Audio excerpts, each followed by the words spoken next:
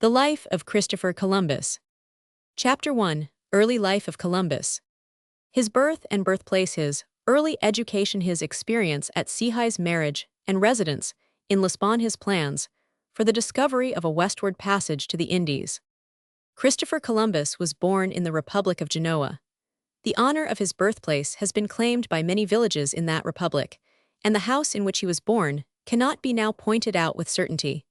But the best authorities agree that the children and the grown people of the world have never been mistaken when they have said, America was discovered in 1492 by Christopher Columbus, a native of Genoa. His name and that of his family is always written Colombo in the Italian papers which refer to them for more than 100 years before his time. In Spain it was always written Colon, in France it is written as Colomb, while in England it has always kept its Latin form, Columbus. It has frequently been said that he himself assumed this form because Columba is the Latin word for dove, with a fanciful feeling that, in carrying Christian light to the West, he had taken the mission of the dove. Thus he had first found land where men thought there was ocean, and he was the messenger of the Holy Spirit to those who sat in darkness. It has also been assumed that he took the name of Christopher, the Christbearer, for similar reasons. But there is no doubt that he was baptized Christopher and that the family name had long been Colombo. The coincidences of name are but two more in a calendar in which poetry delights and of which history is full. Christopher Columbus was the oldest son of Domenico Colombo and Susanna Fontanarossa. This name means red fountain. He bad two brothers, Bartholomew and Diego, whom we shall meet again.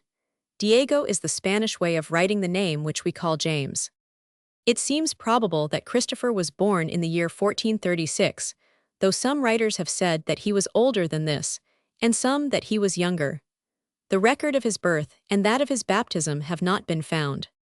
His father was not a rich man, but he was able to send Christopher, as a boy, to the University of Pavia, and here he studied grammar, geometry, geography and navigation, astronomy and the Latin language. But this was as a boy studies, for in his 14th year he left the university and entered in hard work on the larger college of the world.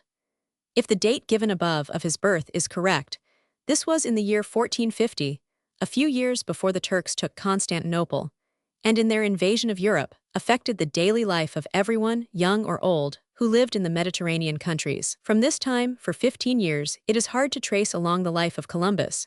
It was the life of an intelligent young seaman, going wherever there was a voyage for him. He says himself, I passed 23 years on the sea. I have seen all the Levant, all the western coasts, and the north. I have seen England. I have often made the voyage from Lisbon to the Guinea coast. This he wrote in a letter to Ferdinand and Isabella. Again he says, I went to sea from the most tender age and have continued in a sea life to this day. Whoever gives himself up to this art wants to know the secrets of nature here below. It is more than 40 years that I have been thus engaged. Wherever anyone has sailed, there I have sailed. Whoever goes into the detail of the history of that century will come upon the names of two relatives of his El Mozo the boy, or the younger and his uncle, Francesco both celebrated sailors. The latter of the two was a captain in the fleets of Louis I of France, and imaginative students may represent him as meeting Quentin Durward at court. Christopher Columbus seems to have made several voyages under the command of the younger of these relatives. He commanded the Genoese galleys near Cyprus in a war which the Genoese had with the Venetians. Between the years 1461 and 1463, the Genoese were acting as allies with King John of Calabria, and Columbus had a command as captain in their navy at that time. In 1477 he says, in one of his letters, in the month of February, I sailed more than 100 leagues beyond Tile. By this he means Thule or Iceland.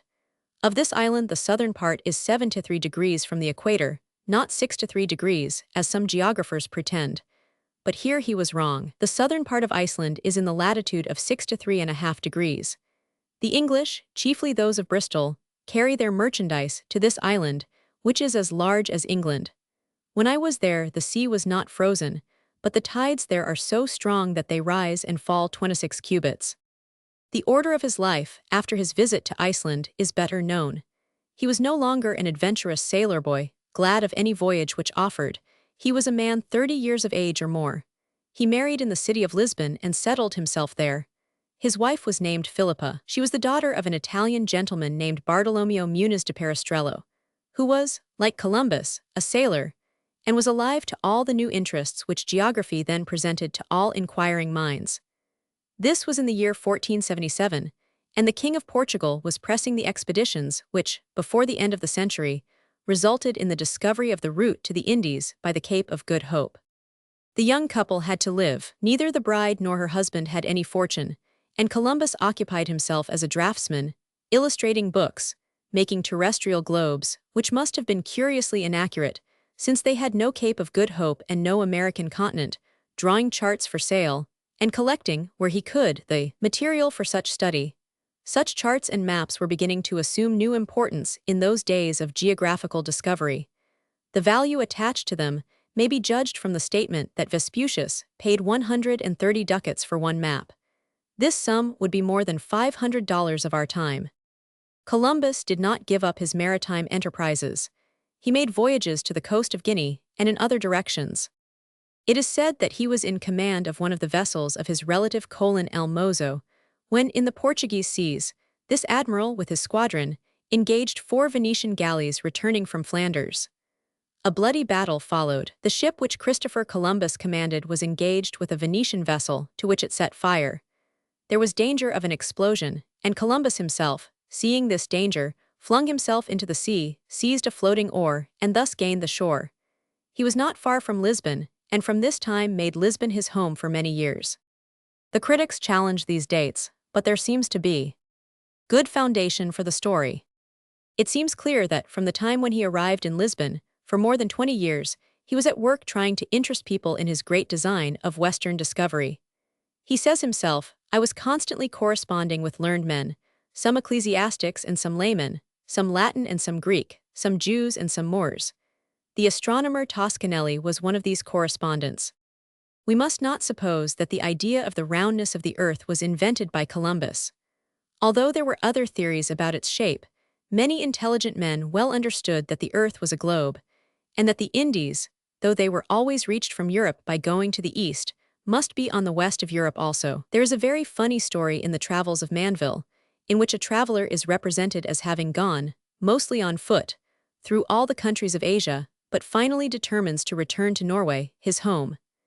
In his farthest eastern investigation, he hears some people calling their cattle by a peculiar cry, which he had never heard before. After he returned home, it was necessary for him to take a day's journey westward to look after some cattle he had lost. Finding these cattle, he also heard the same cry of people calling cattle, which he had heard in the extreme east, and now learned, for the first time, that he had gone round the world on foot, to turn and come back by the same route. When he was only a day's journey from home, Columbus was acquainted with such stories as this, and also had the astronomical knowledge which almost made him know that the world was round, and, like a ball, goes spinning in the air. The difficulty was to persuade other people that, because of this roundness, it would be possible to attain Asia by sailing to the west. Now all the geographers of repute supposed that there was not nearly so large a distance, as there proved to be, in truth, between Europe and Asia. Thus, in the Geography of Ptolemy, which was the standard book at that time, 135 degrees, a little more than 1/3 of the Earth's circumference, is given to the space between the extreme eastern part of the Indies and the Canary Islands. In fact, as we now know, the distance is 180 degrees, half the world's circumference. Had Columbus believed there was any such immense distance, he would never have undertaken his voyage.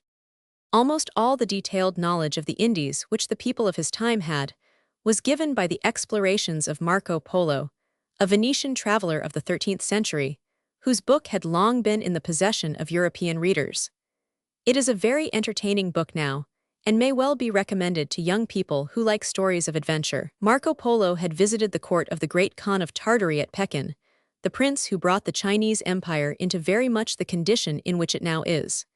He had, also, given accounts of Japan or Cipango, which he had himself never visited. Columbus knew, therefore, that, well east of the Indies, was the island of Cipango, and he aimed at that island, because he supposed that that was the nearest point to Europe, as in fact it is. And when finally he arrived at Cuba, as the reader will see, he thought he was in Japan. Columbus' father-in-law had himself been the Portuguese governor of the island of Porto Santo, where he had founded a colony. He, therefore, was interested in Western explorations, and probably from him, Columbus collected some of the statements which are known to have influenced him, with regard to floating matters from the west, which are constantly borne upon that island by the great currents of the sea. The historians are fond of bringing together all the intimations which are given in the Greek and Latin classics, and in later authors, with regard to a land beyond Asia. Perhaps the most famous of them is that of Seneca. In the later years there shall come days in which ocean shall loose his chains, and a great land shall appear, and Thule shall not be the last of the worlds. In a letter which Toscanelli wrote to Columbus in 1474, he enclosed a copy of a letter which he had already sent to an officer of Alfonso V, the King of Portugal. In writing to Columbus, he says, "I see that you have a great and noble desire to go into that country of the East where the spices come from, and in reply to your letter, I send you a copy of that which I addressed some years ago to my attached friend in the service of the most serene King of Portugal. He had an order from His Highness to write me on this subject. If I had a globe in my hand, I could show you what is needed. But I prefer to mark out the route on a chart like a marine chart, which will be an assistance to your intelligence and enterprise. On this chart, I have myself drawn the whole extremity of our western shore from Ireland as far down as the coast of Guinea toward the south, with all the islands which are to be found on this route. Opposite this, that is, the shores of Ireland and Africa, I have placed directly at the west the beginning of the Indies, with the islands and places where you will land. You will see for yourself how many miles you must keep from the Arctic pole toward the equator, and at what distance you will arrive at these regions so fertile and productive of spices and precious stones." In Toscanelli's letter, he not only indicates Japan, but, in the middle of the ocean, he places the island of Antillia. This old name afterwards gave the name by which the French still call the West Indies, Les Antilles. Toscanelli gives the exact distance which Columbus will have to sail. From Lisbon to the famous city of Quisay-Hainchiufu, then the capital of China, if you take the direct route toward the west, the distance will be 3,900 miles, and from Antalya to Japan, it will be 225 leagues. Toscanelli says again, "You see that the voyage that you wish to attempt is much less difficult than would be thought. You would be sure of this if you met as many people as I do who have been in the country of spices." While there were so many suggestions made that it would be possible to cross the Atlantic, there was one man who determined to do this. This man was Christopher Columbus, but he knew well that he could not do it alone. He must have money enough for an expedition, he must have authority to enlist crews for that expedition, and he must have power to govern those crews when they should arrive in the Indies. In our times, such adventures have been conducted by mercantile corporations, but in those times, no one thought of doing any such thing without the direct assistance and support of some monarch. It is easy now to see, and to say that Columbus himself was singularly well fitted to take the charge of the expedition of discovery.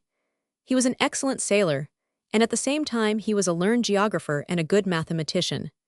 He was living in Portugal, the kings of which country had, for many years, fostered the exploration of the coast of Africa, and were pushing expeditions farther and farther south. In doing this, they were, in a fashion, making new discoveries. For Europe was wholly ignorant of the western coast of Africa, beyond the Canaries, when their expeditions began. But all men of learning knew that, 500 years before the Christian era, Hanno, a Carthaginian, had sailed round Africa under the direction of the Senate of Carthage. The efforts of the King of Portugal were to repeat the voyage made by Hanno.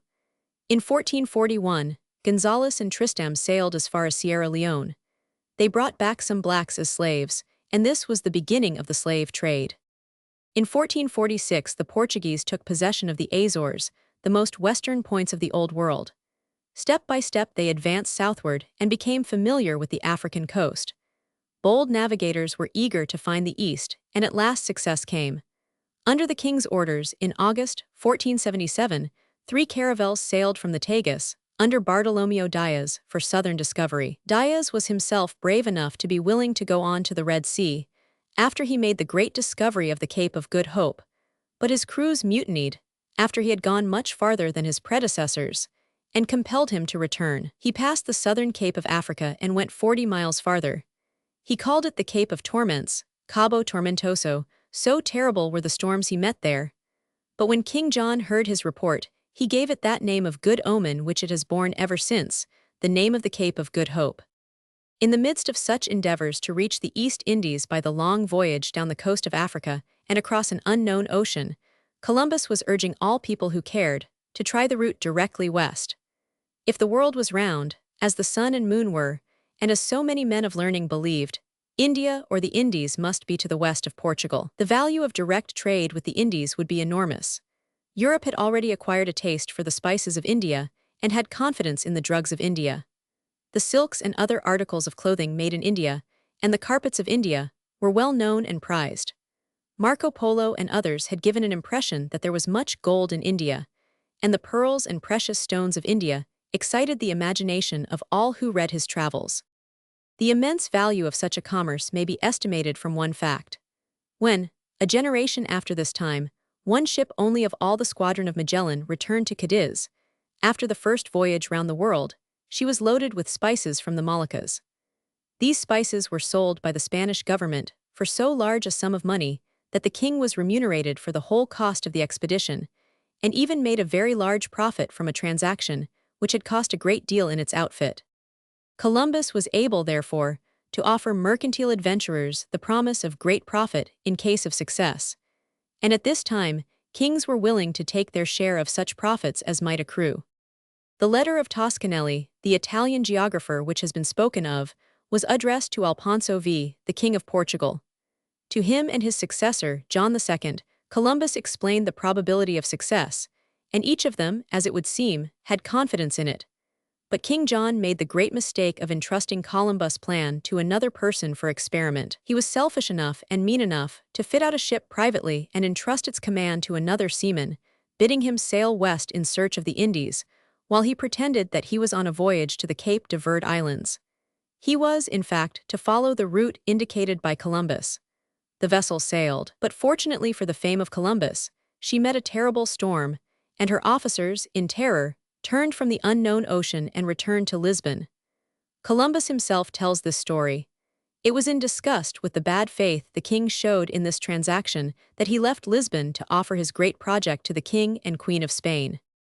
In a similar way, a generation afterward, Magellan, who was in the service of the King of Portugal, was disgusted by insults which he received at his court, and exiled himself to Spain. He offered to the Spanish king his plan for sailing round the world, and it was accepted. He sailed in a Spanish fleet, and to his discoveries Spain owes the possession of the Philippine Islands. Twice, therefore, did kings of Portugal lose for themselves, their children and their kingdom, the fame and the recompense which belong to such great discoveries. The wife of Columbus had died, and he was without a home. He left Lisbon with his only son, Diego, in or near the end of the year 1484. Chapter 2. His Plans for Discovery.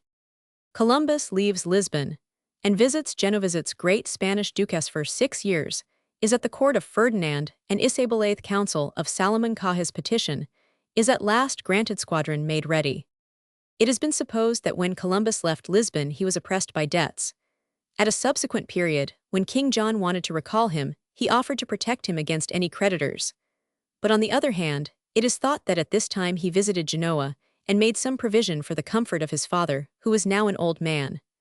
Christopher Columbus himself, according to the usual opinion regarding his birth, was now almost 50 years old. It is probable that at this time he urged on his countrymen, the Genoese, the importance of his great plan, and tried to interest them to make the great endeavor, for the purpose of reaching the Indies by a western route. As it proved, the discovery of the route by the Cape of Good Hope was, commercially, a great injury to Genoa and the other maritime cities of Italy. Before this time, the eastern trade of Europe came by the ports of the eastern Mediterranean and the Italian cities.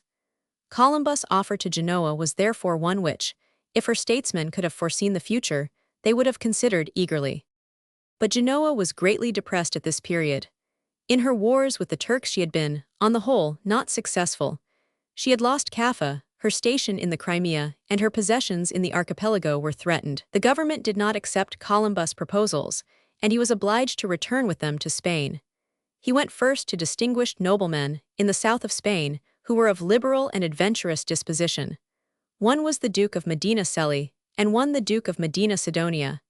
Each of these grandees entertained him at their courts and heard his proposals.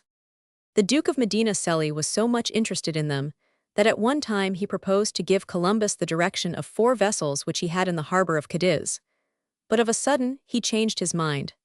The enterprise was so vast, he said, that it should be under the direction of the crown. And without losing confidence in it, he gave to Columbus an introduction to the king and queen, in which he cordially recommended him to their patronage.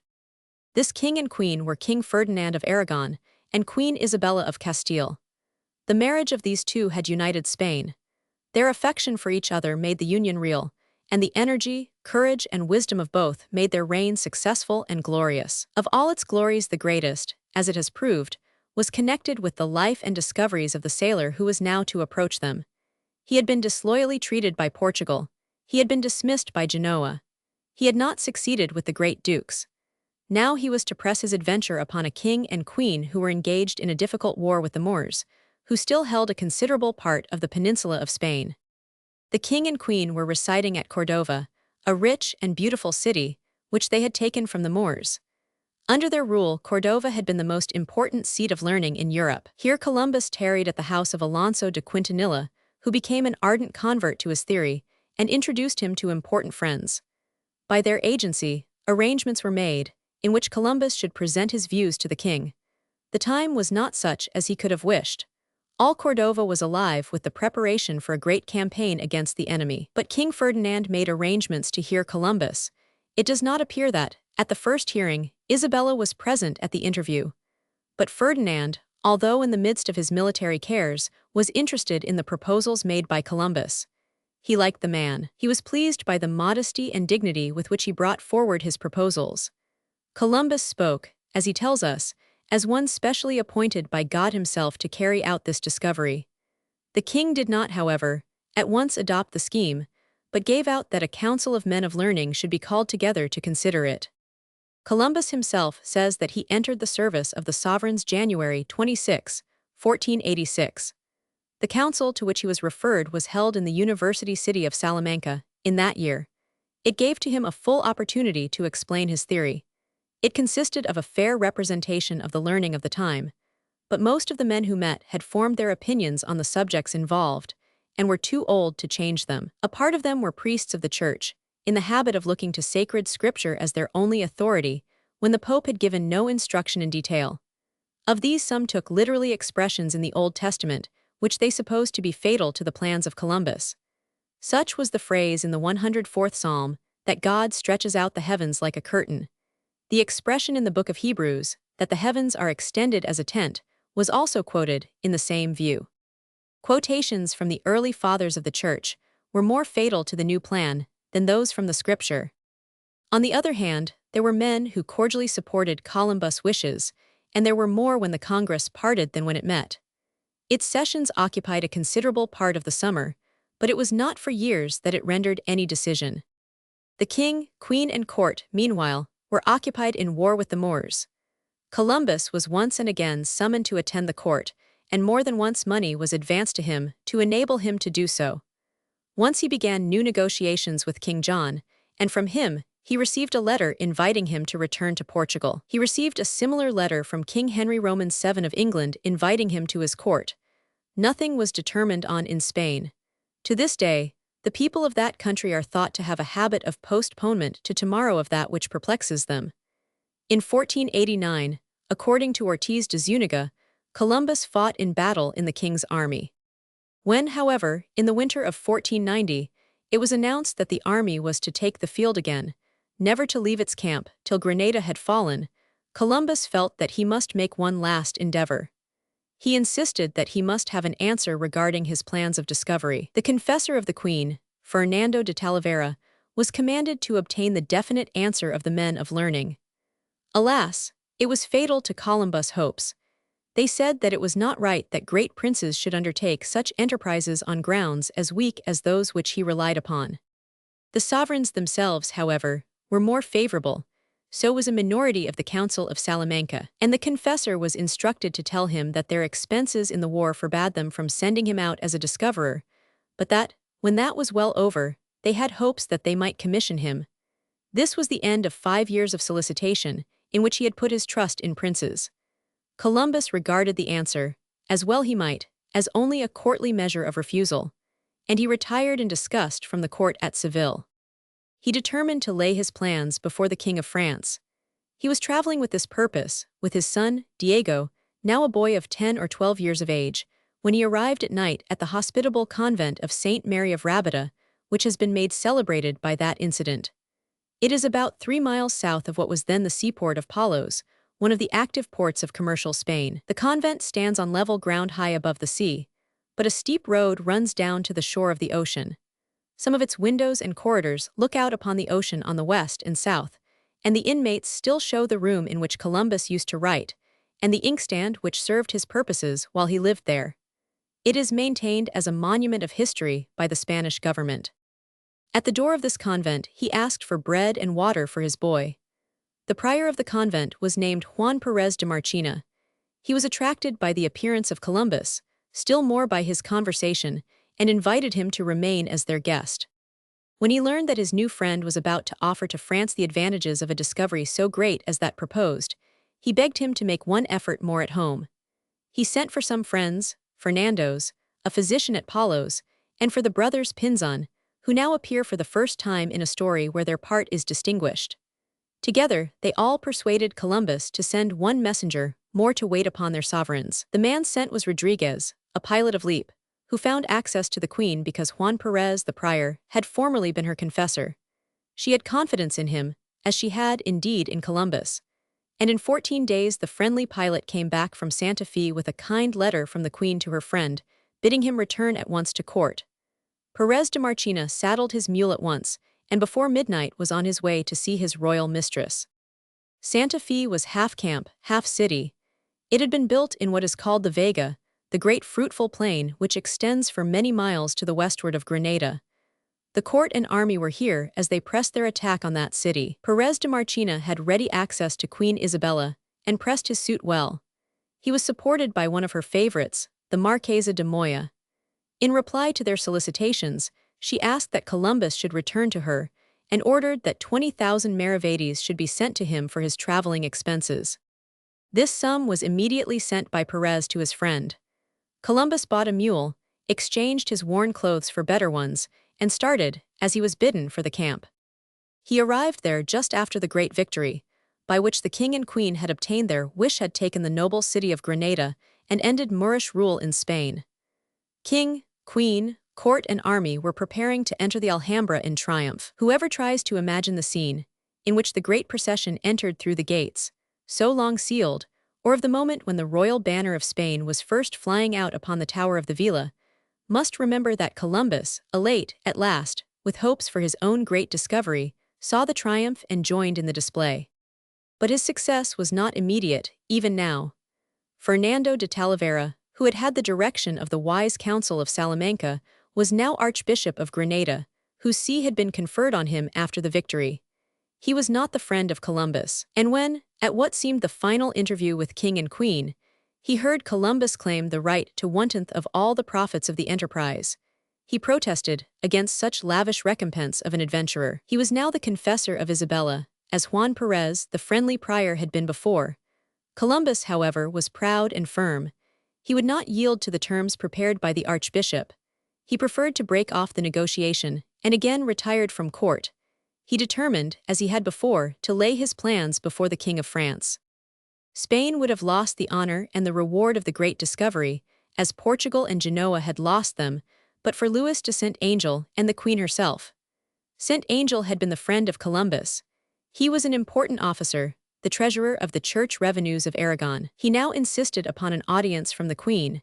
It would seem that Ferdinand, though King of Aragon, was not present. Saint Angel spoke eloquently. The friendly Marchioness of Moya spoke eagerly and persuasively. Isabella was at last fired with zeal. Columbus should go, and the enterprise should be hers. It is here that the incident belongs, represented in the statue by Mr. Meade and that of Miss Hosmer. The sum required for the discovery of a world was only 3,000 crowns. 2 vessels were all that Columbus asked for with the pay of their crews. But where were 3,000 crowns? The treasury was empty, and the king was now averse to any action. It was at this moment that Isabella said, "The enterprise is mine, for the crown of Castile. I pledge my jewels for the funds." The funds were in fact advanced by Saint Angel, from the ecclesiastical revenues under his control. They were repaid from the gold brought in the first voyage, but always afterward, Isabella regarded the Indies as a Castilian possession. The most important officers in its administration, indeed most of the emigrants, were always from Castile. Columbus, meanwhile, was on his way back to Palos on his mule, alone. But at a bridge, still pointed out, a royal courier overtook him, bidding him return. The spot has been made the scene of more than one picture, which represents the crisis, in which the despair of one moment changed to the glad hope which was to lead to certainty. He returned to Isabella for the last time, before that great return in which he came as a conqueror, to display to her the riches of the New World. The king yielded a slow and doubtful assent. Isabella took the enterprise in her own hands. She and Columbus agreed at once, and articles were drawn up which gave him the place of admiral for life on all lands he might discover, gave him 1/10 of all pearls, precious stones, gold, silver, spices, and other merchandise to be obtained in his admiralty, and gave him the right to nominate 3 candidates, from whom the governor of each province should be selected by the crown. He was to be the judge of all disputes arising from such traffic as was proposed, and he was to have 1/8 part of the profit, and bear 1/8 part of the cost of it. With this glad news he returned at once to Palos. The Pinzons, who had been such loyal friends, were to take part in the enterprise. He carried with him a royal order, commanding the people of Palos to fit out 2 caravels within 10 days, and to place them and their crews at the disposal of Columbus. The 3rd vessel proposed was to be fitted out by him and his friends. The crews were to be paid 4 months' wages in advance, and Columbus was to have full command, to do what he chose, if he did not interfere with the Portuguese discoveries. On the 23rd of May, Columbus went to the church of San Giorgio in Palos, with his friend, the prior of St. Mary's Convent, and other important people, and the royal order was read with great solemnity. But it excited at first only indignation or dismay. The expedition was most unpopular. Sailors refused to enlist, and the authorities, who had already offended the crown, so that they had to furnish these vessels, as it were, as a fine, refused to do what they were bidden. Other orders from court were necessary, but it seems to have been the courage and determination of the Pinzons which carried the preparations through. After weeks had been lost, Martin Alonso Pinzon and his brothers said they would go in person on the expedition. They were well-known merchants and seamen, and were much respected. Sailors were impressed by the royal authority, and the needful stores were taken in the same way. It seems now strange that so much difficulty should have surrounded an expedition in itself so small. But the plan met then all the superstition, terror, and other prejudice of the time. All that Columbus asked or needed was 3 small vessels and their stores and crews. The largest ships engaged were little larger than the large yachts, whose races every summer delight the people of America. The Gallega and the Pinta were the 2 largest. They were called caravels, a name then given to the smallest 3-masted vessels. Columbus once uses it for a vessel of 40 tons, but it generally applied in Portuguese or Spanish use to a vessel, ranging 120 to 140 Spanish tonels. This word represents a capacity about 1/10 larger than that expressed by our English ton. The reader should remember that most of the commerce of the time was the coasting commerce of the Mediterranean, and that it was not well that the ships should draw much water. The fleet of Columbus, as it sailed, consisted of the Gallega the Galician, of which he changed the name to the Santa Maria, and of the Pinta and the Nina. Of these, the first 2 were of a tonnage which we should rate as about 130 tons. The Nina was much smaller, not more than 50 tons. One writer says that they were all without full decks, that is, that such decks as they had did not extend from stem to stern. But the other authorities speak as if the Nina only was an open vessel, and the 2 larger were decked. Columbus himself took command of the Santa Maria, Martin Alonso Pinzon of the Pinta, and his brothers, Francis Martin and Vicente Yanez, of the Nina. The whole company in all 3 ships numbered 120 men. Mr. Harris shows that the expense to the crown amounted to 1,140,000 maravedis. This, as he counts it, is about $6,000 to $4,000 of our money. To this Columbus was to add 1/8 of the cost. His friends, the Pinzons, seem to have advanced this, and to have been afterwards repaid. Las Casas and Herrera both say that the sum thus added was much more than 1/8 of the cost, and amounted to 500,000 maravedis. Chapter 3: The Great Voyage. The squadron sails refits at Canary Island shopes, and fears of the voyage doubts of the Crewland discovered. At last all was ready. That is to say, the fleet was so far ready that Columbus was ready to start, The vessels were small, as we think of vessels, but he was not dissatisfied. He says in the beginning of his journal, "I armed 3 vessels very fit for such an enterprise." He had left Grenada as late as the 12th of May. He had crossed Spain to Palos, and in less than 3 months had fitted out the ships and was ready for sea. Palos is now so insignificant a place that on some important maps of Spain it will not be found. It is on the east side of the Tinto River, and Huelva, on the west side, has taken its place. The harbor of Palos is now ruined. Mud and gravel, brought down by the river Tinto, have filled up the bay so that even small boats cannot approach the shore. The traveler finds, however, the island of Salts, quite outside the bay, much as Columbus left it. It is a small spit of sand, covered with shells and with a few seashore herbs. His own account of the great voyage begins with the words, "Friday, August 3, 1492. Set sail from the bar of Salts at 8 o'clock, and proceeded with a strong breeze till sunset 60 miles, or 15 leagues south, afterward southwest and south by west, which is in the direction of the Canaries." It appears, therefore, that the great voyage, the most important and successful ever made, began on Friday, the day which is said to be so much disliked by sailors. Columbus never alludes to this superstition. He had always meant to sail first for the Canaries, which were the most western land then known in the latitude of his voyage. From Lisbon to the famous city of Quisay, or Quinsay, in Asia, Toscanelli, his learned correspondent, supposed the distance to be less than 1,000 leagues westward. From the Canary Islands, on that supposition, the distance would be 10 degrees less. The distance to Cipango or Japan would be much less. As it proved, the squadron had to make some stay at the Canaries. The rudder of the Pinta was disabled, and she proved leaky. It was suspected that the owners, from whom she had been forcibly taken, had intentionally disabled her, or that possibly the crew had injured her. But Columbus says in his journal that Martin Alonso Pinzon, captain of the Pinta, was a man of capacity and courage, and that this quieted his apprehensions. From the 9th of August to the 2nd of September, nearly 4 weeks were spent by the Pinta and her crew at the Grand Canary Island, and she was repaired. She proved afterwards a serviceable vessel, the fastest of the fleet.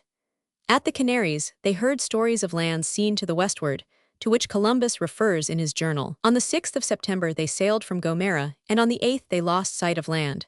Nor did they see land again for 33 days. Such was the length of the great voyage. All the time, most naturally, they were wishing for signs, not of land perhaps, but which might show whether this great ocean were really different from other seas. On the whole, the voyage was not a dangerous one. According to the Admiral's Reckoningend in his own journal, Columbus always calls himself the Admiral. Its length was 1,089 leagues. This was not far from right, the real distance being, in a direct line, 3,140 nautical miles, or 3,620 statute miles. It would not be considered a very long voyage for small vessels now. In general, the course was west. Sometimes, for special reasons, they sailed south of west. If they had sailed precisely west, they would have struck the shore of the United States a little north of the spot where St. Augustine now is, about the northern line of Florida. The computations from Santa Cruz, in the Canaries, to San Salvador give this result, as kindly made for us by Lieutenant Moser, of the United States Navy. Had the coast of Asia been, indeed, as near as Toscanelli and Columbus supposed, this latitude of the Canary Islands would have been quite near the mouth of the Yangtze-Kiang River, in China, which was what Columbus was seeking. For nearly a generation afterwards, he and his followers supposed that the coast of that region was what they had found. It was on Saturday, the 8th of September, that they lost sight of Tenerife. On the 11th, they saw a large piece of the mast of a ship afloat. On the 14th, they saw a tropic bird, which the sailors thought was never seen more than 25 leagues from land. But it must be remembered that, outside of the Mediterranean, few of the sailors had ever been farther themselves. On the 16th, they began to meet large patches of weeds, very green, which appeared to have been recently washed away from land. This was their first knowledge of the Sargasso Sea, a curious tract in mid-Atlantic which is always green with floating seaweeds. "The continent we shall find farther on," wrote the confident admiral. An observation of the sun on the 17th proved what had been suspected before, that the needles of the compasses were not pointing precisely to the north. The variation of the needle, since that time, has been a recognized fact. But this observation at so critical a time first disclosed it. The crew were naturally alarmed. Here was evidence that, in the great ocean, common laws were not to be relied upon. But they had great respect for Columbus' knowledge of such subjects. He told them that it was not the north which had changed, nor the needle, which was true to the north, but the polar star revolved like other stars, and for the time they were satisfied. The same day they saw weeds, which he was sure were land weeds. From them he took a living crab, whose unintentional voyage eastward was a great encouragement to the bolder adventurer westward. Columbus kept the crab, saying that such were never found 80 leagues from land. In fact, this poor crab was at least 970 leagues from the Bahamas, as this same journal proves. On the 18th, the Pinta ran ahead of the other vessels. Martin Alonso was so sure that he should reach land that night. But it was not to come so soon. Columbus every day announced to his crew a less distance as the result of the day than they had really sailed. For he was afraid of their distrust, and did not dare let them know how far they were from home. The private journal, therefore, has such entries as this: sailed more than 55 leagues, wrote down only 48. That is, he wrote on the daily log, which was open to inspection, a distance some leagues less than they had really made. On the 20th, pelicans are spoken of. On the 21st, such abundance of weeds that the ocean seemed covered with them, the sea smooth as a river, and the finest air in the world. Saw a whale, an indication of land, as they always keep near the coast. To later times, this note also shows how ignorant Columbus then was of mid-ocean. On the 22nd, to the admiral's relief, there was a head wind, for the crew began to think that with perpetual east winds they would never return to Spain. They had been in what are known as the trade winds. On the 23rd, the smoother water gave place to a rough sea, and he writes that this was favorable to me, as it happened formerly to Moses when he led the Jews from Egypt. The next day, thanks to the headwinds, their progress was less. On the 25th, Pinzon of the Pinta felt sure that they were near the outer islands of Asia as they appeared on the Toscanelli map, and at sunset called out with joy that he saw land, claiming a reward for such news. The crews of both vessels sang glory to God in the highest, and the crew of the little Nina were sure that the bank was land. On this occasion they changed from a western course to the southwest. But alas, the land was a fogbank and the reward never came to Martin Pinzon. On the 26th, again the sea was like a river. This was Wednesday. In 3 days they sailed 6 to 9 leagues. Saturday was calm. They saw a bird called rabihorcado, which never alights at sea, nor goes 20 leagues from land, wrote the confident Columbus. Nothing is wanting but the singing of the nightingale, he says. Sunday, the 30th, brought tropic birds again, a very clear sign of land. Monday the journal shows them 707 leagues from Faro. Tuesday a white gull was the only visitor. Wednesday they had pardellas and great quantities of seaweed. Columbus began to be sure that they had passed the islands and were nearing the continent of Asia. Thursday they had a flock of pardellas, 2 pelicans, a rabihorcado and a gull. Friday, the 5th of October, brought pardellas and flying fishes. We have copied these simple intimations from the journal to show how constantly Columbus supposed that he was near the coast of Asia. On the 6th of October, Pinzon asked that the course might be changed to the southwest, but Columbus held on. On the 7th, the Nina was ahead, and fired a gun and hoisted her flag in token that she saw land. But again they were disappointed. Columbus gave directions to keep close order at sunrise and sunset. The next day he did change the course to west-southwest, following flights of birds from the north which went in that direction. On the 8th the sea was like the river at Seville, the weeds were very few, and they took land birds on board the ships. On the 9th they sailed southwest 5 leagues, and then with a change of wind went west by north. All night they heard the birds of passage passing. On the 10th of October the men made remonstrance, which has been exaggerated in history into a revolt. It is said, in books of authority, that Columbus begged them to sail west only 3 days more. But in the private journal of the 10th he says simply, "The seamen complained of the length of the voyage.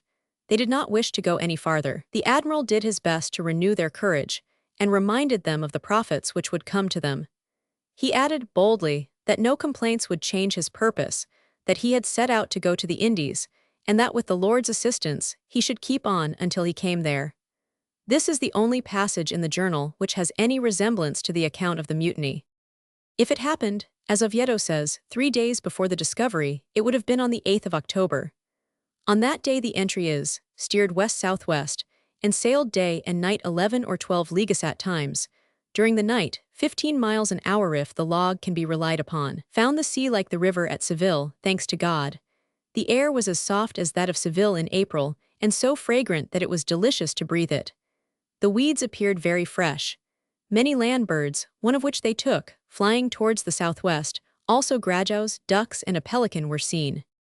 This is not the account of a mutiny, and the discovery of Columbus' own journal makes that certain, which was probable before, that the romantic account of the despair of the cruise was embroidered on the narrative after the event, and by people who wanted to improve the story. It was, perhaps, borrowed from a story of Diaz's voyage. We have followed the daily record to show how constantly they supposed, on the other hand, that they were always nearing land. With the 11th of October came certainty. The 11th is sometimes spoken of as the day of discovery, and sometimes the 12th, when they landed on the first island of the New World. The whole original record of the discovery is this: Oct. 11, course to west and southwest. Heavier sea than they had known, pardellas and a green branch near the caravel of the admiral. From the Pinta they see a branch of a tree, a stake and a smaller stake, which they draw in, and which appears to have been cut with iron, and a piece of cane. Besides these, there is a land shrub and a little bit of board. The crew of the Nina saw other signs of land and a branch covered with thorns and flowers. With these tokens everyone breathes again and is delighted. They sail 27 leagues on this course. The admiral orders that they shall resume a westerly course at sunset. They make 12 miles each hour. Up till 2 hours after midnight they made 90 miles. The Pinta, the best sailor of the three, was ahead. She makes signals, already agreed upon, that she has discovered land. A sailor named Rodrigo de Triana was the first to see this land, for the admiral, being on the castle of the poop of the ship at 10 at night, really saw a light. But it was so shut in by darkness that he did not like to say that it was a sign of land. Still he called up Pedro Gutierrez, the king's chamberlain, and said to him that there seemed to be a light, and asked him to look. He did so and saw it. He said the same to Rodrigo Sanchez of Segovia, who had been sent by the king and queen as inspector in the fleet, but he saw nothing, being indeed in a place where he could see nothing. After the admiral spoke of it, the light was seen once or twice. It was like a wax candle, raised and lowered, which would appear to few to be a sign of land. But the admiral was certain that it was a sign of land. Therefore when they said the salve, which all the sailors are used to say and sing in their fashion, the admiral ordered them to look out well from the forecastle, and he would give at once a silk jacket to the man who first saw land, besides the other rewards which the sovereigns had ordered, which were 10,000 maravedis, to be paid as an annuity forever to the man who saw it first. At 2 hours after midnight land appeared, from which they were about 2 leagues off. This is the one account of the discovery written at the time. It is worth copying and reading at full in its little details, for it contrasts curiously with the embellished accounts which appear in the next generation. Thus the historian Oviedo says, in a dramatic way: one of the ship boys on the largest ship, a native of Lepe, cried fire. Land. Immediately a servant of Columbus replied, the admiral had said that already. Soon after, Columbus said, I said so some time ago, and that I saw that fire on the land. And so indeed it happened that Thursday, at 2 hours after midnight, the admiral called a gentleman named Escobedos, officer of the wardrobe of the king, and told him that he saw fire. And at the break of day, at the time Columbus had predicted the day before, they saw from the largest ship the island, which the Indians call Guanahani, to the north of them. And the first man to see the land, when day came, was Rodrigo of Triana, on the 11th day of October, 1492. Nothing is more certain than that this was really on the 12th. The reward for first seeing land was eventually awarded to Columbus, and it was regularly paid him through his life. It was the annual payment of 10,000 maravedis. A maravedi was then a little less than 6 cents of our currency. The annuity was, therefore, about $600 a year. The worth of a maravedi varied, from time to time, so that the calculations of the value of any number of maravedis are very confusing. Before the coin went out of use, it was worth only half a cent. Chapter 4. The landing on the 12th of October. The natives and their neighbor search for gold Cuba discover at Columbus coasts along its shores. It was on Friday, the 12th of October, that they saw this island, which was an island of the Luquios group, called Ses las Casas in the tongue of the Indians, Guanahani.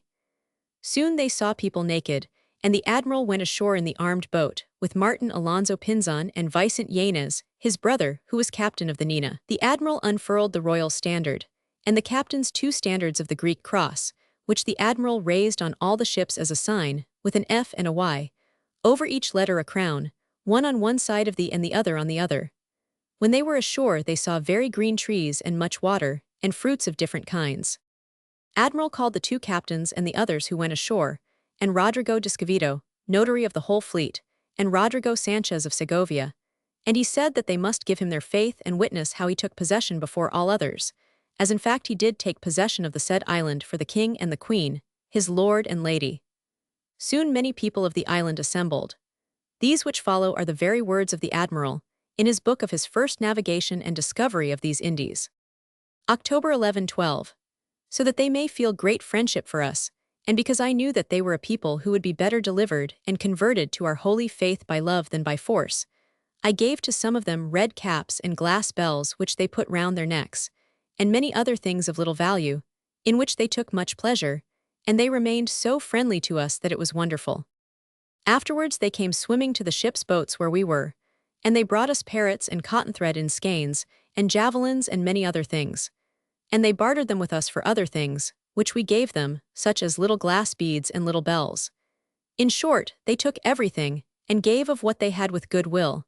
But it seemed to me that they were a people very destitute of everything. They all went as naked as their mothers bore them, and the women as well, although I only saw one who was really young. And all the men I saw were young, for I saw none more than 30 years of age, very well made, with very handsome persons and very good faces, their hair thick like the hairs of horses' tails, and cut short. They bring their hair above their eyebrows, except a little behind, which they wear long and never cut. Some of them paint themselves blackish, and they are of the color of the inhabitants of the Canaries, neither black nor white, and some paint themselves white, and some red, and some with whatever they can get. And some of them paint their faces, and some all their bodies, and some only the eyes, and some only the nose. They do not bear arms, nor do they know them, for I showed them swords, and they took them by the edge, and they cut themselves through ignorance. They have no iron at all, their javelins are rods without iron, and some of them have a fish's tooth at the end, and some of them other things. They are all of good stature, and good graceful appearance, well made. I saw some who had scars of wounds in their bodies, and I made signs to them to ask what that was, and they showed me how people came there from other islands which lay around, and tried to take them captive, and they defended themselves. And I believed, and I still believe, that they came there from the mainland to take them for captives. They would be good servants, and of good disposition, for I see that they repeat very quickly everything which is said to them. And I believe that they could easily be made Christians, for it seems to me that they have no belief. I, if it please our Lord, will take 6 of them to your highnesses at the time of my departure, so that they may learn to talk. No wild creature of any sort have I seen, except parrots, in this island.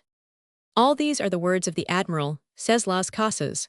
The journal of the next day is in these words. Saturday, October 13.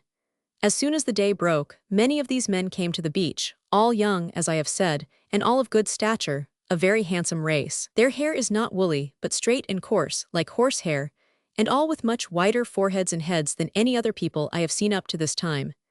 And their eyes are very fine and not small, and they are not black at all, but of the color of the Canary Islanders. And nothing else could be expected, since it is on one line of latitude with the island of Faro, in the Canaries. They came to the ship with almadias, which are made of the trunk of a tree, like a long boat, and all of one pieced made in a very wonderful manner in the fashion of the country, and large enough for some of them to hold 40 or 45 men. And others are smaller, down to such as hold 1 man alone. They row with a shovel like a baker's, and it goes wonderfully well. And if it overturns, immediately they all go to swimming, and they right it, and bail it with calabashes which they carry. Arabic word for raft or float, here it means canoes. They brought skeins of spun cotton, and parrots, and javelins, and other little things which it would be wearisome to write down, and they gave everything for whatever was given to them. And I strove attentively to learn whether there were gold, and I saw that some of them had a little piece of gold hung in a hole which they have in their noses, and by signs I was able to understand that going to the south, or going round the island to the southward, there was a king there who had great vessels of it, and had very much of it. I tried to persuade them to go there, and afterward I saw that they did not understand about going to this first found land, called by the natives Guanahani. Columbus gave the name of San Salvador. There is, however, great doubt whether this is the island known by that name on the maps. Of late years the impression has generally been that the island thus discovered is that now known as Watling's Island. In 1860 Admiral Fox of the United States Navy visited all these islands and studied the whole question anew, visiting the islands himself and working backwards to the account of Columbus' subsequent voyage so as to fix the spot from which that voyage began. Admiral Fox decides that the island of discovery was neither San Salvador nor Watling's Island, but the Samana Island of the same group. The subject is so curious that we copy his results at more length in the appendix. I determined to wait till the next afternoon, and then to start for the southwest, for many of them told me that there was land to the south and southwest and northwest, and that those from the northwest came often to fight with them, and so to go on to the southwest to seek gold and precious stones. This island is very large and very flat and with very green trees, and many waters, and a very large lake in the midst, without any mountain. And all of it is green, so that it is a pleasure to see it. And these people are so gentle, and desirous to have our articles, and thinking that nothing can be given them unless they give something and do not keep it back. They take what they can, and at once jump into the water and swim away. But all that they have they give for whatever is given them. For they barter even for pieces of porringus, and of broken glass cups, so that I saw 16 skeins of cotton given for 3 Portuguese centes, that is a blanca of Castile, and there was more than 25 pounds of spun cotton in them. This I shall forbid, and not let anyone take it, but I shall have it all taken for your highnesses, if there is any quantity of it. It grows here in this island, but for a short time I could not believe it at all. And there is found here also the gold which they wear hanging to their noses. But so as not to lose time, I mean to go to see whether I can reach the island of Cipango. Now as it was night, they all went ashore with their almadias. Sunday, October 14. At daybreak I had the ship's boat and the boats of the caravels made ready, and I sailed along the island, toward the north-northeast, to see the other port, what there was there, and also to see the towns, and I soon saw 2 or 3, and the people, who all were coming to the shore, calling us and giving thanks to God. Some brought us water, others things to eat. Others, when they saw that I did not care to go ashore, threw themselves into the sea and came swimming, and we understood that they asked us if we had come from heaven. And an old man came into the boat, and others called all the rest men and women, with a loud voice, "Come and see the men who have come from heaven, bring them food and drink." There came many of them and many women, each one with something, giving thanks to God, casting themselves on the ground, and raising their heads toward heaven. And afterwards they called us with shouts to come ashore. But I feared to do so, for I saw a great reef of rocks which encircles all that island. And in it there is bottom and harbor for as many ships as there are in all Christendom, and its entrance very narrow. It is true that there are some shallows inside this ring, but the sea is no rougher than in a well. And I was moved to see all this morning, so that I might be able to give an account of it all to your highnesses, and also to find out where I might make a fortress. And I saw a piece of land formed like an island, although it is not one, in which there were 6 houses, which could be cut off in 2 days so as to become an island. Although I do not see that it is necessary, as this people is very ignorant of arms, as your highnesses will see from 7 whom I had taken, to carry them off to learn our speech and to bring them back again. But your highnesses, when you direct, can take them all to Castile, or keep them captives in this same island, for with 50 men you can keep them all subjected, and make them do whatever you like. And close to the said islet are groves of trees, the most beautiful I have seen, and as green and full of leaves as those of Castile in the months of April and May, and much water. I looked at all that harbor, and then I returned to the ship and set sail, and I saw so many islands that I could not decide to which I should go first. And those men, whom I had taken, said to me by signs that there were so very many that they were without number, and they repeated by name more than 100. At last I set sail for the largest one, and there I determined to go. And so I am doing, and it will be 5 leagues from the island of San Salvador, and farther from some of the rest, nearer to others. They all are very flat, without mountains, and very fertile, and all inhabited. And they make war upon each other, although they are very simple, and they are very beautifully formed. Monday, October 15, Columbus, on arriving at the island for which he had set sail, went on to a cape, near which he anchored at about sunset. He gave the island the name of Santa Maria de la Concepción. This is supposed to be Caco del Norte. At about sunset, I anchored near the said cape to know if there were gold there, for the men whom I had taken at the island of San Salvador told me that there they wore very large rings of gold on their legs and arms. I think that all they said was for a trick, in order to make their escape. However, I did not wish to pass by any island without taking possession of it. And I anchored, and was there till today, Tuesday, when at the break of day I went ashore with the armed boats and landed.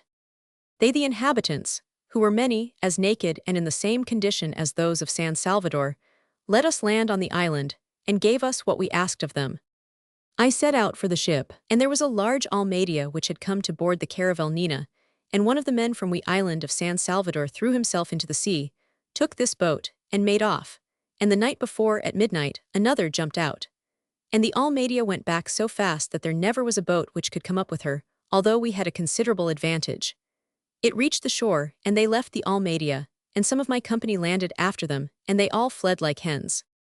And the Almeida, which they had left, we took to the caravel Nina, to which from another headland there was coming another little Almeida, with a man who came to barter a skein of cot. And some of the sailors threw themselves into the sea, because he did not wish to enter the caravel, and took him. And I, who was on the stern of the ship and saw it all, sent for him and gave him a red cap and some little green glass beads which I put on his arm, and 2 small bells which I put at his ears, and I had his Almeida returned, and sent him ashore. And I set sail at once to go to the other large island, which I saw at the west, and commanded the other Almeida to be set adrift, which the caravel Nina was towing astern. And then I saw on land, when the man landed, to whom I had given the above-mentioned things, and I had not consented to take the skein of cotton, though he wished to give it to me. All the others went to him and thought it a great wonder, and it seemed to them that we were good people, and that the other man who had fled had done us some harm, and that therefore we were carrying him off. And this was why I treated the other man as I did, commanding him to be released, and gave him the said things, so that they might have this opinion of us, and so that another time, when your highnesses send here again, they may be well disposed. And all that I gave him was not worth 4 maravedis.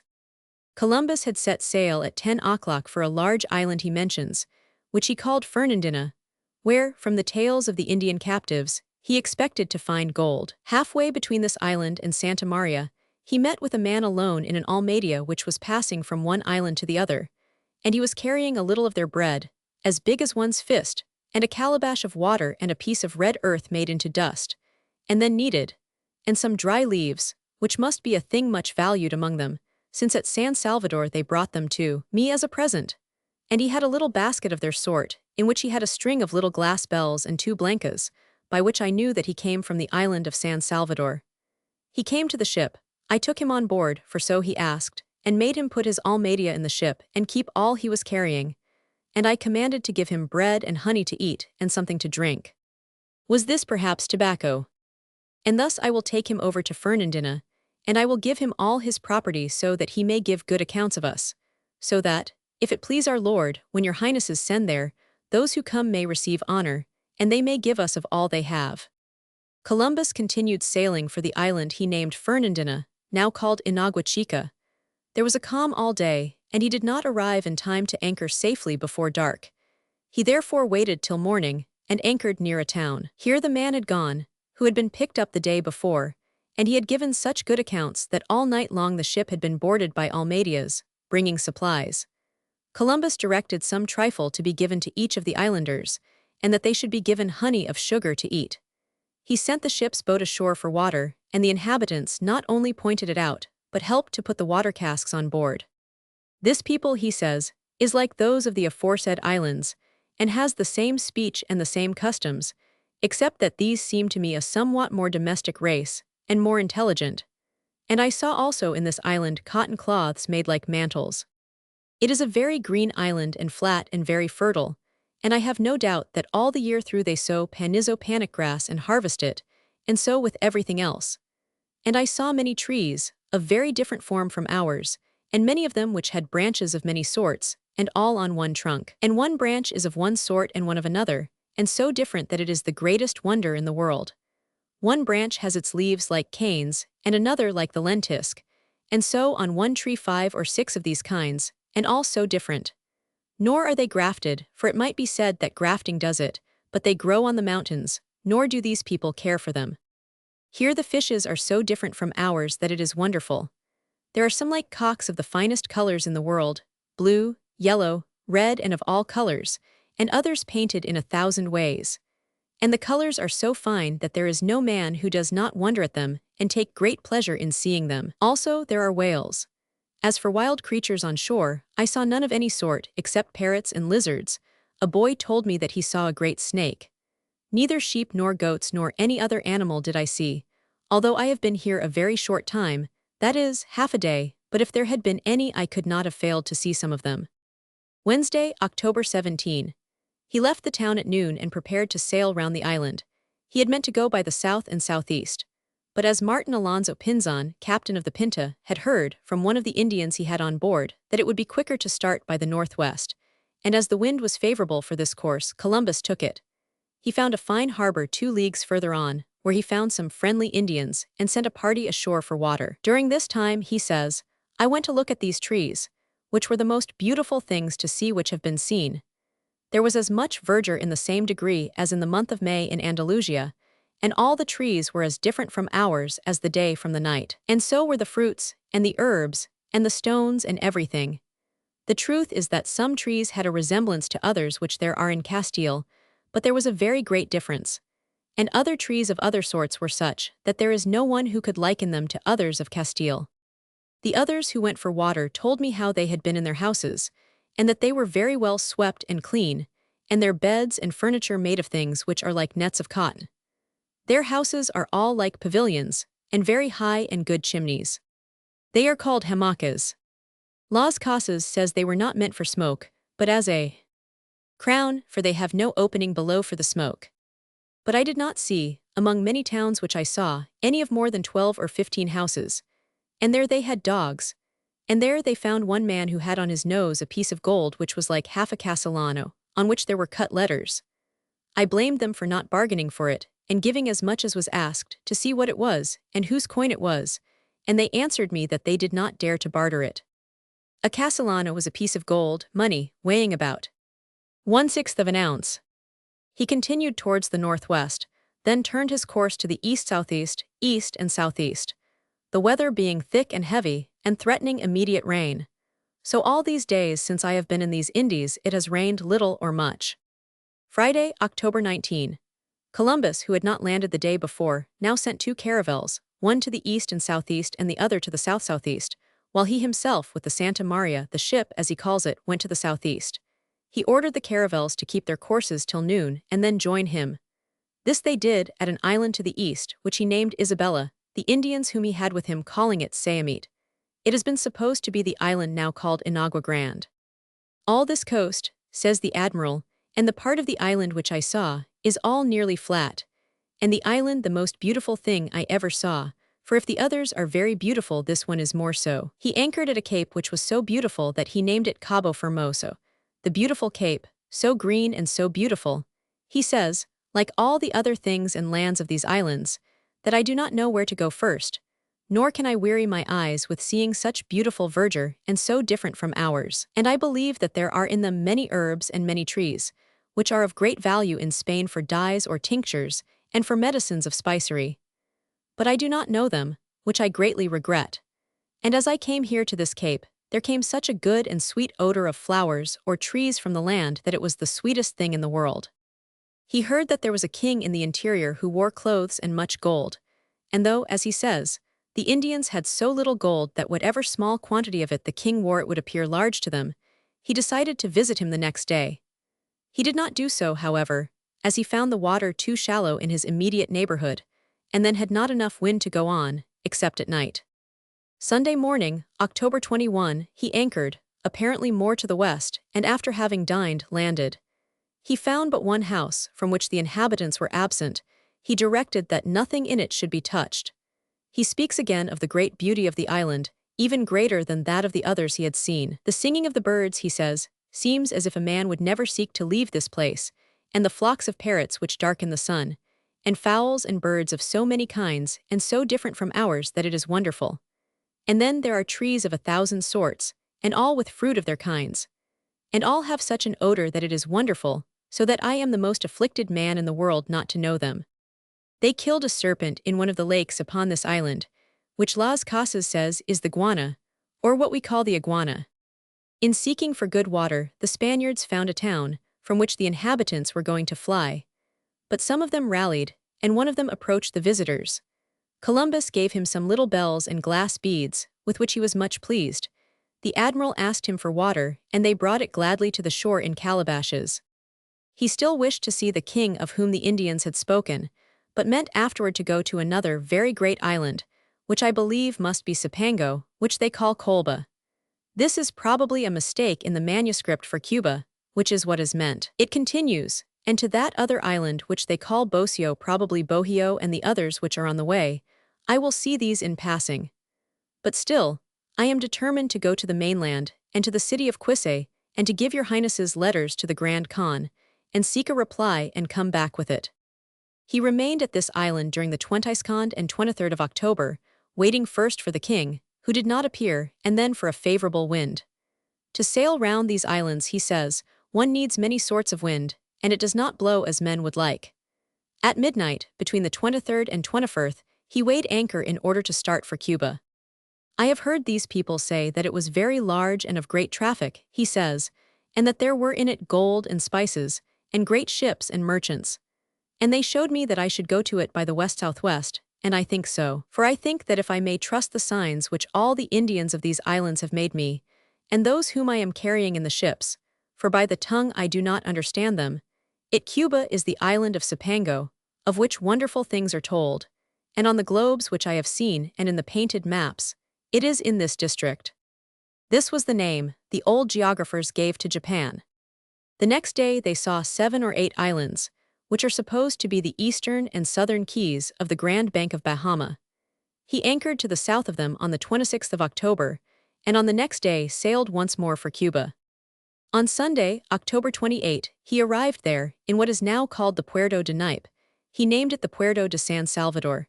Here, as he went on, he was again charmed by the beautiful country. He found palms of another sort, says Las Casas, from those of Guinea and from ours. He found the island the most beautiful which eyes have seen, full of very good ports and deep rivers, and that apparently the sea is never rough there, as the grass grows down to the water's edge. This greenness to the sea's edge is still observed there. Up till that time, says Las Casas, he had not experienced in all these islands that the sea was rough. He had occasion to learn about it later. He mentions also that the island is mountainous. Chapter 5, Landing on Cuba. The cigar and tobacco Cipango, and the great Khan from Cuba to Haiti its shores and harbors. When Columbus landed, at some distance farther along the coast, he found the best houses he had yet seen, very large like pavilions and very neat within, not in streets but set about here and there. They were all built of palm branches. Here were dogs which never barked, supposed to be the almaqui wild birds tamed in the houses, and wonderful arrangements of nets, and fish hooks and fishing apparatus. There were also carved masks and other images. Not a thing was touched. The inhabitants had fled. These were probably hammocks. He went on to the northwest, and saw a cape which he named Cabo de Palmas. The Indians on board the Pinta said that beyond this cape was a river, and that at 4 days' journey from this was what they called Cuba. Now they had been coasting along the island of Cuba for 2 or 3 days. But Martin Pinzon, the captain of the Pinta, understood this Cuba to be a city, and that this land was the mainland, running far to the north. Columbus, until he died, believed that it was the mainland. Martin Pinzon also understood that the king of that land was at war with the Grand Khan, whom they called Kami. The admiral determined to go to the river the Indians mentioned, and to send to the king the letter of the sovereigns. He meant to send with it a sailor who had been to Guinea, and some of the Guanahani Indians. He was encouraged, probably, by the name of Kearney, in thinking that he was really near the Grand Khan. He did not, however, send off these messengers at once, as the wind and the nature of the coast proved unfit for his going up the river the Indians had spoken of. He went back to the town where he had been 2 days before. Once more he found that the people had fled, but after a good while a man appeared, and the admiral sent ashore one of the Indians he had with him. This man shouted to the Indians on shore that they must not be afraid, as these were good people, and did harm to no man, nor did they belong to the Grand Khan, but they gave, of what they had, in many islands where they had been. He now jumped into the sea and swam ashore, and 2 of the inhabitants took him in their arms and brought him to a house where they asked him questions. When he had reassured them, they began to come out to the ships in their canoes, with spun cotton and others of their little things. But the admiral commanded that nothing should be taken from them, so that they might know that he was seeking nothing but gold, or, as they called it, nuke. He saw no gold here, but one of them had a piece of wrought silver hanging to his nose. They made signs that before 3 days many merchants would come from the inland country to trade with the Spaniards, and that they would bring news from the king, who, according to their signs, was 4 days' journey away. And it is certain, says the admiral, that this is the mainland, and that I am before Zato and Quince, 100 leagues more or less from both of them. And this is clearly shown by the tide, which comes in a different manner from that in which it has done up to this time. And yesterday, when I went to the northwest, I found that it was cold. Always supposing that he was near Japan, which they called Cipango, Columbus continued to sail along the northern coast of Cuba and explored about half that shore. He then returned to the east, governed by the assurances of the natives that on an island named Babe he would find men who used hammers with which to beat gold into ingots. This gold, as he understood them, was collected on the shore at night, while the people lighted up the darkness with candles. At the point where he turned back, he had hauled his ships up on the shore to repair them. From this point, on the 2nd of November, he sent 2 officers inland, one of whom was a Jew, who knew Chaldee, Hebrew, and a little Arabic, in the hope that they should find someone who could speak these languages. With them went one of the Guanahani Indians and one from the neighborhood. They returned on the night between the 5th and 6th of November. 12 leagues off they had found a village of about 50 large houses, made in the form of tents. This village had about 1,000 inhabitants, according to the explorers. They had received the ambassadors with cordial kindness, believing that they had descended from heaven. They even took them in their arms and thus carried them to the finest house of all. They gave them seats, and then sat round them on the ground in a circle. They kissed their feet and hands, and touched them, to make sure whether they were really men of flesh and bone. It was on this expedition that the first observation was made of that gift of America to the world, which has worked its way so deep and far into general use. They met men and women who carried live coals, so as to draw into their mouths the smoke of burning herbs. This was the account of the first observers, but Las Casas says that the dry herbs were wrapped in another leaf as dry. He says that they lighted one end of the little stick thus formed, and sucked in or absorbed the smoke by the other, with which, he says, they put their flesh to sleep, and it nearly intoxicates them, and thus they say that they feel no fatigue. These mosquitos, as we should call them, they call tobaccos. I knew Spaniards on this island of Hispaniola who were accustomed to take them, who, on being reproved for it as a vice, replied that it was not in their power in their hand to leave off taking them. I do not know what savor or profit they found in them. This is clearly a cigar.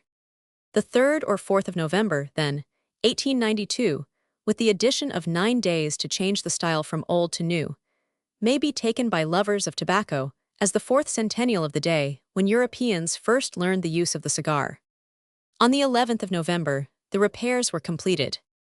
He says that the Sunday before, November 11, it had seemed to him that it would be good to take some persons from those of that river to carry to the sovereigns, so that they might learn our tongue, so as to know what there is in the country, and so that when they come back they may be tongues to the Christians, and receive our customs and the things of the faith. Because I saw and know, says the admiral, that this people has no religion secta, nor are they idolaters, but very mild and without knowing what evil is, nor how to kill others, nor how to take them, and without arms, and so timorous that from one of our men 10 of them fly, although they do sport with them, and ready to believe and knowing that there is a God in heaven, and sure that we have come from heaven, and very ready at any prayer which we tell them to repeat, and they make the sign of the cross.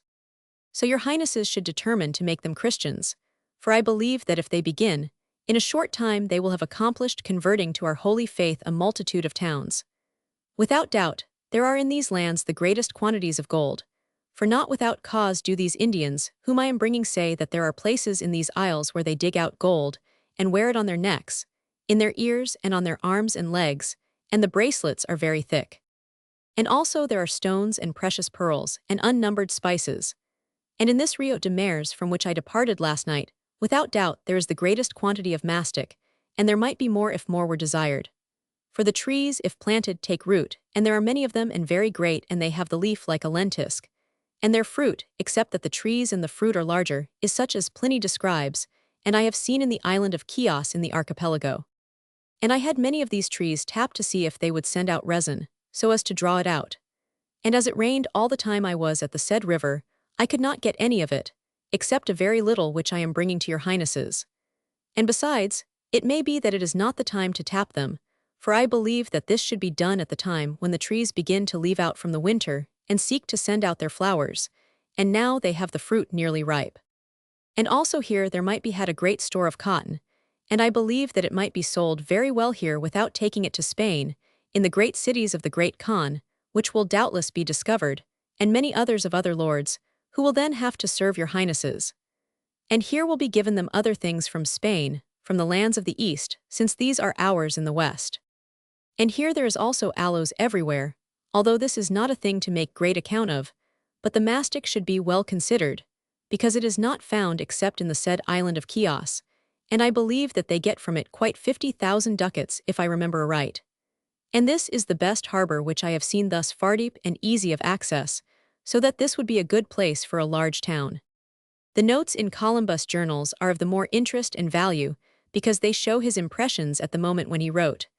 However mistaken those impressions, he never corrects them afterwards. Although, while he was in Cuba, he never found the Grand Khan, he never recalls the hopes which he has expressed. He had discovered the island on its northern side, by sailing southwest from the Lucios or Bahamas. From the 11th of November until the 6th of December, he was occupied in coasting along the northern shore, eventually returning eastward, when he crossed the channel which parts Cuba from Haiti.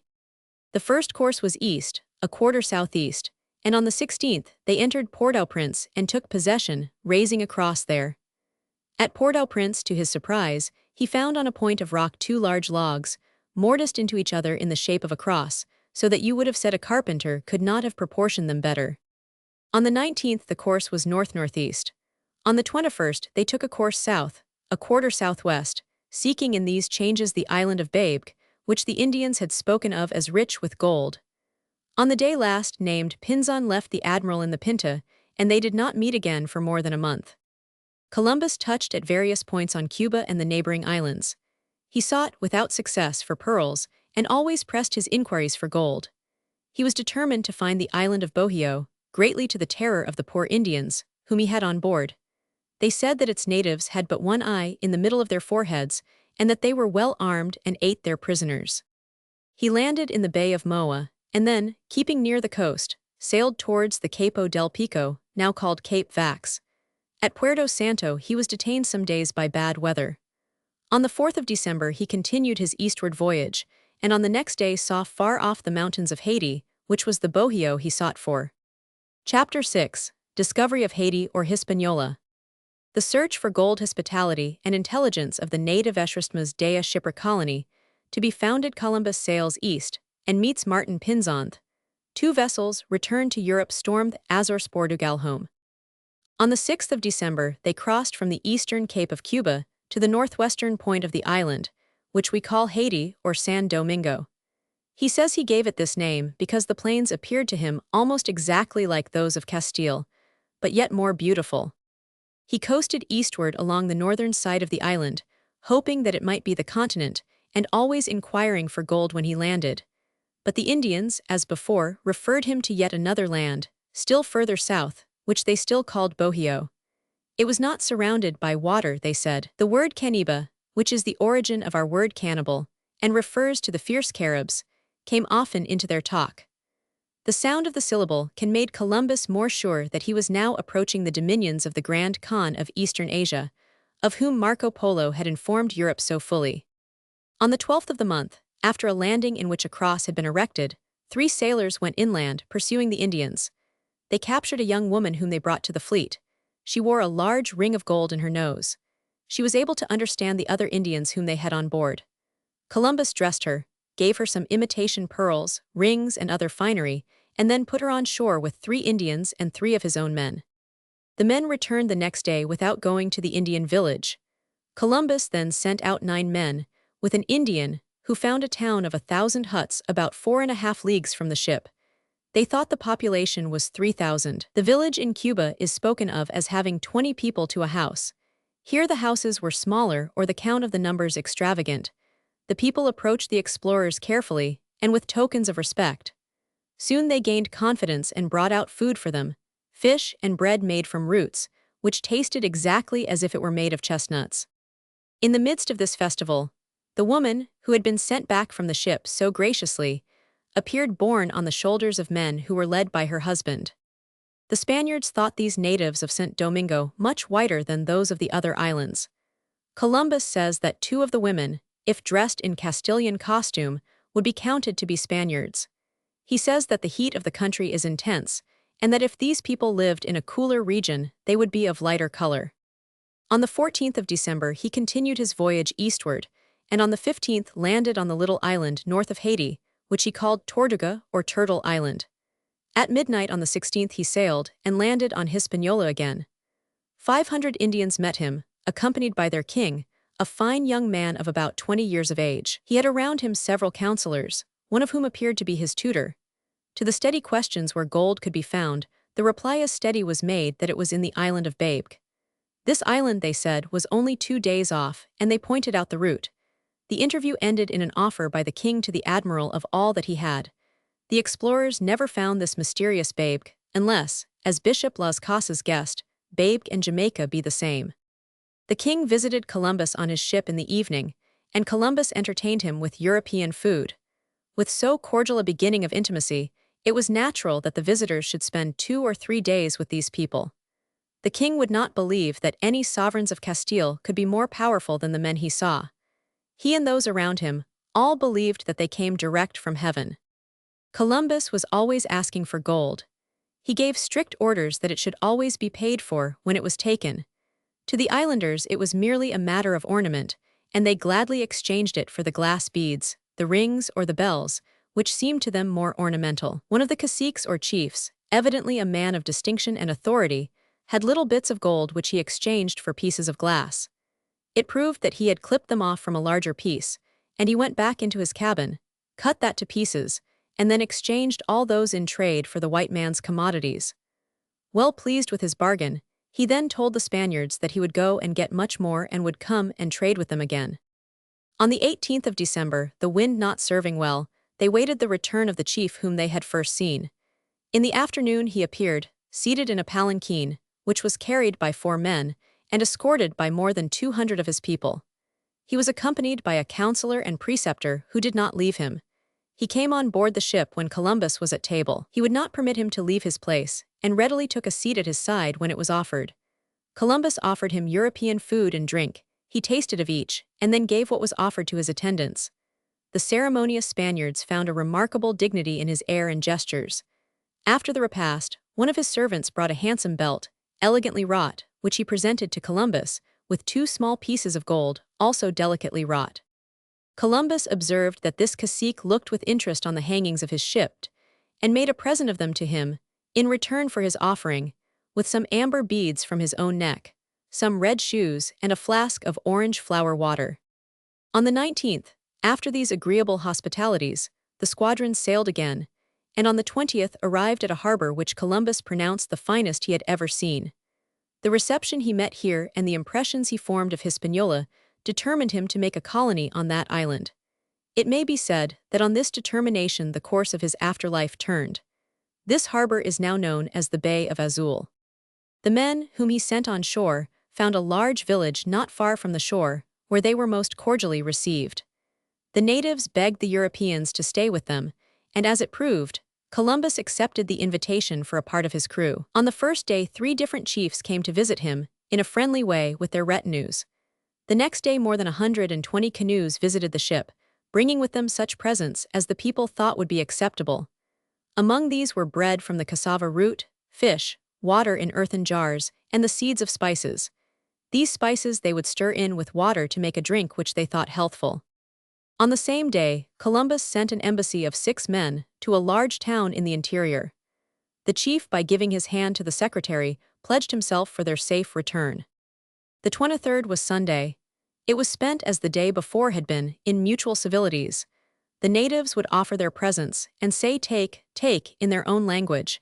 5 chiefs were among the visitors of the day. From their accounts, Columbus was satisfied that there was much gold in the island, as indeed, to the misery and destruction of its inhabitants, there proved to be. He thought it was larger than England. But he was mistaken. In his journal of the next day he mentions Civao, a land to the west, where they told him that there was gold, and again he thought he was approaching Cipango or Japan. The next day he left these hospitable people, raising anchor in the morning, and with a light land wind, continued towards the west. At 11 in the evening Columbus retired to rest. While he slept on Christmas Day, there occurred an accident which changed all plans for the expedition so far as any had been formed, and from which there followed the establishment of the ill-fated first colony. The evening was calm when Columbus himself retired to sleep, and the master of the vessel followed his example, entrusting the helm to one of the boys. Every person on the ship, excepting this boy, was asleep, and he seems to have been awake to little purpose. The young steersman let the ship drift upon a ridge of rock, although, as Columbus says, indignantly, there were breakers abundant to show the danger. So soon as she struck, the boy cried out, and Columbus was the first to wake. He says, by way of apology for himself, that for 36 hours he had not slept until now. The master of the ship followed him, but it was too late. The tide, such as there was ebbing, and the Santa Maria was hopelessly aground. Columbus ordered the masts cut away, but this did not relieve her. He sent out his boat with directions to carry aft an anchor and cable, but its crew escaped to the Nina with their tale of disaster. The Nina's people would not receive them, reproached them as traitors, and in their own vessel came to the scene of danger. Columbus was obliged to transfer to her the crew of the Santa Maria. So soon as it was day, their friendly ally, Guacanagari, came on board. With tears in his eyes, he made the kindest and most judicious offers of assistance. He saw Columbus' dejection, and tried to relieve him by expressions of his sympathy. He set aside on shore 2 large houses to receive the stores that were on the Santa Maria, and appointed as many large canoes as could be used to remove these stores to the land. He assured Columbus that not a bit of the cargo or stores should be lost, and this loyal promise was fulfilled to the letter. The weather continued favorable. The sea was so light that everything on board the Santa Maria was removed safely. Then it was that Columbus, tempted by the beauty of the place, by the friendship of the natives, and by the evident wishes of his men, determined to leave a colony, which should be supported by the stores of the Santa Maria, until the rest of the party could go back to Spain and bring or send reinforcements. The king was well pleased with this suggestion, and promised all assistance for the plan. A vault was dug and built, in which the stores could be placed, and on this a house was built for the home of the colonists, so far as they cared to live within doors. The chief sent a canoe in search of Martin Pinzon and the Pinta to tell them of the disaster, but the messengers returned without finding them. At the camp, which was to be a city, all was industriously pressed, with the assistance of the friendly natives.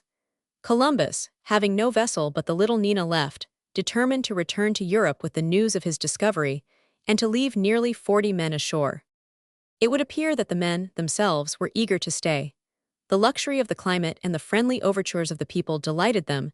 They had no need to build substantial houses. So far as houses were needed, those of the natives were sufficient. All the preparations which Columbus thought necessary were made in the week between the 26th of December and the 2nd of January. On that day he expected to sail eastward, but unfavorable winds prevented. He landed his men again, and by the exhibition of a pretended battle with European arms, he showed the natives the military force of their new neighbors. He fired a shot from an arquebuse against the wreck of the Santa Maria, so that the Indians might see the power of his artillery. The Indian chief expressed his regret at the approaching departure, and the Spaniards thought that one of his courtiers said that the chief had ordered him to make a statue of pure gold as large as the admiral. Columbus explained to the friendly chief that with such arms as the sovereigns of Castile commanded, they could readily destroy the dreaded Caribs, and he thought he had made such an impression that the islanders would be the firm friends of the colonists. I have bidden them build a solid tower and defense over a vault. Not that I think this necessary against the natives, for I am satisfied that with a handful of people I could conquer the whole island, were it necessary, although it is, as far as I can judge, larger than Portugal, and twice as thickly peopled. In this cheerful estimate of the people, Columbus was wholly wrong, as the sad events proved before the year had gone by. He left 39 men to be the garrison of this fort, and the colony which was to discover the mine of gold.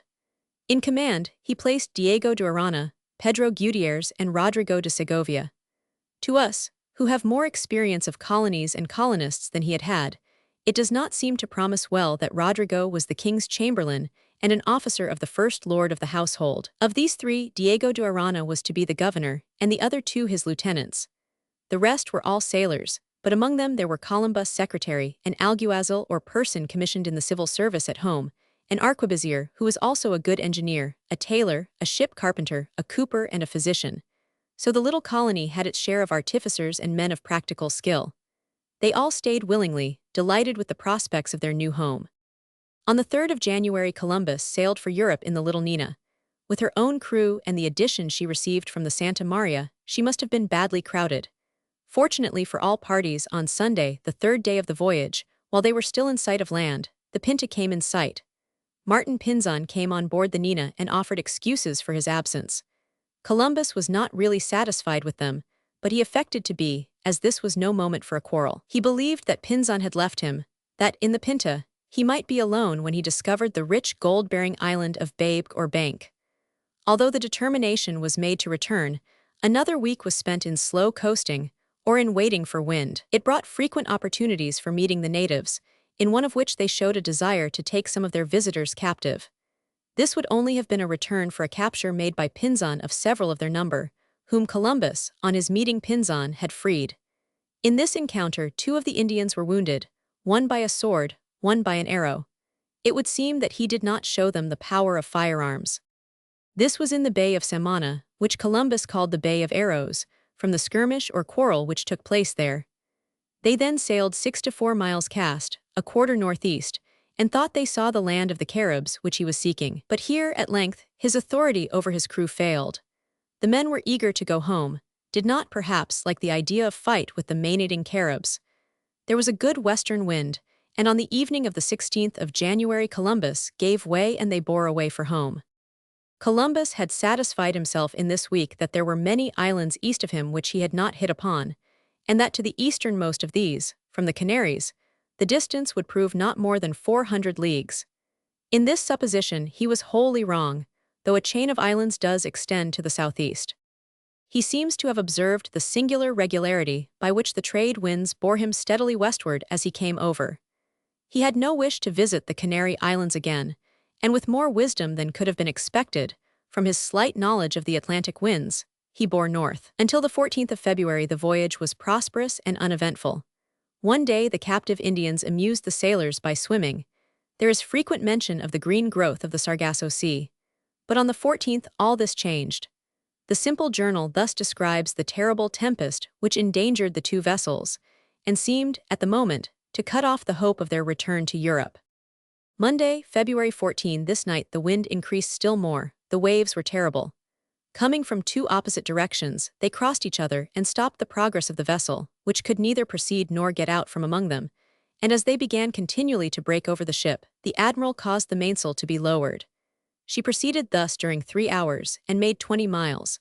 The sea became heavier and heavier, and the wind more and more violent. Seeing the danger imminent, he allowed himself to drift in whatever direction the wind took him, because he could do nothing else. Then the Pinta, of which Martin Alonso Pinzon was the commander, began to drift also, but she disappeared very soon, although all through the night the admiral made signals with lights to her, and she answered as long as she could, till she was prevented, probably by the force of the tempest, and by her deviation from the course which the admiral followed. Columbus did not see the Pinta again until she arrived at Palos. He was himself driven 54 miles towards the northeast. The journal continues. After sunrise the strength of the wind increased, and the sea became still more terrible.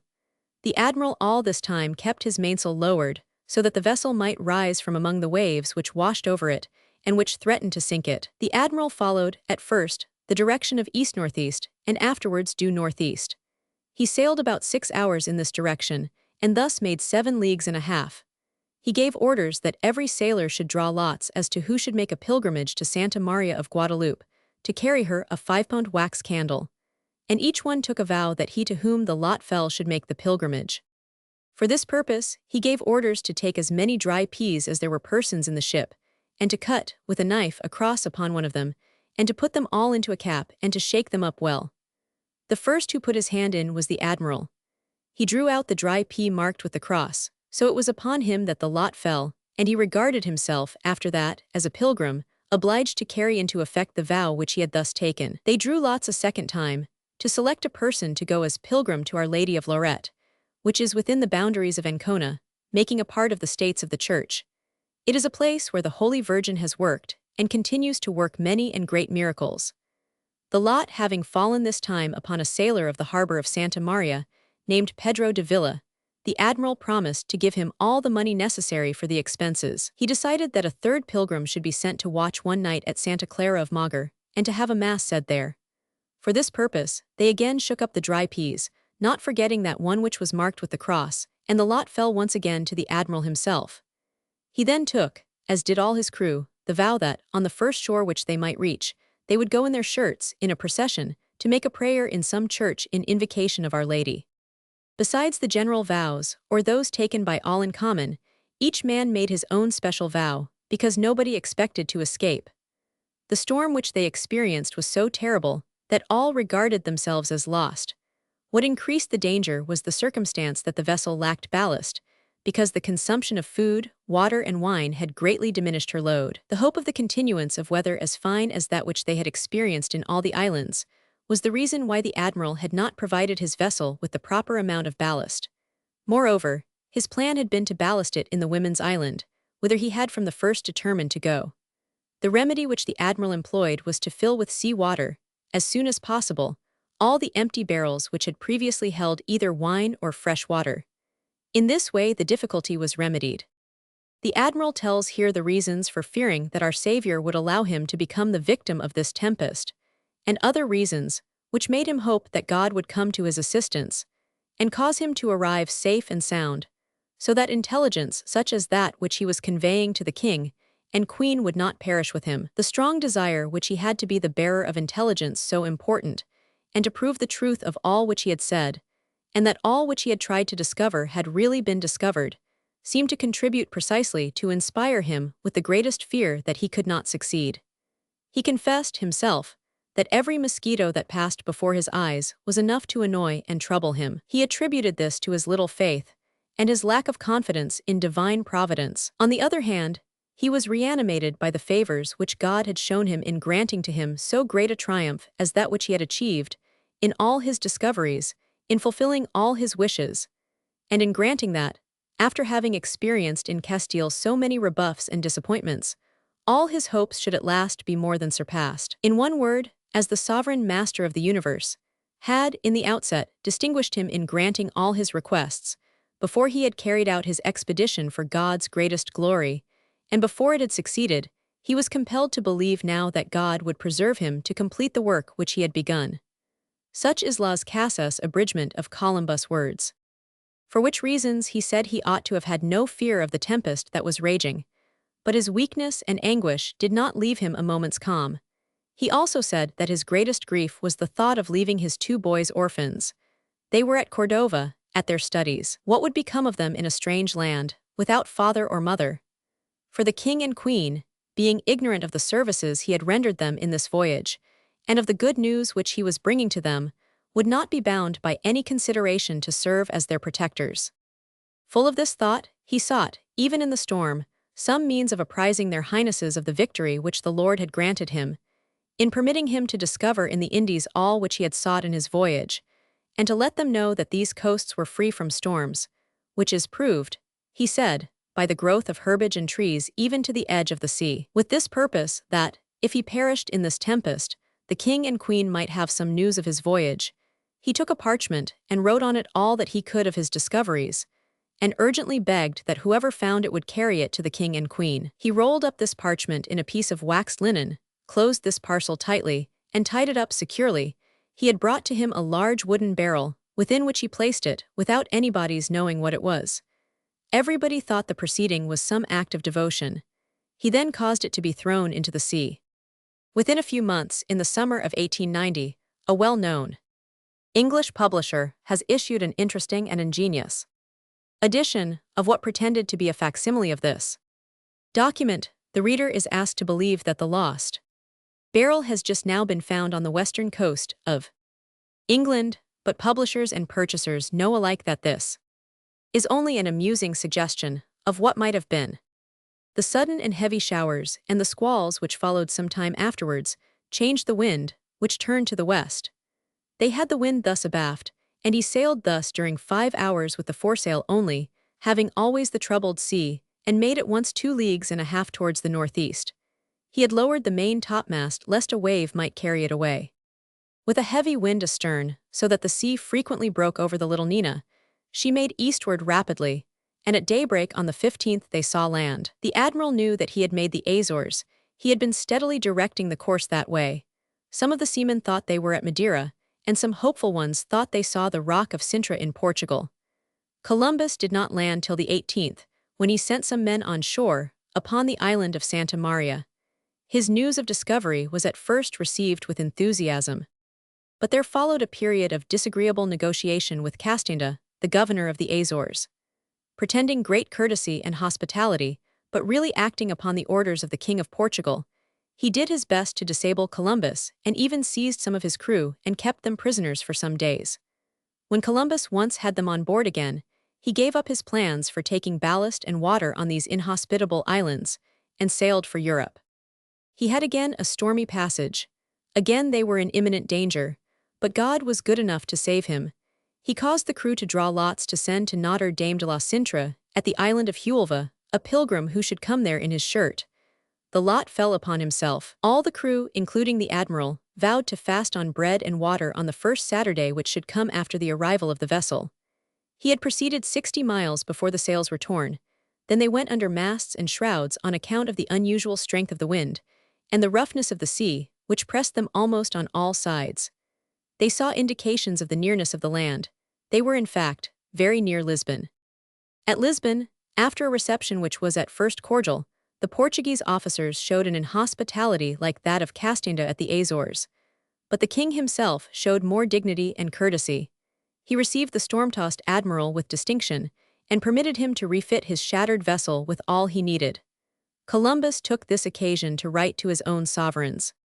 On the 13th he sailed again, and on the 15th entered the bay and harbor of Palos, which he had left 6 months and a half before.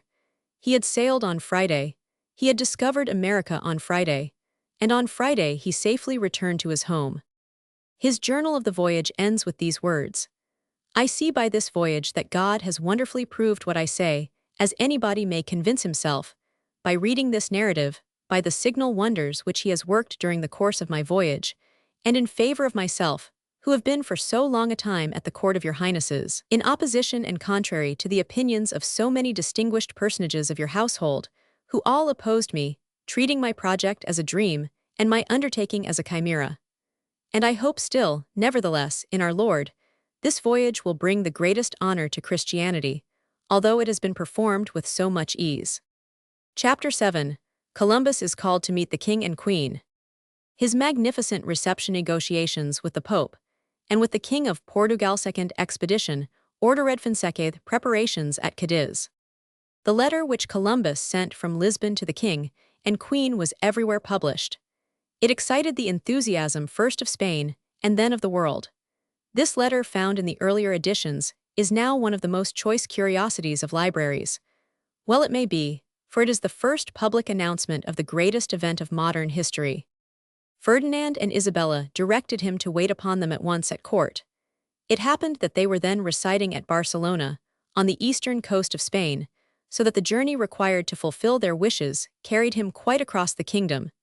It was a journey of triumph. The people came together in throngs to meet this peaceful conqueror who brought with him such amazing illustrations of his discovery. The letter bearing instructions for him to proceed to Barcelona was addressed to Don Christopher Columbus, our admiral of the ocean sea, viceroy and governor of the islands discovered in the Indies.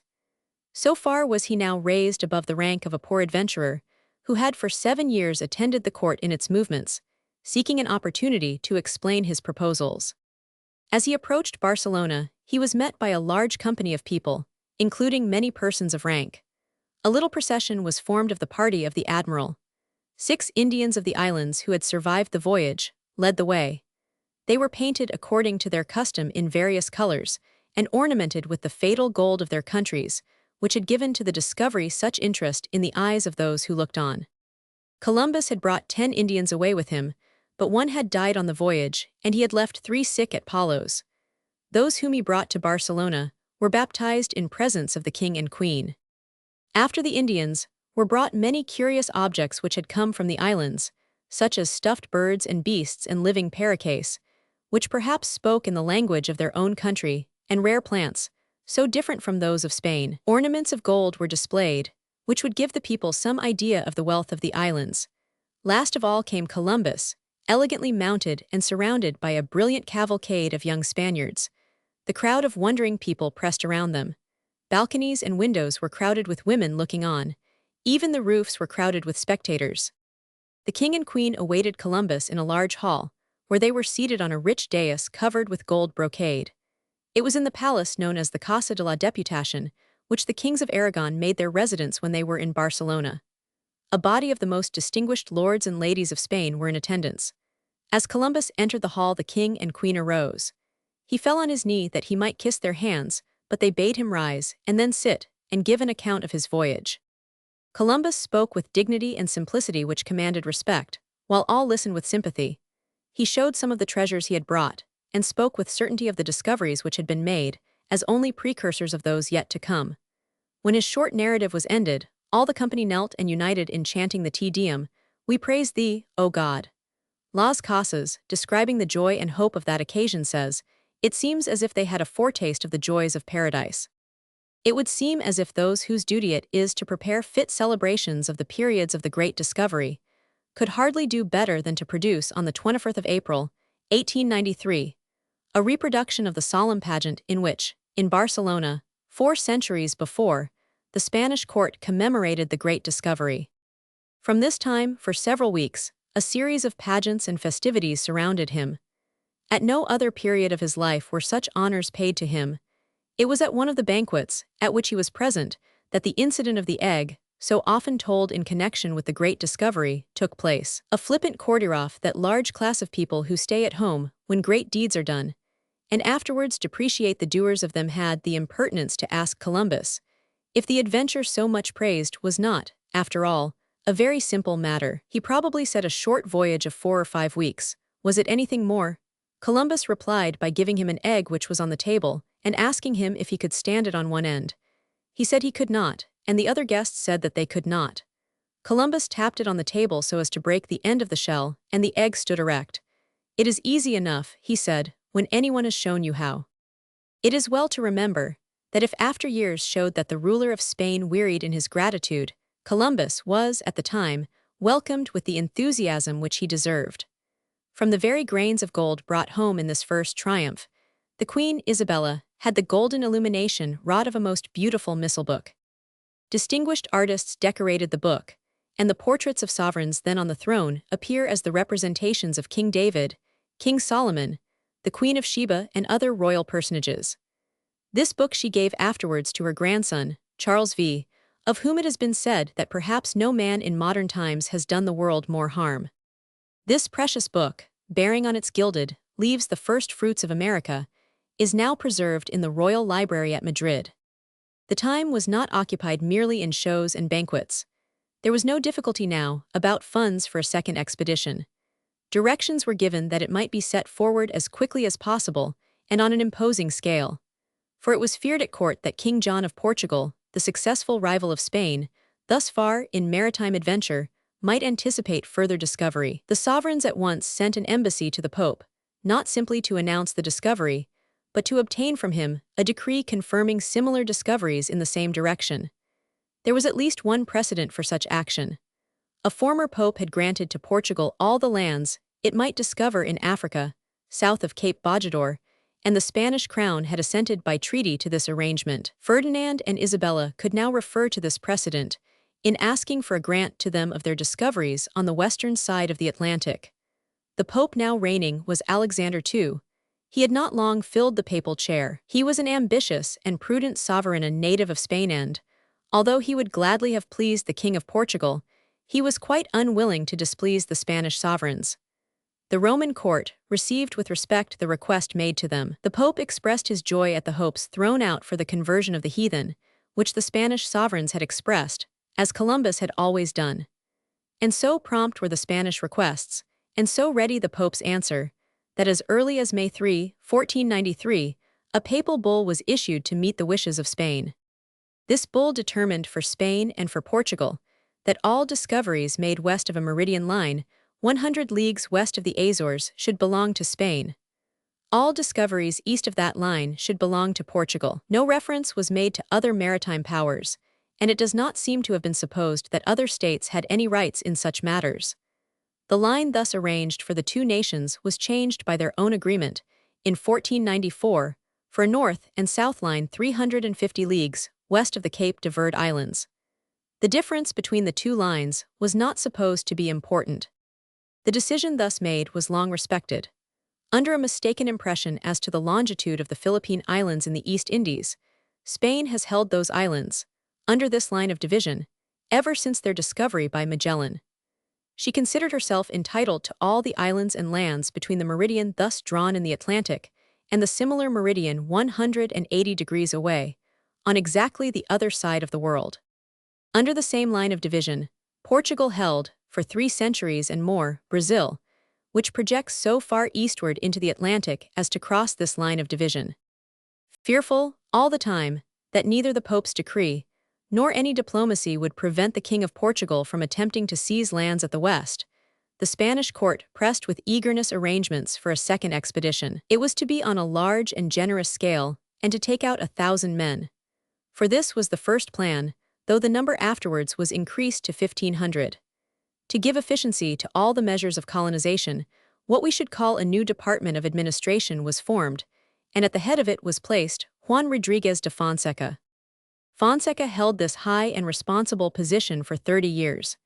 He early conceived a great dislike of Columbus, who, in some transactions before this expedition sailed, appealed to the sovereigns to set aside a decision of Fonseca's, and succeeded. For all the period while he managed the Indian affairs of Spain, Fonseca kept his own interests in sight more closely than those of Spain or of the colonists. And not Columbus only, but every other official of Spain in the West Indies, had reason to regret the appointment. The King of Portugal and the sovereigns of Spain began complicated and suspicious negotiations with each other regarding the new discoveries. Eventually, as has been said, they acceded to the Pope's proposal and decree, but at first, distrusting each other, and concealing their real purposes, in the worst style of the diplomacy of that time, they attempted treaties for the adjustment between themselves of the right to lands not yet discovered by either. Of these negotiations, the important result was that which has been named, the change of the meridian of division from that proposed by the Pope. It is curious now to see that the King of Portugal proposed a line of division, which would run east and west, so that Spain should have the new territories north of the latitude of the Grand Canary, and Portugal all to the south. In the midst of negotiation, the King and Queen and Columbus knew that whoever was first on the ground of discovery would have the great advantage. There was a rumor in Spain that Portugal had already sent out vessels to the west. Everything was pressed with alacrity at Cadiz. The expedition was to be under Columbus' absolute command. Seamen of reputation were engaged to serve under him. 17 vessels were to take out a colony. Horses as well as cattle and other domestic animals were provided. Seeds and plants of different kinds were sent out, and to this first colonization by Spain, America owes the sugarcane, and perhaps some other of her tropical productions. Columbus remained in Barcelona until the 23rd of May, but before that time, the important orders for the expedition had been given. He then went to Cadiz himself and gave his personal attention to the preparations. Applications were eagerly pressed, from all quarters, for permission to go. Young men of high family were eager to try the great adventure. It was necessary to enlarge the number from that at first proposed. The increase of expense, ordered as the plans enlarged, did not please Fonseca. To quarrels between him and Columbus at this time have been referred the persecutions which Columbus afterwards suffered. In this case, the king sustained Columbus in all his requisitions, and Fonseca was obliged to answer them. So rapidly were all these preparations made, that, in a little more than a year from the sailing of the first expedition, the second, on a scale so much larger, was ready for sea. Chapter 8. The Second Expedition Sails. From Cadiz at Canary Islands, discovery of Dominica and Guadalupe skirmishes, with the Caribs Puerto Rico, discovered Española, the fate of the colony at La Navidad. There is not in history a sharper contrast, or one more dramatic, than that between the first voyage of Columbus and the second. In the first voyage, 3 little ships left the port of Palos, most of the men of their crews unwilling, after infinite difficulty in preparation, and in the midst of the fears of all who stayed behind. In the second voyage, a magnificent fleet, equipped with all that the royal service could command, crowded with eager adventurers who are excited by expectations of romance and of success, goes on the very same adventure. In the first voyage, Columbus has but just turned the corner after the struggles and failures of 8 years. He is a penniless adventurer who has staked all his reputation on a scheme in which he has hardly any support. In the second case, Columbus is the governor-general, for aught he knows, of half the world, of all the countries he is to discover, and he knows enough, and all men around him know enough, to see that his domain may be a principality indeed. Success brings with it its disadvantages. The world has learned since, if it did not know it then, that 150 sailors, used to the hard work and deprivations of a seafaring life, would be a much more efficient force for purposes of discovery than 1,000 and more courtiers who have left the presence of the king and queen in the hope of personal advancement or of romantic adventure. Those dainty people, who would have been soldiers if there were no gunpowder, are not men to found states, and the men who have lived in the antechambers of courts are not people who cooperate sympathetically with an experienced man of affairs like Columbus. From this time forward this is to be but a sad history, and the sadness, nay, the cruelty of the story, results largely from the composition of the body of men whom Columbus took with him on this occasion. It is no longer coopers and blacksmiths and boatswains and sailmakers who surround him. These were officers of court, whose titles even cannot be translated into modern language, so artificial were their habits, and so conventional the duties to which they had been accustomed. Such men it was, who made poor Columbus endless trouble. Such men it was, who, at the last, dragged him down from his noble position, so that he died unhonored, dispirited, and poor. To the same misfortune, probably, do we owe it that, for a history of this voyage, we have no longer authority so charming as the simple, gossipy journal which Columbus kept through the first voyage, of which the greater part has happily been preserved. It may be that he was too much pressed by his varied duties to keep up such a journal. For it is, alas, an unfortunate condition of human life, that men are most apt to write journals when they have nothing to tell, and that in the midst of high activity, the record of that activity is not made by the actor. In the present case, a certain Dr. Chanka, a native of Seville, had been taken on board Columbus' ship, perhaps with the wish that he should be the historian of the expedition. It may be that in the fact that his journal was sent home is the reason why the admiral's, if he kept one, has never been preserved. Dr. Chanka's narrative is our principal contemporary account of the voyage.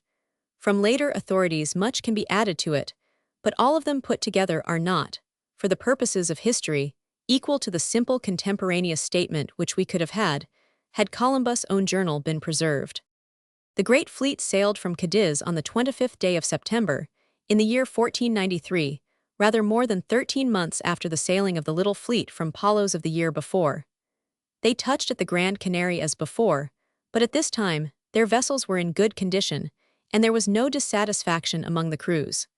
From this time, the voyage across the ocean was short. On the 3rd day of November, 11 the Sunday after All Saints' Day had dawned, a pilot on the ship cried out to the captain that he saw land. So great was the joy among the people, that it was marvelous to hear the shouts of pleasure on all hands. And for this, there was much reason, because the people were so much fatigued by the hard life, and by the water which they drank, that they all hoped for land with much desire.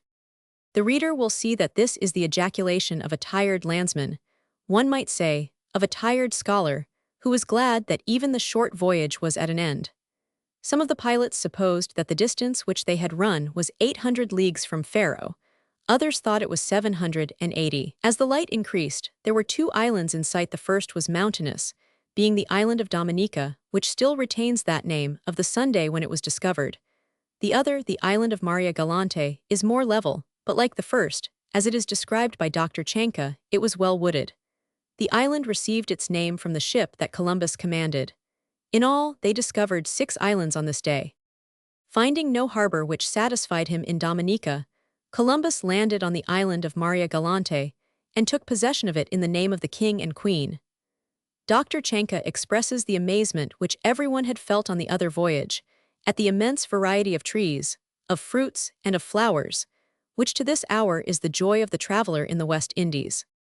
In this island was such thickness of forest that it was wonderful, and such a variety of trees, unknown to anyone, that it was terrible, some with fruit, some with flowers, so that everything was green. There were wild fruits of different sorts, which some not very wise men tried, and on merely tasting them, touching them with their tongues, their faces swelled and they had such great burning and pain that they seemed to rage or to have hydrophobia. They were cured with cold things. This fruit is supposed to have been the mankaril, which is known to produce such effects. They found no inhabitants on this island and went on to another, now called Guadeloupe.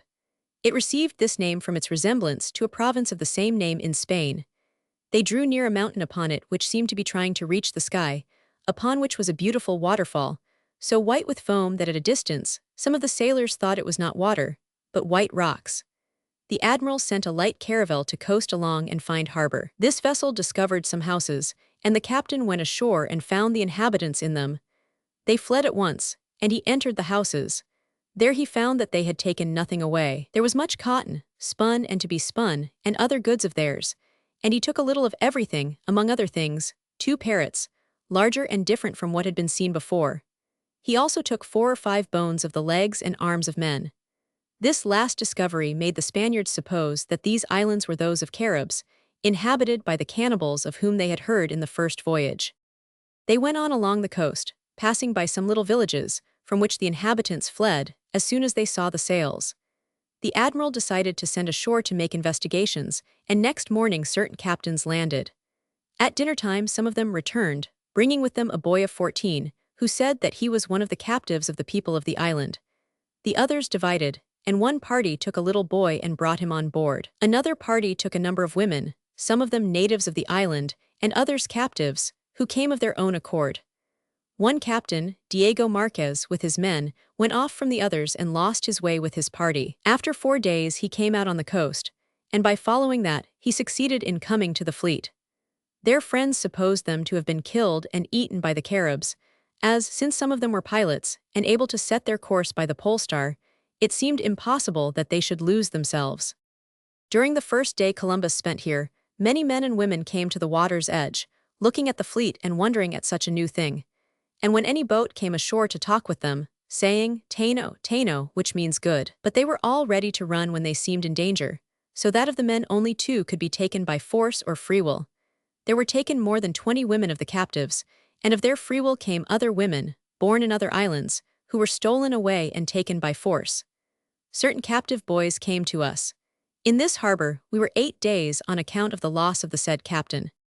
They found great quantities of human bones on shore, and skulls hanging like pots or cups about the houses. They saw few men. The women said that this was because 10 canoes had gone on a robbing or kidnapping expedition to other islands. This people, says Dr. Chanka, appeared to us more polite than those who live in the other islands we have seen, though they all have straw houses. But he goes on to say that these houses are better made and provided, and that more of both men's and women's work appeared in them. They had not only plenty of spun and unspun cotton, but many cotton mantles, so well woven that they yield in nothing or owe nothing to those of our country. When the women, who had been found captives, were asked who the people of the island were, they replied that they were Caribs. When they heard that we abhorred such people for their evil use of eating men's flesh, they rejoiced much. But even in the captivity which all shared, they showed fear of their old masters. The customs of this people, the Caribs, says Dr. Chanka, are beastly, and it would be difficult not to agree with him, in spite of the politeness and comparative civilization he has spoken of. They occupied 3 islands and lived in harmony with each other, but made war in their canoes on all the other islands in the neighborhood. They used arrows in warfare but had no iron. Some of them used arrowheads of tortoise shell, others sharply toothed fishbones, which could do a good deal of damage among unarmed men. But for people of our nation, they are not arms to be feared much. These Caribs carried off both men and women on their robbing expeditions. They slaughtered and ate the men, and kept the women as slaves. They were, in short, incredibly cruel. 3 of the captive boys ran away and joined the Spaniards. They had twice sent out expeditions after the lost captain, Diego Marquez, and another party had returned without news of him, on the very day on which he and his men came in. They brought with them 10 captives, boys and women. They were received with great joy. He and those that were with him arrived so destroyed by the mountain that it was pitiful to see them. When they were asked how they had lost themselves, they said that it was the thickness of the trees, so great that they could not see the sky, and that some of them, who were mariners, had climbed up the trees to look at the star, the pole star, and that they never could see it. One of the accounts of this voyage relates that the captive women, who had taken refuge with the Spaniards, were persuaded by them to entice some of the Caribs to the beach. But these men, when they had seen our people, all struck by terror or the consciousness of their evil deeds, looking at each other, suddenly drew together, and very lightly, like a flight of birds, fled away to the valleys of the woods. Our men then, not having succeeded in taking any cannibals, retired to the ships and broke the Indians' canoes. That of Peter Martyr. They left Guadeloupe on Sunday, the 10th of November. They passed several islands, but stopped at none of them, as they were in haste to arrive at the settlement of La Navidad in Hispaniola, made on the first voyage. They did, however, make some stay at an island which seemed well populated. This was that of San Martin. The admiral sent a boat ashore to ask what people lived on the island, and to ask his way, although, as he afterwards found, his own calculations were so correct that he did not need any help. The boat's crew took some captives, and as it was going back to the ships, a canoe came up in which were 4 men, 2 women and a boy. They were so astonished at seeing the fleet that they remained, wondering what it could be, 2 Lombard shot from the ship, and did not see the boat till it was close to them. They now tried to get off, but were so pressed by the boat that they could not. The Caribs, as soon as they saw that flight did not profit them, with much boldness laid hands on their bows, the women as well as the men. And I say with much boldness, because they were no more than 4 men and 2 women, and ours more than 25, of whom they wounded 2. To one they gave 2 arrow shots in the breast, and to the other one in the ribs. And if we had not had shields and tablachutas, and had not come up quickly with the boat and overturned their canoe, they would have shot the most of our men with their arrows. And after their canoe was overturned, they remained in the water swimming and at times getting foothold, for there were some shallow places there. And our men had much ado to take them, for they still kept on shooting as they could. And with all this, not one of them could be taken, except one badly wounded with a lancethrust, who died, whom thus wounded they carried to the ships. Another account of this fight says that the canoe was commanded by one of the women, who seemed to be a queen, who had a son of cruel look, robust, with a lion's face, who followed her. This account represents the queen's son to have been wounded, as well as the man who died. The Caribs differed from the other Indians in having long hair. The others wore theirs braided, and 100,000 differences made in their heads, with crosses and other paintings of different sorts, each one as he desires, which they do with sharp canes. The Indians, both the Caribs and the others, were beardless, unless by a great exception. The Caribs, who had been taken prisoners here, had their eyes and eyebrows blackened, which it seems to me they do as an ornament, and with that they appear more frightful. They heard from these prisoners of much gold at an island called Cayer. They left San Martin on the same day, and passed the island of Santa Cruz, and the next day, November 15, they saw a great number of islands, which the admiral named Santa Ursula and the 11,000 Virgins. This seemed a country fit for metals, but the fleet made no stay there. They did stop for 2 days at an island called Buranquin. The admiral named it San Juan Bautista St. John Baptist. It is what we now call Puerto Rico. He was not able to communicate with any of the inhabitants, as they lived in such fear of the Caribs that they all fled. All these islands were new to the admiral, and all very beautiful and of very good land, but this one seemed better than all of them. On Friday, the 22nd of November, they landed at the island of Hispaniola, or Haiti, which they so much desired. None of the party who had made the first voyage were acquainted with this part of the island, but they conjectured what it was, from what the Indian captive women told them. The part of the island where they arrived was called Haiti, another part Samana, and the third Bohio. It is a very singular country, says Dr. Chenka, where there are numberless great rivers and great mountain ridges and great level valleys. I think the grass never dries in the whole year. I do not think that there is any winter in this island nor in the others, for at Christmas are found many birds' nests, some with birds, and some with eggs. The only four-footed animals found in these islands were what Dr. Chenka calls dogs of various colors, and one animal like a young rabbit, which climbed trees. Many persons ate these last and said they were very good. There were many small snakes and few lizards, because the Indians were so fond of eating them. They made as much of a feast of them as we would do of pheasants. There are in this island and the others numberless birds, of those of our country, and many others which never were seen there. Of our domestic birds, none have ever been seen here, except that in Zurruquia there were some ducks in the houses, most of them white as snow and others black. They coasted along this island for several days, to the place where the admiral had left his settlement. While passing the region of Zamana, they set ashore one of the Indians whom they had carried off on the first voyage. They gave him some little things, which the admiral had commanded him to give away. Another account adds that of the 10 Indian men who had been carried off on the first voyage, 7 had already died on account of the change of air and food. 2 of the 3 whom the admiral was bringing back swam ashore at night. The admiral cared for this but little, thinking that he should have enough interpreters among those whom he had left in the island, and whom he hoped to find there again. It seems certain that one Indian remained faithful to the Spaniards. He was named Diego Colon, after the admiral's brother. On the day that the captive Indian was set ashore, a Biscayan sailor died, who had been wounded by the Caribs in the fight between the boat's crew and the canoe. A boat's crew was sent ashore to bury him, and as they came to land there came out many Indians, of whom some wore gold at the neck and at the ears. They sought to come with the Christians to the ships, and they did not like to bring them, because they had not had permission from the admiral. The Indians then sent 2 of their number in a little canoe to one of the caravels, where they were received kindly, and sent to speak with the admiral. They said through an interpreter that a certain king sent them to know what people we were, and to ask that we might be kind enough to land, as they had much gold and would give it to him, and of what they had to eat. The admiral commanded silken shirts and caps and other little things to be given them, and told them that as he was going where Guacanagari was, he could not stop, that another time he would be able to see him. And with that, they the Indians went away.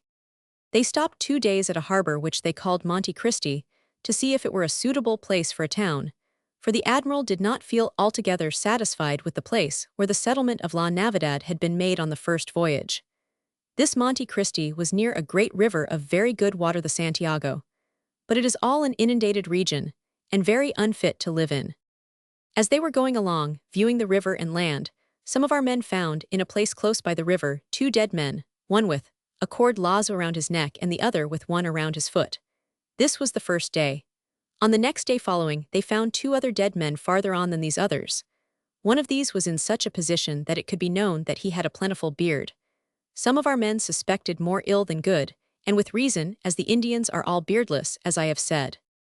This port was not far from the port where the Spanish settlement had been made on the first voyage, so that there was great reason for these anxieties. They set sail once more for the settlement, and arrived opposite the harbor of La Navidad on the 25th of November. As they were approaching the harbor, a canoe came towards them, with 5 or 6 Indians on board, but, as the admiral kept on his course without waiting for them, they went back. The Spaniards arrived outside the port of La Navidad so late that they did not dare to enter it that night. The admiral commanded 2 Lombards to be fired, to see if the Christians replied, who had been left with the said Guacanagari. This was the friendly cacique Guacanagari of the first voyage. For they too had Lombards, they never replied, nor did fires nor signs of houses appear in that place, at which the people were much discouraged, and they had the suspicion that was natural in such a case. Being thus all very sad, when 4 or 5 hours of the night had passed, there came the same canoe which they had seen the evening before. The Indians in it asked for the admiral and the captain of one of the caravels of the first voyage. They were taken to the admiral's ship, but would not come on board until they had spoken with him and seen him. They asked for a light, and as soon as they knew him, they entered the ship. They came from Guacanagari, and one of them was his cousin. They brought with them golden masks, one for the admiral and another for one of the captains who had been with him on the first voyage, probably Vicente Yanez Pinzon. Such masks were much valued among the Indians, and are thought to have been meant to put upon idols, so that they were given to the Spaniards as tokens of great respect. The Indian party remained on board for 3 hours, conversing with the admiral and apparently very glad to see him again. When they were asked about the colonists of La Navidad, they said that they were all well, but that some of them had died from sickness, and that others had been killed in quarrels among themselves. Their own cacique, Guacanagari, had been attacked by 2 other chiefs, Cayanabo and Marani. They had burned his village, and he had been wounded in the leg, so that he could not come to meet the Spaniards that night. As the Indians went away, however, they promised that they would bring him to visit them the next day. So the explorers remained consoled for that night. Next day, however, events were less reassuring. None of last night's party came back and nothing was seen of the cacique. The Spaniards, however, thought that the Indians might have been accidentally overturned in their canoe, as it was a small one, and as wine had been given them several times during their visit. While he was still waiting for them, the admiral sent some of his men to the place where La Navidad had stood. They found that the strong fort with a palisade was burned down and demolished. They also found some cloaks and other clothes which had been carried off by the Indians, who seemed uneasy, and at first would not come near the party. This did not appear well to the Spaniards, as the admiral had told them how many canoes had come out to visit him in that very place on the other voyage. They tried to make friends, however, threw out to them some bells, beads, and other presents, and finally a relation of the cacique and 3 others ventured to the boat, and were taken on board ship. These men frankly admitted that the Christians were all dead. The Spaniards had been told so the night before by their Indian interpreter, but they had refused to believe him. They were now told that the king of Canoaboa and the king Marani had killed them and burned the village. Canoaboa was thought to mean land of gold. They said, as the others had done, that Guacanagari was wounded in the thigh, and they, like the others, said they would go and summon him. The Spaniards made them some presents, and they, too, disappeared. Early the next morning the admiral himself, with a party, including Dr. Chenka, went ashore. And we went where the town used to be, which we saw all burnt, and the clothes of the Christians were found on the grass there. At that time we saw no dead body. There were among us many different opinions, some suspecting that Guacanagari himself was concerned in the betrayal or death of the Christians, and to others it did not appear so, as his town was burnt, so that the thing was very doubtful. The admiral directed the whole place to be searched for gold, as he had left orders that if any quantity of it were found, it should be buried. While this search was being made, he and a few others went to look for a suitable place for a new settlement. They arrived at a village of 7 or 8 houses, which the inhabitants deserted at once. Here they found many things belonging to the Christians, such as stockings, pieces of cloth, and a very pretty mantle which had not been unfolded since it was brought from Castile. These, the Spaniards thought, could not have been obtained by barter. There was also one of the anchors of the ship which had gone ashore on the first voyage. When they returned to the site of La Navidad, they found many Indians, who had become bold enough to come to barter gold. They had shown the place where the bodies of 11 Spaniards lay, covered already by the grass which had grown over them. They all with one voice said that Canoaboa and Marani had killed them. But as, at the same time, they complained that some of the Christians had taken 3 Indian wives, and some 4, it seemed likely that a just resentment on the part of the islanders had had something to do with their death. The next day the admiral sent out a caravel to seek for a suitable place for a town, and he himself went out to look for one in a different direction. He found a secure harbor and a good place for a settlement, but he thought it too far from the place where he expected to find a gold mine. On his return, he found the caravel he had sent out. As it was coasting along the island, a canoe had come out to it, with 2 Indians on board, one of whom was a brother of Guacanagari. This man begged the party to come and visit the cacique. The principal men accordingly went on shore and found him in bed, apparently suffering from his wounded thigh, which he showed them in bandages. They judged from appearances that he was telling them the truth. He said to them, by signs as best he could, that since he was thus wounded, they were to invite the admiral to come to visit him. As they were going away, he gave each of them a golden jewel, as each appeared to him to deserve it. This gold, says Dr. Chenka, is made in very delicate sheets, like our gold leaf, because they use it for making masks and to plate upon bitumen. They also wear it on the head and for earrings and nose rings, and therefore they beat it very thin, as they only wear it for its beauty and not for its value. The admiral decided to go to the cacique on the next day. He was visited early in the day by his brother, who hurried on the visit. The admiral went on shore, and all the best people gent de pro with him, handsomely dressed, as would be suitable in a capital city. They carried presents with them, as they had already received gold from him. When we arrived, we found him lying in his bed, according to their custom, hanging in the air, the bed being made of cotton like a net.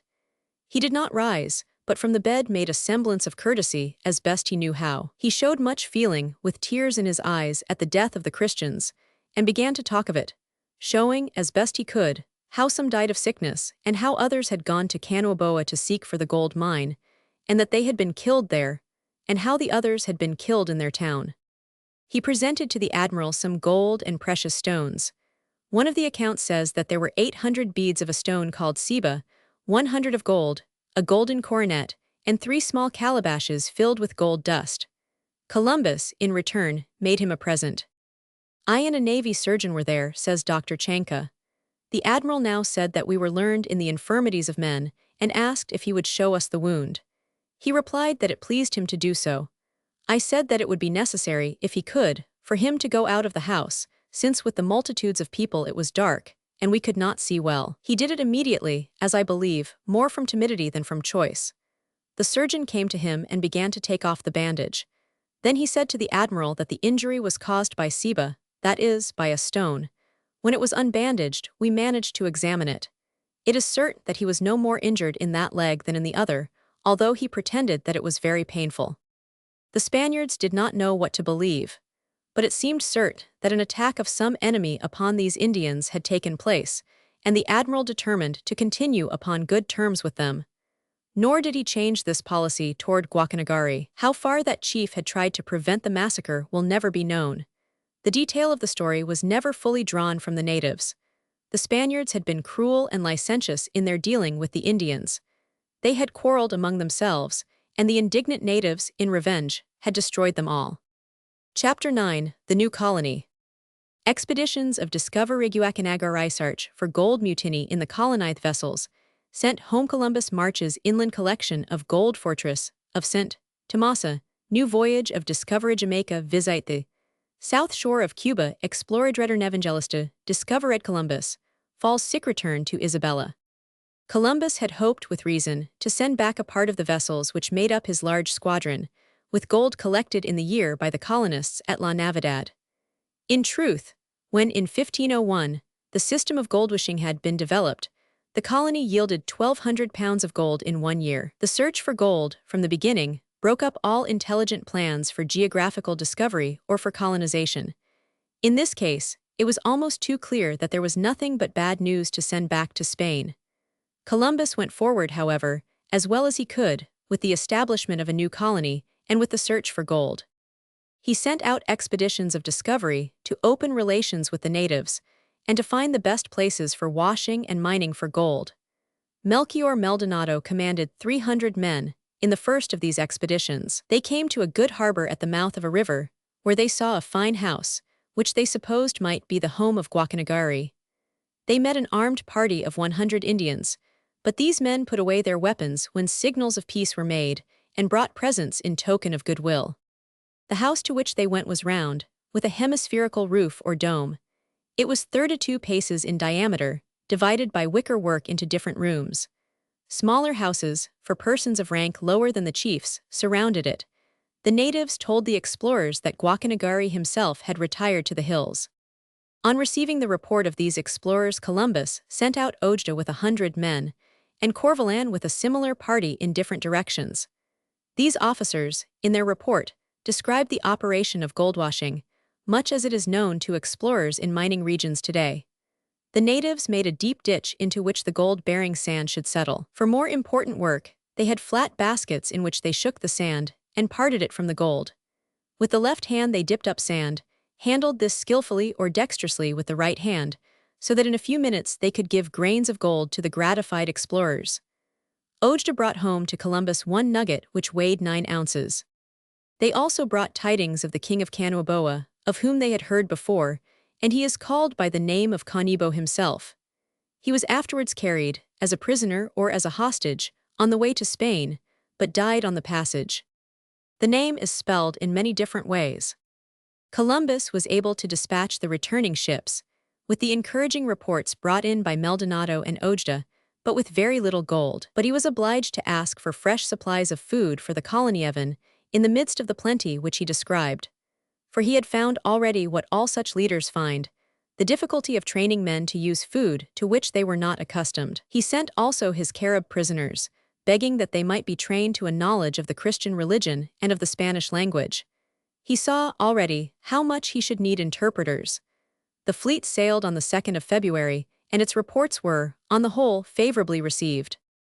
Columbus chose for the new city an elevation, 10 leagues east of Monte Cristi, and at first gave to his colony the name of Martha.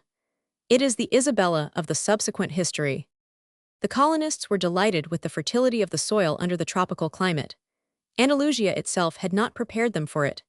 They planted seeds of peas, beans, lettuces, cabbages, and other vegetables, and declared that they grew more in 8 days than they would have grown in 20 at home. They had fresh vegetables in 16 days after they planted them. But for melons, pumpkins, and other fruits of that sort, they are generous enough to allow 30 days.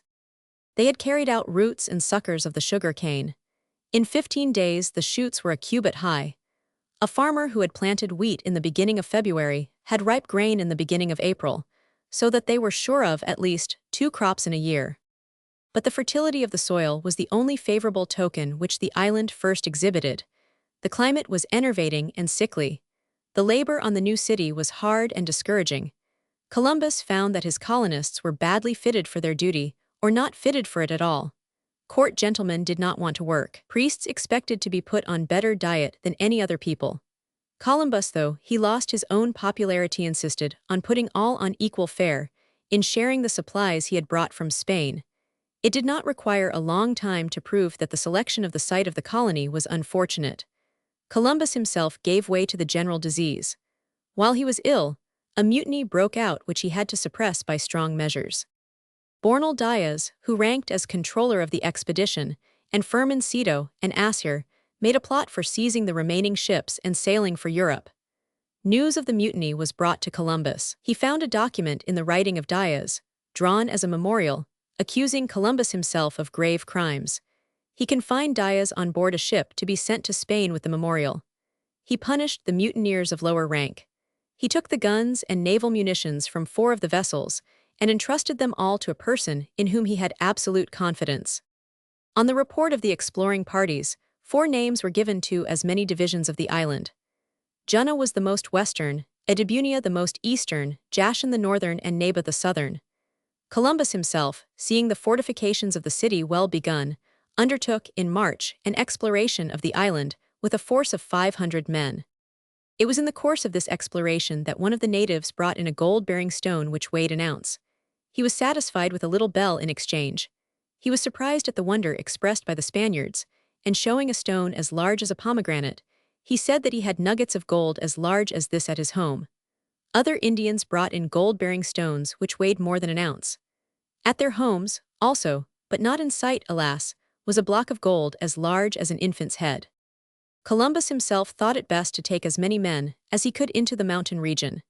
He left the new city under the care of his brother, Diego, and with all the force of healthy men which he could muster, making a little army of nearly 500 men, he marched away from the sickly seaboard into the interior. The simple natives were astonished by the display of cavalry and other men in armor. After a few days of a delightful march, in the beauty of spring in that country, he entered upon the long-sought Cibao. He relinquished his first idea of founding another city here, but did build a fortress called St. Thomas, in joking reference to Cito and others, who had asserted that these regions produced no gold. While building this fortress, as it was proudly called, he sent a young cavalier named Luxon for further exploration. Luxon returned with stories even greater than they had heard of before, but with no gold, because he had no orders to do so. He had found ripe grapes, and at last they had found a region called Sipengi, Sipan signifying stone.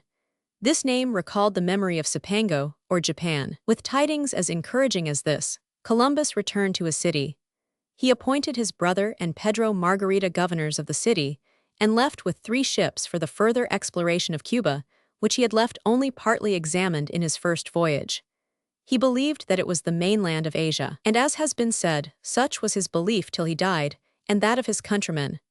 Cuba was not known to be an island for many years afterwards. He was now again in the career which pleased him, and for which he was fitted. He was always ill at ease in administering a colony, or ruling the men who were engaged in it. He was happy and contented when he was discovering. He had been eager to follow the southern coast of Cuba, as he had followed the north in his first voyage. And now he had his opportunity. Having commissioned his brother Diego and Margarita, and appointed also a council of 4 other gentlemen, he sailed to explore new coasts, on the 24th of April. He was soon tempted from his western course that he might examine Jamaica, of which he saw the distant lines on the south. This island, says the account of the time, is larger than Sicily.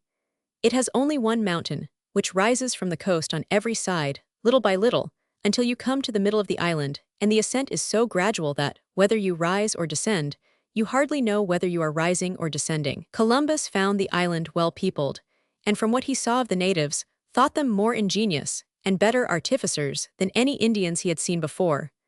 But when he proposed to land, they generally showed themselves prepared to resist him. He therefore deferred a full examination of the island to his return, and with the first favorable wind, pressed on toward the southern coast of Cuba. He insisted on calling this the Golden Chersonesus of the East. This name had been given by the old geographers to the peninsula, now known as Malacca. Crossing the narrow channel between Jamaica and Cuba, he began coasting that island westward. If the reader will examine the map, he will find many small keys and islands south of Cuba, which, before any survey had been made, seriously retarded his westward course. In every case, he was obliged to make a separate examination to be sure where the real coast of the island was, all the time believing it was the continent of Asia. One of the narratives says, with a pardonable exaggeration, that in all this voyage, he thus discovered 700 islands. His own estimate was that he sailed 222 leagues westward in the exploration which now engaged him. The month of May and the beginning of June were occupied with such explorations. The natives proved friendly, as the natives of the northern side of Cuba had proved 2 years before. They had, in general, heard of the visit of the Spaniards, but their wonder and admiration seemed to have been none the less now that they saw the reality. On one occasion, the hopes of all the party that they should find themselves at the court of the Grand Khan were greatly quickened. A Spaniard had gone into a forest alone, hunting. Suddenly he saw a man clothed in white, or thought he did, whom he supposed to be a friar of the Order of St. Mary de Mercedes, who was with the expedition. But almost immediately, 10 other friars dressed in the same costume appeared, and then as many as 30. The Spaniard was frightened at the multiplication of their number. It hardly appears why, as they were all men of peace, or should have been whatever their number. He called out to his companions and bade them escape. But the men in white called out to him, and waved their hands, as if to assure him that there was no danger. He did not trust them, however, but rushed back to the shore and the ship as fast as he could, to report what he had seen to the admiral. Here, at last, was reason for hope that they had found one of the Asiatic missions of the Church. Columbus at once landed a party, instructing them to go 40 miles inland, if necessary, to find people. But this party found neither path nor roadway, although the country was rich and fertile. Another party brought back rich bunches of grapes and other native fruits, but neither party saw any friars of the Order of St. Mary, and it is now supposed that the Spaniard saw a peaceful flock of white cranes. The traveler Humboldt describes one occasion in which the town of Angostura was put to alarm by the appearance of a flock of cranes known as soldados, or soldiers, which were, as people supposed, a band of Indians. In his interviews with the natives at one point and another upon the coast, Columbus was delighted with their simplicity, their hospitality, and their kindly dealing with each other. On one occasion when the Mass was celebrated, a large number of them were present, and joined in the service as well as they could with respect and devotion. An old man as much as 80 years old, as the Spaniards thought, brought to the admiral a basket full of fruit as a present. Then he said by an interpreter, "We have heard how you have enveloped by your power all these countries and how much afraid of you the people have been. But I have to exhort you, and to tell you that there are 2 ways when men leave this body. One is dark and dismal, it is for those who have injured the race of men. The other is delightful and pleasant, it is for those who, while alive, have loved peace and the repose of mankind. If then you remember that you are mortal, and what these retributions are, you will do no harm to anyone." Columbus told him in reply that he had known of the 2 roads after death, and that he was well pleased to find that the natives of these lands knew of them, for he had not expected this. He said that the King and Queen of Spain had sent him with the express mission of bringing these tidings to them. In particular, that he was charged with the duty of punishing the Caribs and all other men of impure life, and of rewarding and honoring all pure and innocent men.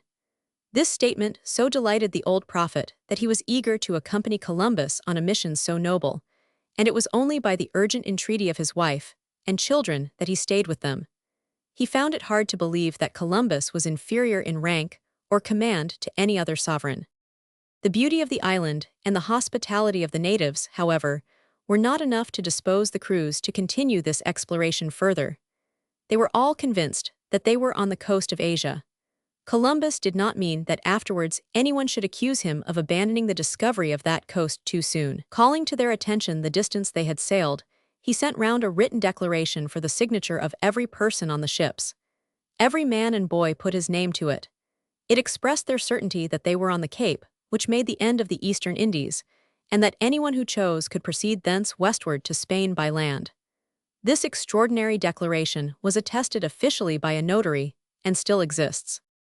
It was executed in a bay at the extreme southwestern corner of Cuba. It has been remarked by Munoz that at that moment, in that place, a ship boy at the masthead could have looked over the group of low islands and seen the open sea, which would have shown that Cuba was an island. The facts which were controlling were these: that the vessels were leaky and the crews sick and discontented. On the 13th of June, Columbus stood to the southeast. He discovered the island now known as the Island of Pines. He called it Evangelista.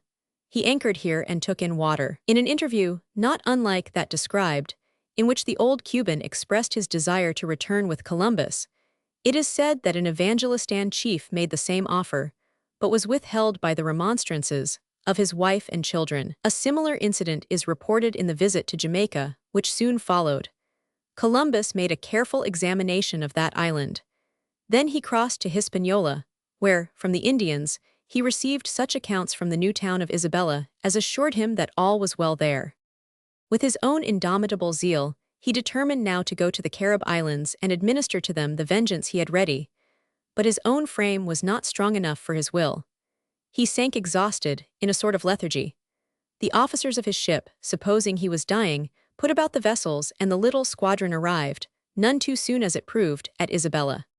He was as resolute as ever in his determination to crush the Caribs, and prevent their incursions upon those innocent islanders to whom he had made so many promises of protection. But he fell ill, and for a short time at least was wholly unconscious. The officers in command took occasion of his illness, and of their right to manage the vessels, to turn back to the city of Isabella. He arrived there as one half dead, and his explorations and discoveries for this voyage were thus brought to an end. To his great delight, he found there his brother Bartholomew, whom he had not seen for 8 years. Bartholomew had accompanied Diaz in the famous voyage in which he discovered the Cape of Good Hope. Returning to Europe in 1488, he had gone to England, with a message from Christopher Columbus, asking King Henry VII to interest himself in the great adventure he proposed. The authorities differ as to the reception which Henry gave to this great proposal. Up to the present time, no notice has been found of his visit in the English archives. The earliest notice of America, in the papers preserved there, is a note of a present of £10 to him that found the new land, who was Cabot, after his first voyage. Bartholomew Columbus was in England on the 10th of February, 1488. How much later is not known. Returning from England, he stayed in France, in the service of Madame de Bourbon. This was either Anne of Beaujeu, or the widow of the Admiral Louis de Bourbon. Bartholomew was living in Paris when he heard of his brother's great discovery. He had now been appointed by the Spanish sovereigns to command a fleet of 3 vessels, which had been sent out to provision the new colony. He had sailed from Cadiz on the 30th of April, 1494, and he arrived at Isabella on St. John's Day of the same year. Columbus welcomed him with delight, and immediately made him his first lieutenant in command of the colony. There needed a strong hand for the management of the colony, for the quarrels which had existed before Columbus went on his Cuban voyage had not diminished in his absence. Pedro Margarita and Father Boyle are spoken of as those who had made the most trouble. They had come determined to make a fortune rapidly, and they did not propose to give up such a hope to the slow processes of ordinary colonization. Columbus knew very well that those who had returned to Spain had carried with them complaints as to his own course. He would have been glad on some accounts to return himself, at once, but he did not think that the natives of the islands were sufficiently under the power of the new colony to be left in safety. First of all, he sent back 4 caravels, which had recently arrived from Europe, with 500 Indians whom he had taken as slaves. He consigned them to Juan de Fonseca's care. He was eager himself to say that he sent them out that they might be converted to Christianity and that they might learn the Spanish language and be of use as interpreters. But at the same time, he pointed out how easy it would be to make a source of revenue to the crown from such involuntary emigration. To Isabella's credit it is to be said that she protested against the whole thing immediately, and so far as appears, no further shipments were made in exactly the same way. But these poor wretches were not sent back to the islands, as she perhaps thought they were. Fonseca did not hesitate to sell them, or apprentice them, to use our modern phrase, and it is said by Bernaldez that they all died. His bitter phrase is that Fonseca took no more care of them than if they had been wild animals. Columbus did not recover his health, so as to take a very active part in affairs for 5 months after his arrival at San Domingo. He was well aware that the Indians were vigorously organized, with the intention of driving his people from the island, or treating the colony as they had treated the colony of Navidad. He called the chief of the Cipangi, named Garionxius, for consultation. The interpreter Didacus, who had served them so faithfully, married the king's sister, and it was hoped that this would be a bond of amity between the two nations. Columbus sent Ojeda into the Gold Mountains with 50 armed men to make an alliance with Canabao. Canabao met this party with a good deal of perplexity. He undoubtedly knew that he had given the Spaniards good reason for doubting him. It is said that he had put to death 20 Spaniards by treasonable means, but it is to be remembered that this is the statement of his enemies. He, however, came to Columbus with a large body of his people, all armed. When he was asked why he brought so large a force with him, he said that so great a king as he could not go anywhere without a fitting military escort. But Ojeda did not hesitate to take him prisoner and carry him into Isabella, bound. As has been said, he was eventually sent to Spain, but he died on the passage. Columbus made another fortress, or tower, on the border of King Garionxius' country, between his kingdom and Cipango. He gave to this post the name of the Tower of the Conception, and meant it to be a rallying point for the miners and others, in case of any uprising of the natives against them. This proved to be an important center for mining operations. From this place, what we should call a nugget of gold, which one of the chiefs brought in, was sent to Spain. It weighed 20 ounces. A good deal of interest attached also to the discovery of amber, one mass of which weighed 300 pounds. Such discoveries renewed the interest and hope which had been excited in Spain by the first accounts of Hispaniola.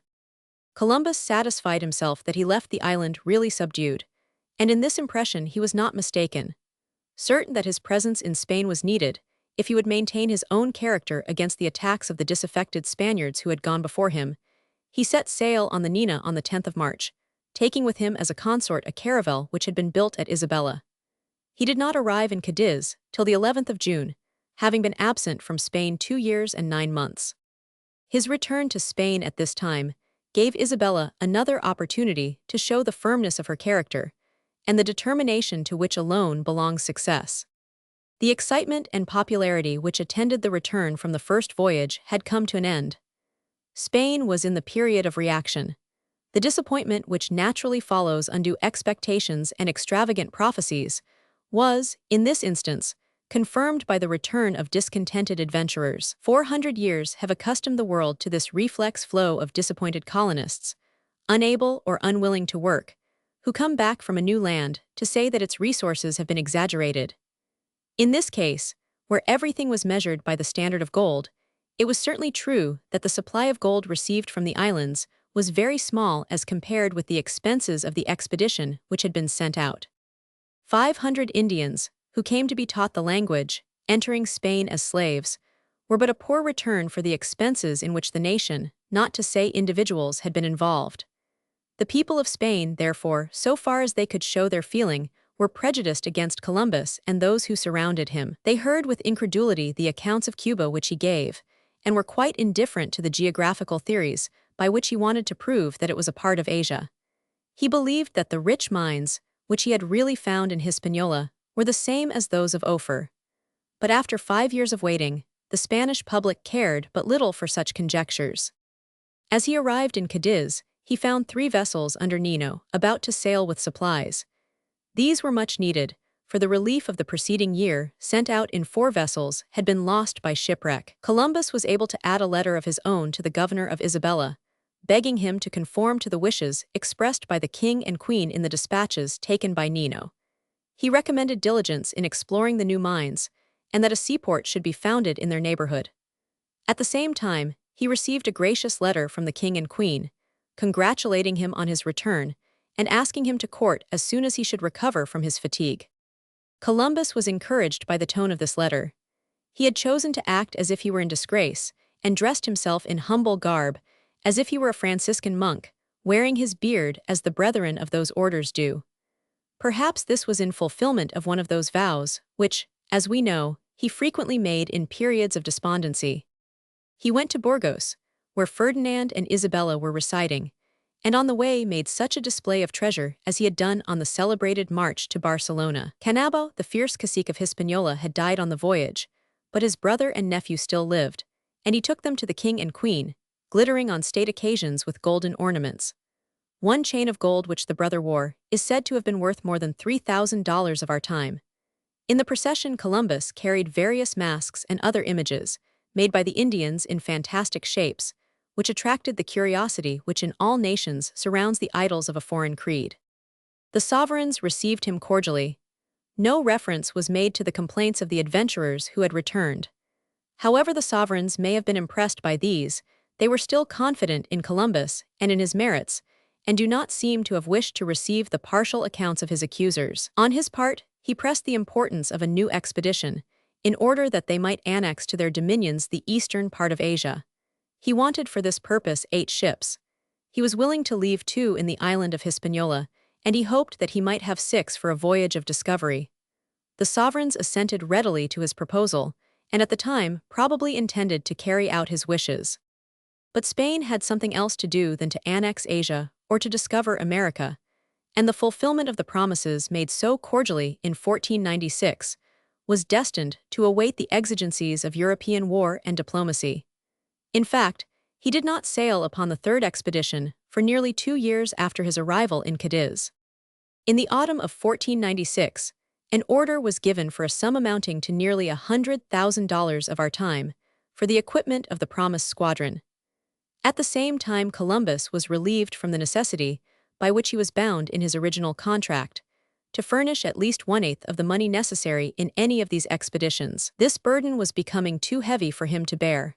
It was agreed, however, that in the event of any profit resulting to the crown, he should be entitled to 1/8 of it for 3 ensuing years. This concession must be considered as an evidence that he was still in favor. At the end of 3 years, both parties were to fall back upon the original contract. But these noble promises, which must have been so encouraging to him, could not be fulfilled, as it proved. For the exigencies of war, the particular money which was to be advanced to Columbus was used for the repair of a fortress upon the frontier. Instead of this, Columbus was to receive his money from the gold brought by Nino on his return. Alas, it proved that a report that he had returned with so much gold meant that he had Indian prisoners, from the sale of whom he expected to realize this money. And poor Columbus was virtually consigned to building and fitting out his ship from the result of a slave trade, which was condemned by Isabella, and which he knew was wretchedly unprofitable. A difficulty almost equally great resulted from the unpopularity of the expedition. People did not volunteer eagerly, as they had done, the minds of men being poisoned by the reports of emigrants, who had gone out in high hope, and had returned disappointed. It even became necessary to commute the sentences of criminals who had been sentenced to banishment, so that they might be transported into the new settlements, where they were to work without pay. Even these expedients did not much hasten the progress of the expedition. Fonseca, the steady enemy of Columbus, was placed in command again at this time. The Queen was overwhelmed with affliction by the death of Prince Juan, and it seemed to Columbus and his friends that every petty difficulty was placed in the way of preparation. When at length 6 vessels were fitted for sea, it was only after the wear and tear of constant opposition from officials in command, and the expedition, as it proved, was not what Columbus had hoped for his purposes. On the 30th of May, however, In 1498, he was able to sail. As this was the period when the Catholic Church celebrates the mystery of the Trinity, he determined and promised that the first land which he discovered should receive that sacred name. He was well convinced of the existence of a continent farther south than the islands among which he had cruised, and intended to strike that continent, as in fact he did, in the outset of his voyage. Chapter 10: The Third Voyage. Letter to the King and Queen. Discovery of Trinidad and Curious speculation as to the earthly paradise. Arrival at San Domingo. Rebellions and mutinies in that island. Roldan and his follower Sojda, and his expedition. Arrival of Bobadilla. Columbus, a prisoner. For the narrative of the third voyage, we are fortunate in having once more a contemporary account by Columbus himself. The more important part of his expedition was partly over when he was able to write a careful letter to the King and Queen, which is still preserved. It is lighted up by bursts of the religious enthusiasm which governed him from the beginning. All the more does it show the character of the man, and it impresses upon us, what is never to be forgotten, the mixture in his motive of the enthusiasm of a discoverer, the eager religious feeling which might have quickened a crusader, and the prospects of what we should call business adventure, by which he tries to conciliate persons whose views are less exalted than his own. In addressing the King and Queen, who are called very high and very powerful princes, he reminds them that his undertaking to discover the West Indies began in the inspiration of the Holy Spirit, which appointed him as a messenger for this enterprise. He asks them to remember that he has always addressed them as with that intention. He reminds them of the 7 or 8 years in which he was urging his cause, and that it was not enough that he should have showed the religious side of it, that he was obliged to argue for the temporal view as well. But their decision, for which he praises them indirectly, was made, he says, in the face of the ridicule of all, excepting the 2 priests, Marcia and the Archbishop of Segovia. And everything will pass away excepting the word of God, who spoke so clearly of these lands by the voice of Isaiah in so many places, affirming that his name should be divulged to the nations from Spain. He goes on in a review of the earlier voyages, and after this preface gives his account of the voyage of 1498.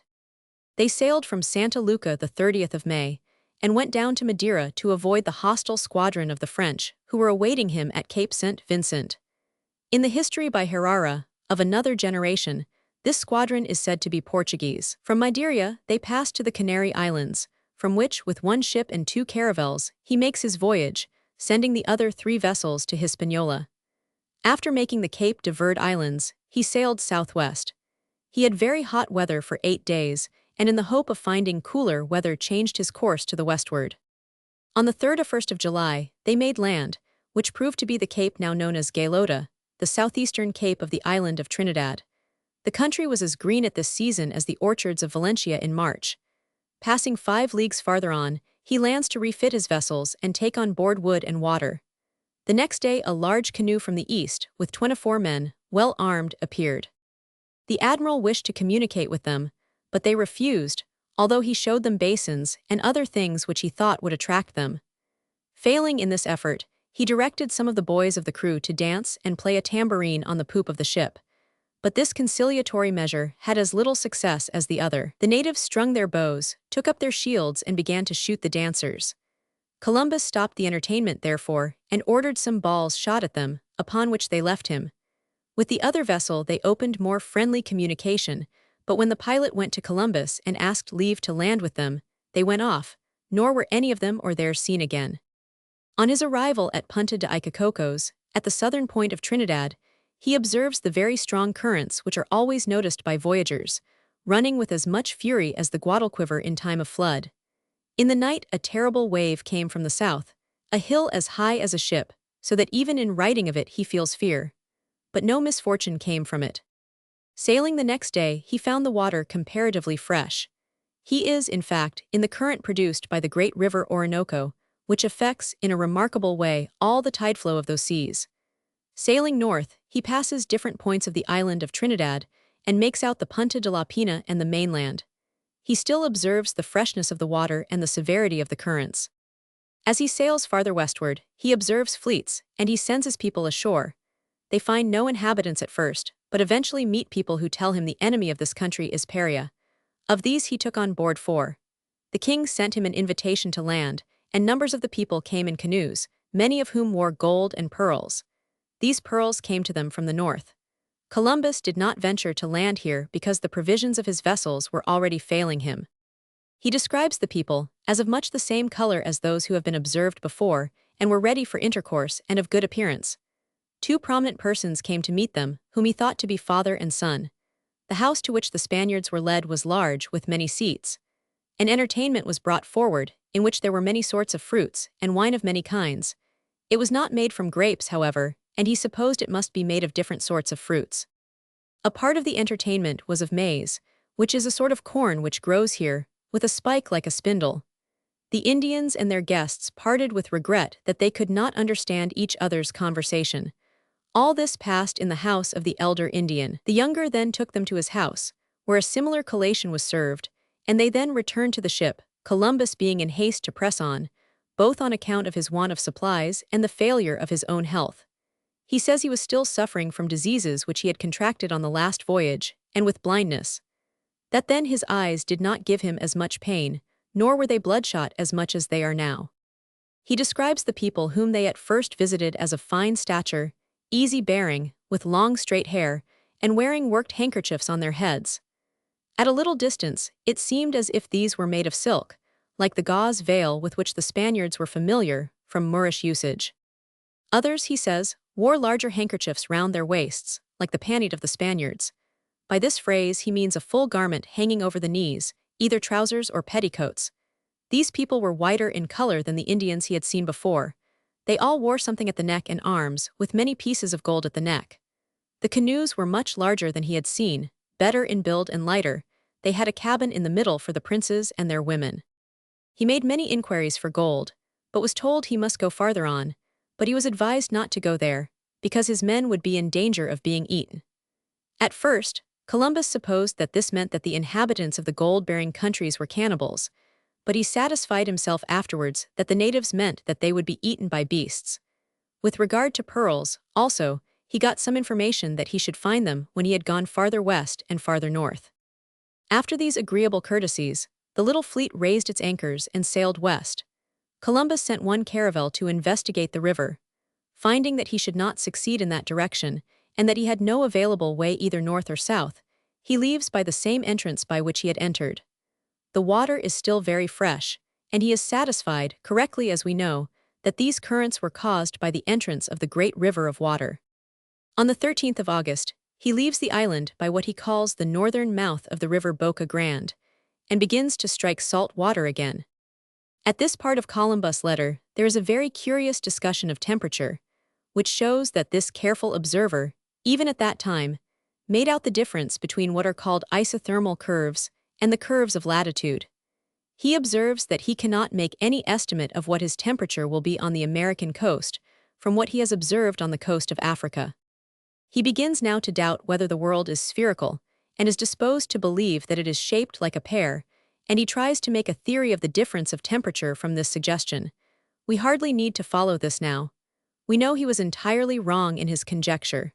Pliny and others, he says, thought the world spherical, because on their part of it was a hemisphere. They were ignorant of the section over which he was sailing, which he considers to be that of a pear cut in the wrong way. His demonstration is that in similar latitudes to the eastward it is very hot and the people are black, while at Trinidad or on the mainland it is comfortable, and the people are a fine race of men, whiter than any others whom he has seen in the Indies.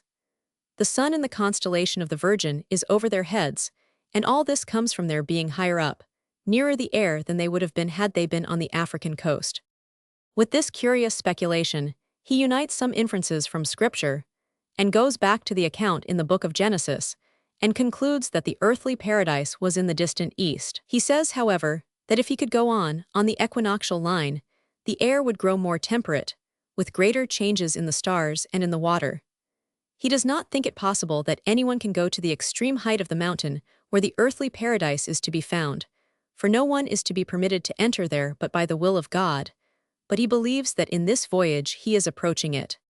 Any reader who is interested in this curious speculation of Columbus should refer to the Divina Commedia of Dante, where Dante himself held a somewhat similar view, and describes his entrance into the terrestrial paradise under the guidance of Beatrice. It is a rather curious fact, which discoverers of the last 3 centuries have established, that the point, on this world which is opposite the city of Jerusalem, where all these enthusiasts suppose the terrestrial paradise would be found, is in truth in the Pacific Ocean not far from Pitcairn's Island, in the very region where so many voyagers have thought that they found the climate and soil which to the terrestrial paradise belong. Columbus expresses his dissent from the recent theory, which was that of Dante, supposing that the earthly paradise was at the top of a sharp mountain. On the other hand, he supposes that this mountain rises gently, but yet that no person can go to the top. This is his curious excursion, made perhaps because Columbus had the time to write it. The journal now recurs to more earthly affairs. Passing out from the mouth of the dragon, he found the sea running westward and the wind gentle. He notices that the waters are swept westward as the trade winds are. In this way he accounts for there being so many islands in that part of the earth, the mainland having been eaten away by the constant flow of the waves. He thinks their very shape indicates this, they being narrow from north to south and longer from east to west. Although some of the islands differ in this, special reasons may be given for the difference. He brings in many of the old authorities to show, what we now know to be entirely false, that there is much more land than water on the surface of the globe. All this curious speculation as to the makeup of the world encourages him to beg their highnesses to go on with the noble work which they have begun. He explains to them that he plants the cross on every cape and proclaims the sovereignty of their majesties and of the Christian religion. He prays that this may continue. The only objection to it is the expense, but Columbus begs their highnesses to remember how much more money is spent for the mere formalities of the elegancies of the court. He begs them to consider the credit attaching to plans of discovery and quickens their ambition by reference to the efforts of the princes of Portugal.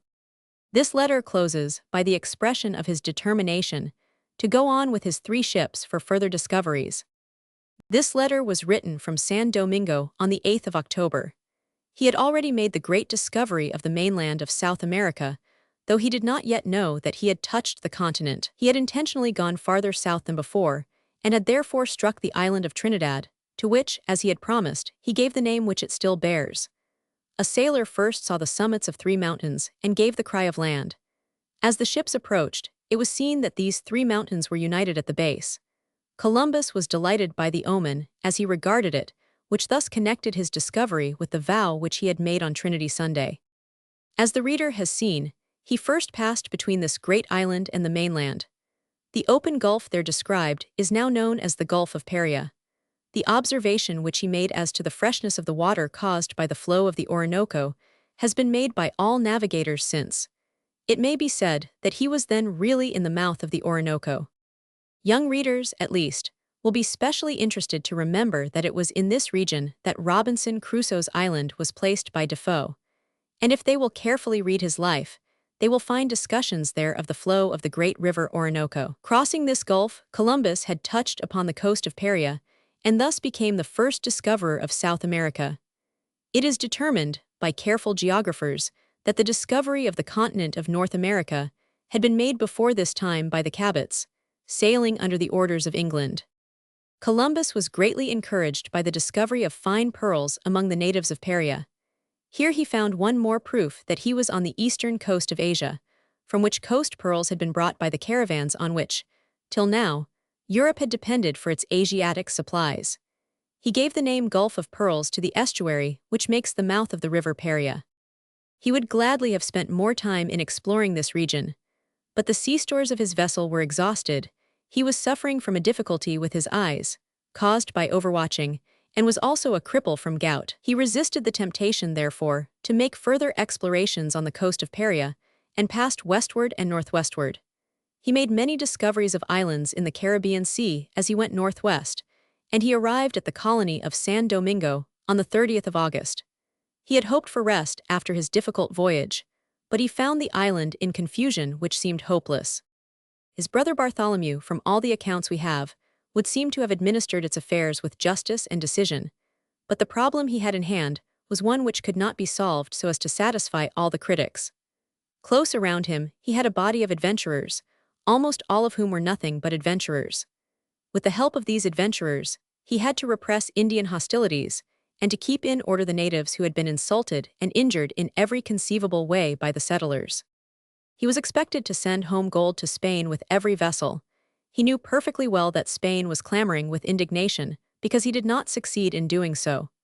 But on the island itself, he had to meet, from day to day, conspiracies of Spaniards and what are called insurrections of natives. These insurrections consisted simply in their assertion of such rights as they had to the beautiful land which the Spaniards were taking away from them. At the moment when Columbus landed, there was an instant of tranquility. But the natives, whom he remembered only 6 years ago as so happy and cheerful and hospitable, had fled as far as they could. They showed in every way their distrust of those who were trying to become their masters. On the other hand, soldiers and emigrants were eager to leave the island if they could. They were near starvation, or if they did not starve, they were using food to which they were not accustomed. The eagerness with which, in 1493, men had wished to rush to this land of promise was succeeded by an equal eagerness, in 1498, to go home from it. As soon as he arrived, Columbus issued a proclamation, approving of the measures of his brother in his absence, and denouncing the rebels with whom Bartholomew had been contending. He found the difficulties which surrounded him were of the most serious character. He had not force enough to take up arms against the rebels of different names. He offered pardon to them in the name of the sovereigns, and that they refused. Columbus was obliged, in order to maintain any show of authority, to propose to the sovereigns that they should arbitrate between his brother and Roldan, who was the chief of the rebel party. He called to the minds of Ferdinand and Isabella his own eager desire to return to San Domingo sooner, and ascribed the difficulties which had arisen, in large measure, to his long delay. He said he should send home the more worthless men by every ship. He asked that preachers might be sent out to convert the Indians and to reform the dissolute Spaniards. He asked for officers of revenue and for a learned judge. He begged at the same time that, for 2 years longer, the colony might be permitted to employ the Indians as slaves, but he promised they would only use such as they captured in war and insurrections. By the same vessel, the rebels sent out letters charging Columbus and his brother with the grossest oppression and injustice. All these letters came to court by one messenger. Columbus was then left to manage as best he could, in the months which must pass, before he could receive an answer. It was not wholly without success. That is to say, no actual battles took place between the parties before the answer returned. But when it returned, it proved to be written by his worst enemy, Fonseca. It was a genuine Spanish answer to a letter which required immediate decision. That is to say, Columbus was simply told that the whole matter must be left in suspense till the sovereigns could make such an investigation as they wished. The hope, therefore, of some help from home was wholly disappointed. Roldan, the chief of the rebels, was encouraged by this news to take higher ground than even he had ventured on before. He now proposed that he should send 15 of his company to Spain, also that those who remained should not only be pardoned, but should have lands granted them. Third, that a public proclamation should be made that all charges against him had been false. And fourth, that he should hold the office of chief judge, which he had held before the rebellion. Columbus was obliged to accede to terms as insolent as these, and the rebels even added a stipulation, that if he should fail in fulfilling either of these articles, they might compel him to comply, by force or any other means. Thus was he hampered in the very position where, by the king's orders, and indeed, one would say, by the right of discovery, he was the supreme master. For himself, he determined to return with Bartholomew to Spain, and he made some preparations to do so. But at this time he learned, from the western part of the island, that 4 strange ships had arrived there. He could not feel that it was safe to leave the colony in such a condition of latent rebellion as he knew it to be in. He wrote again to the sovereigns, and said directly that his capitulation with the rebels had been extorted by force, and that he did not consider that the sovereigns, or that he himself, were bound by it. He pressed some of the requests which he had made before, and asked that his son Diego, who was no longer a boy, might be sent out to him. It proved that the ships which had arrived at the west of the island were under the command of Ojeda, who will be remembered as a bold cavalier in the adventures of the second voyage. Acting under a general permission which had been given for private adventurers, Ojeda had brought out this squadron, and when Columbus communicated with him, was engaged in cutting dyewoods and shipping slaves.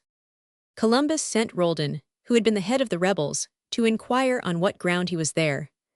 Ojeda produced a license signed by Fonseca, authorizing him to sail on a voyage of discovery. It proved that Columbus' letters describing the pearls of Paria had awakened curiosity and enthusiasm, And while the crown had passed them by so coldly, Ojda and a body of adventurers had obtained a license and had fitted out 4 ships for adventure. The special interest of this voyage for us is that it is supposed that Vespucci, a Florentine merchant, made at this time his first expedition to America. Vespucci was not a professional seaman, but he was interested in geography and had made many voyages before this time. So soon as it was announced that Ojda was on the coast, the rebels of San Domingo selected him as a new leader. He announced to Columbus, rather coolly, that he could probably redress the grievances which these men had. He undoubtedly knew that he had the protection of Fonseca at home. Fortunately for Columbus, Roldan did not mean to give up his place as leader of the opposition, and it may be said that the difficulty between the two was a certain advantage to Columbus in maintaining his authority. Meanwhile, all wishes on his part to continue his discoveries were futile, while he was engaged in the almost hopeless duty of reconciling various adventurers and conciliating people who had no interests but their own. In Spain, his enemies were doing everything in their power to undermine his reputation. His statements were read more and more coldly, and at last, on the 21st and 26th of May, 1499, letters were written to him instructing him to deliver into the hands of Bobadilla, a new commandant, all the fortresses, any ships, houses, and other royal property which he held, and to give faith and obedience to any instructions given by Bobadilla. That is to say, Bobadilla was sent out as a commander who was to take precedence of everyone on the spot. He was an officer of the royal household, probably a favorite at court, and was selected for the difficult task of reconciling all difficulties and bringing the new colony into loyal allegiance to the crown. He sailed for San Domingo in the middle of July, 1500, and arrived on the 23rd of August. On his arrival, he found that Columbus and his brother Bartholomew were both absent from the city, being in fact engaged in efforts to set what may be called the provinces in order. The young Diego Columbus was commander in their absence. The morning after he arrived, Bobadilla attended Mass, and then, with the people assembled around the door of the church, he directed that his commission should be read. He was to investigate the rebellion, he was to seize the persons of delinquents and punish them with rigor, and he was to command the admiral to assist him in these duties. He then bade Diego surrender to him certain prisoners, and ordered that their accusers should appear before him. To this, Diego replied that his brother held superior powers to any which Bobadilla could possess. He asked for a copy of the commission, which was declined, until Columbus himself should arrive. Bobadilla then took the oath of office, and produced, for the first time, the order which has been described above, ordering Columbus to deliver up all the royal property. He won the popular favor by reading an order which directed him to pay all arrears of wages due to all persons in the royal service. But when he came before the fortress, he found that the commander declined to surrender it. He said he held the fortress for the king by the command of the admiral and would not deliver it until he should arrive. Bobadilla, however, assailed the portal, that is to say, he broke open the gate. No one offered any opposition, and the commander and his first lieutenant were taken prisoners. He went farther, taking up his residence in Columbus' house and seizing his papers. So soon as Columbus received account of Bobadilla's arrival, he wrote to him in careful terms, welcoming him to the island. He cautioned him against precipitate measures, told him that he himself was on the point of going to Spain, and that he would soon leave him in command, with everything explained. Bobadilla gave no answer to these letters, and when Columbus received from the sovereigns the letter of the 26th of May, he made no longer any hesitation, but reported in person at the city of San Domingo. He traveled without guards or retinue, but Bobadilla had made hostile preparations, as if Columbus meant to come with military force. Columbus preferred to show his own loyalty to the crown and to remove suspicion. But no sooner did he arrive in the city than Bobadilla gave orders that he should be put in irons and confined in the fortress. Up to this moment, Bobadilla had been sustained by the popular favor of those around him, but the indignity of placing chains upon Columbus seems to have made a change in the fickle impressions of the little town. Columbus, himself, behaved with magnanimity and made no complaint. Bobadilla asked him to bid his brother return to San Domingo, and he complied. He begged his brother to submit to the authority of the sovereigns, and Bartholomew immediately did so. On his arrival in San Domingo, he was also put in irons, as his brother Diego had been, and was confined on board a caravel. As soon as a set of charges could be made up to send to Spain with Columbus, the vessels, with the prisoners, set sail. The master of the caravel, Martin, was profoundly grieved by the severe treatment to which the great navigator was subjected. He would gladly have taken off his irons, but Columbus would not consent. "I was commanded by the king and queen," he said, "to submit to whatever Bobadilla should order in their name. He has put these chains on me by their authority. I will wear them until the king and queen bid me take them off. I will preserve them afterwards as relics and memorials of the reward of my services." His son, Fernando, who tells this story, says that he did so, that they were always hanging in his cabinet, and that he asked that they might be buried with him when he died.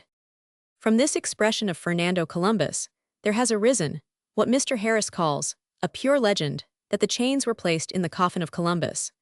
Mr. Harris shows good reason for thinking that this was not so. Although disposed to believe that, in a moment of just indignation, Columbus expressed the wish that these tokens of the ingratitude of which he had been the victim should be buried with him, I do not believe that they were ever placed in his coffin. It will thus be seen that the third voyage added to the knowledge of the civilized world the information which Columbus had gained regarding Paria and the island of Trinidad. For other purposes of discovery, it was fruitless. Chapter 11. Spain 1500–1501. A cordial reception in Spain. Columbus, favorably received at court. New interest in geographical discovery. His plans for the redemption of the Holy Sepulchre. Preparations for a fourth expedition. Columbus was right in insisting on wearing his chains. They became rather an ornament than a disgrace. So soon as it was announced in Spain that the great discoverer had been so treated by Bobadilla, a wave of popular indignation swept through the people and reached the court. Ferdinand and Isabella themselves had never intended to give such powers to their favorite that he should disgrace a man so much his superior. They instantly sent orders to Cadiz that Columbus should be received with all honor.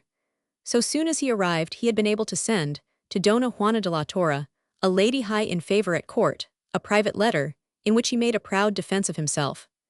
This letter is still preserved, and it is of the first interest, as showing his own character, and as showing what were the real hardships which he had undergone.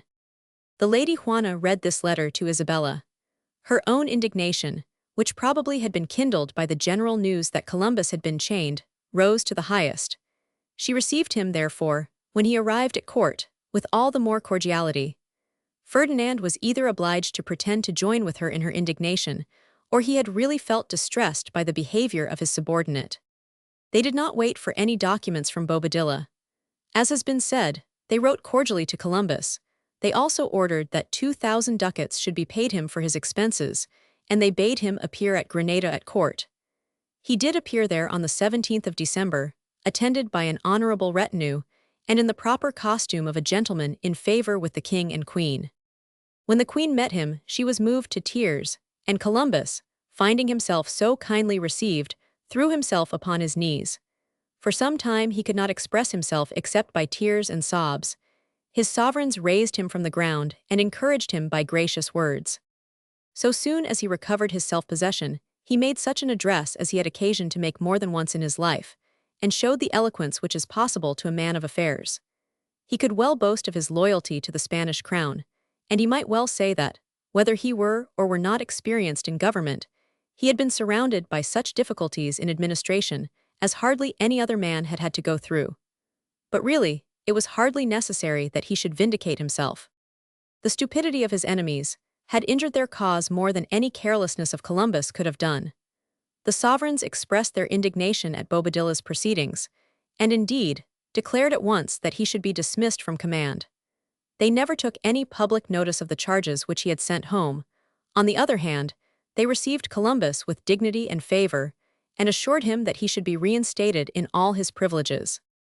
The time at which he arrived was, in a certain sense, favorable for his future plans, so far as he had formed any. On the other hand, the condition of affairs was wholly changed from what it was when he began his great discoveries, and the changes were in some degree unfavorable. Vasco da Gama had succeeded in the great enterprise by which he had doubled the Cape of Good Hope, had arrived at the Indies by the route of the Indian Ocean, and his squadron had successfully returned. This great adventure, with the commercial and other results which would certainly follow it, had quickened the mind of all Europe, as the discovery by Columbus had quickened it 8 years before. So far, any plan for the discoveries over which Columbus was always brooding would be favorably received. But on the other hand, in 8 years since the first voyage, a large body of skillful adventurers had entered upon the career which then no one chose to share with him. The Pinzon brothers were among these. Ojeda, already known to the reader, was another. And Vespucci, as the reader knows, an intelligent and wise student, had engaged himself in such discoveries. The rumors of the voyages of the Cabots, much farther north than those made by Columbus, had gone through all Europe. In a word, Columbus was now only one of several skillful pilots and voyagers, and his plans were to be considered side by side with those which were coming forward almost every day, for new discoveries, either by the eastern route, of which Vasco da Gama had shown the practicability, or by the western route, which Columbus himself had first essayed. It is to be remembered, as well, that Columbus was now an old man, and whatever were his successes as a discoverer, he had not succeeded as a commander.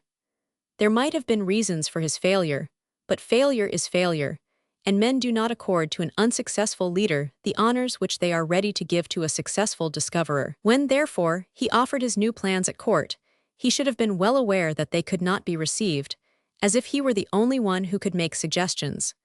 Probably he was aware of this. He was also obliged, whether he would or would not, to give up the idea that he was to be the commander of the regions which he discovered. It had been easy enough to grant him this command before there was so much as an inch of land known, over which it would make him the master. But now that it was known that large islands, and probably a part of the continent of Asia, were to be submitted to his sway if he had it, there was every reason why the sovereigns should be unwilling to maintain for him the broad rights which they had been willing to give, when a scratch of the pen was all that was needful to give them.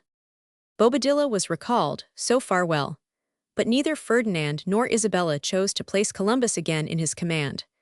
They did choose Don Nicola Ovando, a younger man, to take the place of Bobadilla, to send him home, and to take the charge of the colony. From the colony itself, the worst accounts were received. If Columbus and his brother had failed, Bobadilla had failed more disgracefully. Indeed, he had begun by the policy of King Log, as an improvement on the policy of King Stork. He had favored all rebels, he had pardoned them, he had even paid them for the time which they had spent in rebellion, and the natural result was utter disorder and license. It does not appear that he was a bad man. He was a man wholly unused to command. He was an imprudent man and was weak. He had compromised the crown by the easy terms on which he had rented and sold estates. He had been obliged, in order to maintain the revenue, to work the natives with more severity than ever. He knew very well that the system, under which he was working, could not last long.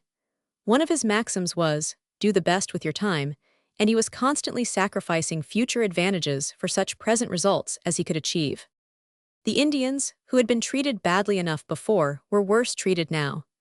And during his short administration, if it may be called an administration, during the time when he was nominally at the head of affairs, was reducing the island to lower and lower depths. He did succeed in obtaining a large product of gold, but the abuses of his government were not atoned for by such remittances. Worst of all, the wrongs of the natives touched the sensitiveness of Isabella, and she was eager that his successor should be appointed, and should sail, to put an end to these calamities. The preparations which were made for Ovando's expedition, for the recall of Bobadilla, and for a reform, if it were possible, in the administration of the colony, all set back any preparations for a new expedition of discovery on the part of Columbus. He was not forgotten. His accounts were to be examined and any deficiencies made up to him. He was to receive the arrears of his revenue. He was permitted to have an agent who should see that he received his share in future. To this agency, he appointed Alonso Sanchez de Carvajal, and the sovereigns gave orders that this agent should be treated with respect. Other preparations were made, so that Ovando might arrive with a strong reinforcement for the colony. He sailed with 30 ships, the size of these vessels ranging from 150 Spanish tonels to one bark of 25. It will be remembered that the Spanish tonel is larger by about 10% than our English ton. 2,500 persons embarked as colonists in the vessels, and for the first time, men took their families with them. Everything was done to give dignity to the appointment of Ovando, and it was hoped that by sending out families of respectable character, who were to be distributed in 4 towns, there might be a better basis given to the settlement. This measure had been insisted upon by Columbus. This fleet put to sea on the 13th of February, 1502. It met, at the very outset, a terrible storm, and 120 of the passengers were lost by the foundering of a ship. The impression was at first given in Spain that the whole fleet had been lost, but this proved to be a mistake. The others assembled at the Canaries and arrived in San Domingo on the 15th of April. Columbus himself never lost confidence in his own star. He was sure that he was divinely sent, and that his mission was to open the way to the Indies for the religious advancement of mankind. If Vasco da Gama had discovered a shorter way than men knew before, Christopher Columbus should discover one shorter still, and this discovery should tend to the glory of God. It seemed to him that the simplest way in which he could make men understand this was to show that the Holy Sepulchre might, now and thus, be recovered from the infidel. Far from urging geographical curiosity as an object, he proposed rather the recovery of the Holy Sepulchre.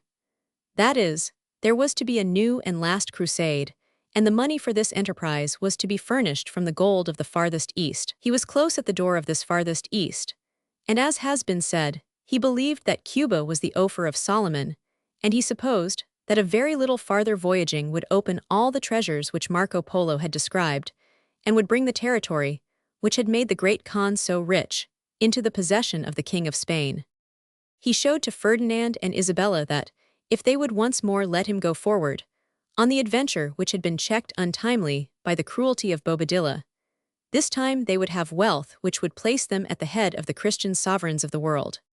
While he was inactive at Seville, and the great squadron was being prepared which Ovando was to command, he wrote what is known as the Book of Prophecies, in which he attempted to convince the Catholic kings of the necessity of carrying forward the enterprise which he proposed.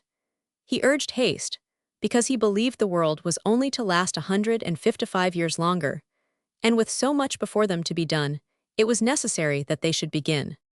He remembered an old vow that he had undertaken, that, within 7 years of the time of his discovery, he would furnish 50,000 foot soldiers and 5,000 horsemen for the recovery of the Holy Sepulchre. He now arranged in order prophecies from the Holy Scripture, passages from the writings of the Fathers, and whatever else suggested itself, mystical and hopeful, as to the success of an enterprise by which the new world could be used for the conversion of the Gentiles and for the improvement of the Christianity of the Old World. He had the assistance of a Carthusian monk, who seems to have been skilled in literary work, and the two arranged these passages in order, illustrated them with poetry, and collected them into a manuscript volume which was sent to the sovereigns. Columbus accompanied the Book of Prophecies with one of his own long letters, written with the utmost fervor. In this letter he begins, as Peter the Hermit might do, by urging the sovereigns to set on foot a crusade. If they are tempted to consider his advice extravagant, he asks them how his first scheme of discovery was treated. He shows that, as heaven had chosen him to discover the New World, heaven has also chosen him to discover the Holy Sepulchre. God himself had opened his eyes that he might make the great discovery, which has reflected such honor upon them and theirs.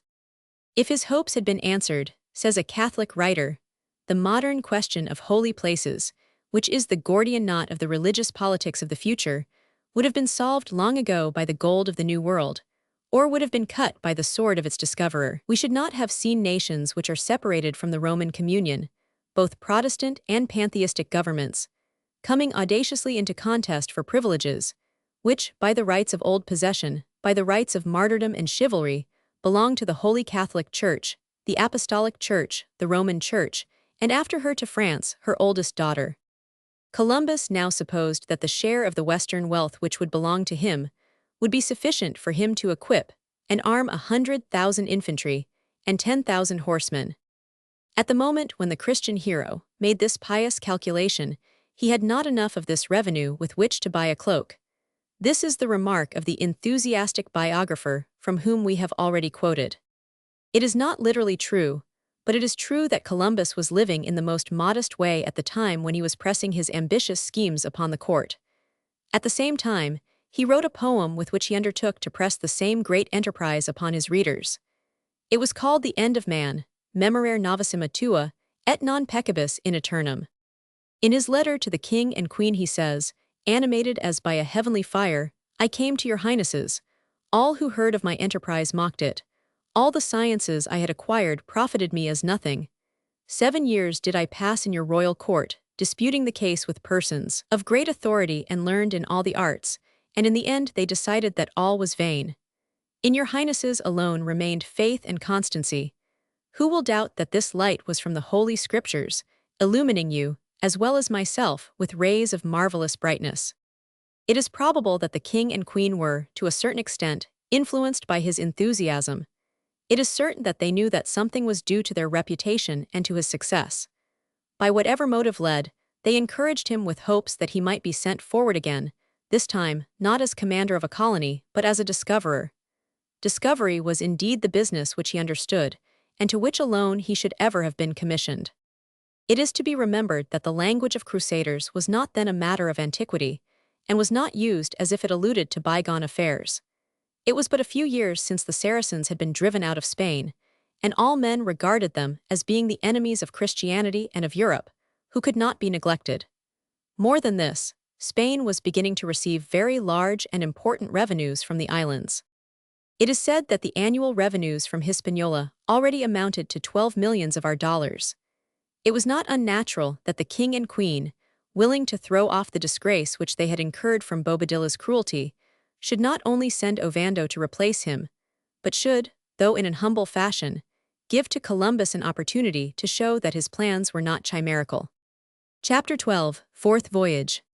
The instructions given for the voyage is to go to the mainland of the Indies. A short passage of Ovando forbids the entrance of Columbus into harbor Bobadilla's squadron, and its fate Columbus sails westward, discovers Honduras, and coasts along its shores. Search for gold. Colony attempted and abandoned vessels become unseaworthy. Refuge at Jamaica. Mutiny, led by the brothers Porras. Messages to San Domingo. Eclipse. Arrival of relief. Columbus returns to San Domingo and to Spain.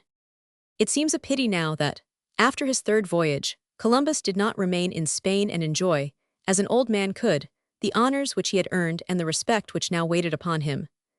Had this been so, the world would have been spared the mortification which attends the thought that the old man to whom it owes so much suffered almost everything in one last effort, failed in that effort, and died with the mortification of failure. But it is to be remembered that Columbus was not a man to cultivate the love of leisure. He had no love of leisure to cultivate. His life had been an active one.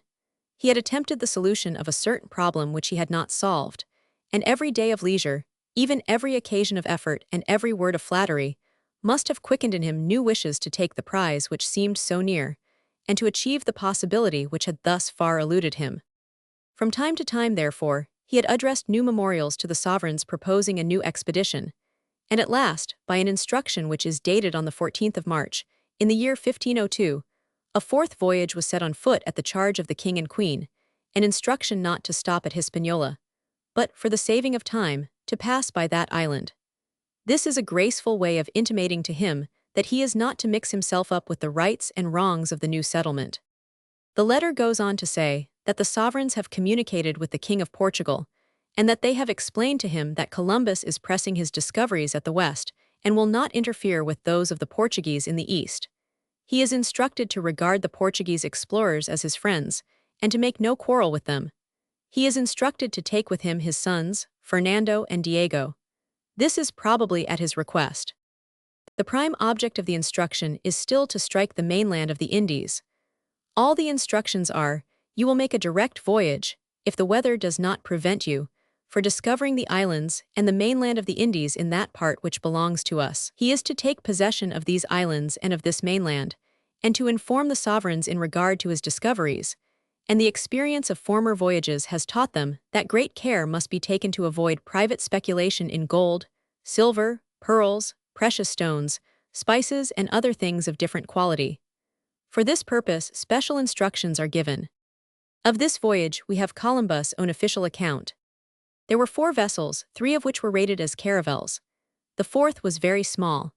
The chief vessel was commanded by Diego Tristan, the 2nd, the Santiago, by Francisco de Porras, the 3rd, the Vizcaya Biscayan, by Bartholomew de Fieso, and the little Galician by Pedro de Toreros. None of these vessels, as the reader will see, was ever to return to Spain. From de Porras and his brother, Columbus and the expedition were to receive disastrous blows. It must be observed that he is once more in his proper position of a discoverer. He has no government or other charge of colonies entrusted to him. His brother Bartholomew and his youngest son Fernando sail with him. The little squadron sailed from the Bay of Cadiz on the 11th of May, 1502. They touched at Sicilia, a little port on the coast of Morocco, to relieve its people, a Portuguese garrison who had been besieged by the Moors. But finding them out of danger, Columbus went at once to the Grand Canary Island and had a favorable passage. From the Grand Canary to the island which he calls the first island of the Indies, and which he named Martinino, his voyage was only 17 days long. This island was either the St. Lucia or the Martinique of today. Hence he passed to Dominica, and thence crossed to San Domingo, to make repairs, as he said. For, as has been said, he had been especially ordered not to interfere in the affairs of the settlement. He did not disobey his orders. He says distinctly that he intended to pass along the southern shore of San Domingo, and thence take a departure for the continent. But he says that his principal vessel sailed very ill, could not carry much canvas, and delayed the rest of the squadron. This weakness must have increased after the voyage across the ocean. For this reason, he hoped to exchange it for another ship at San Domingo. But he did not enter the harbor. He sent a letter to Ovando, now the governor, and asked his permission. He added, to the request he made, a statement that a tempest was at hand which he did not like to meet in the offing. Ovando, however, refused any permission to enter. He was, in fact, just dispatching a fleet to Spain, with Bobadilla, Columbus' old enemy, whom Ovando had replaced in his turn.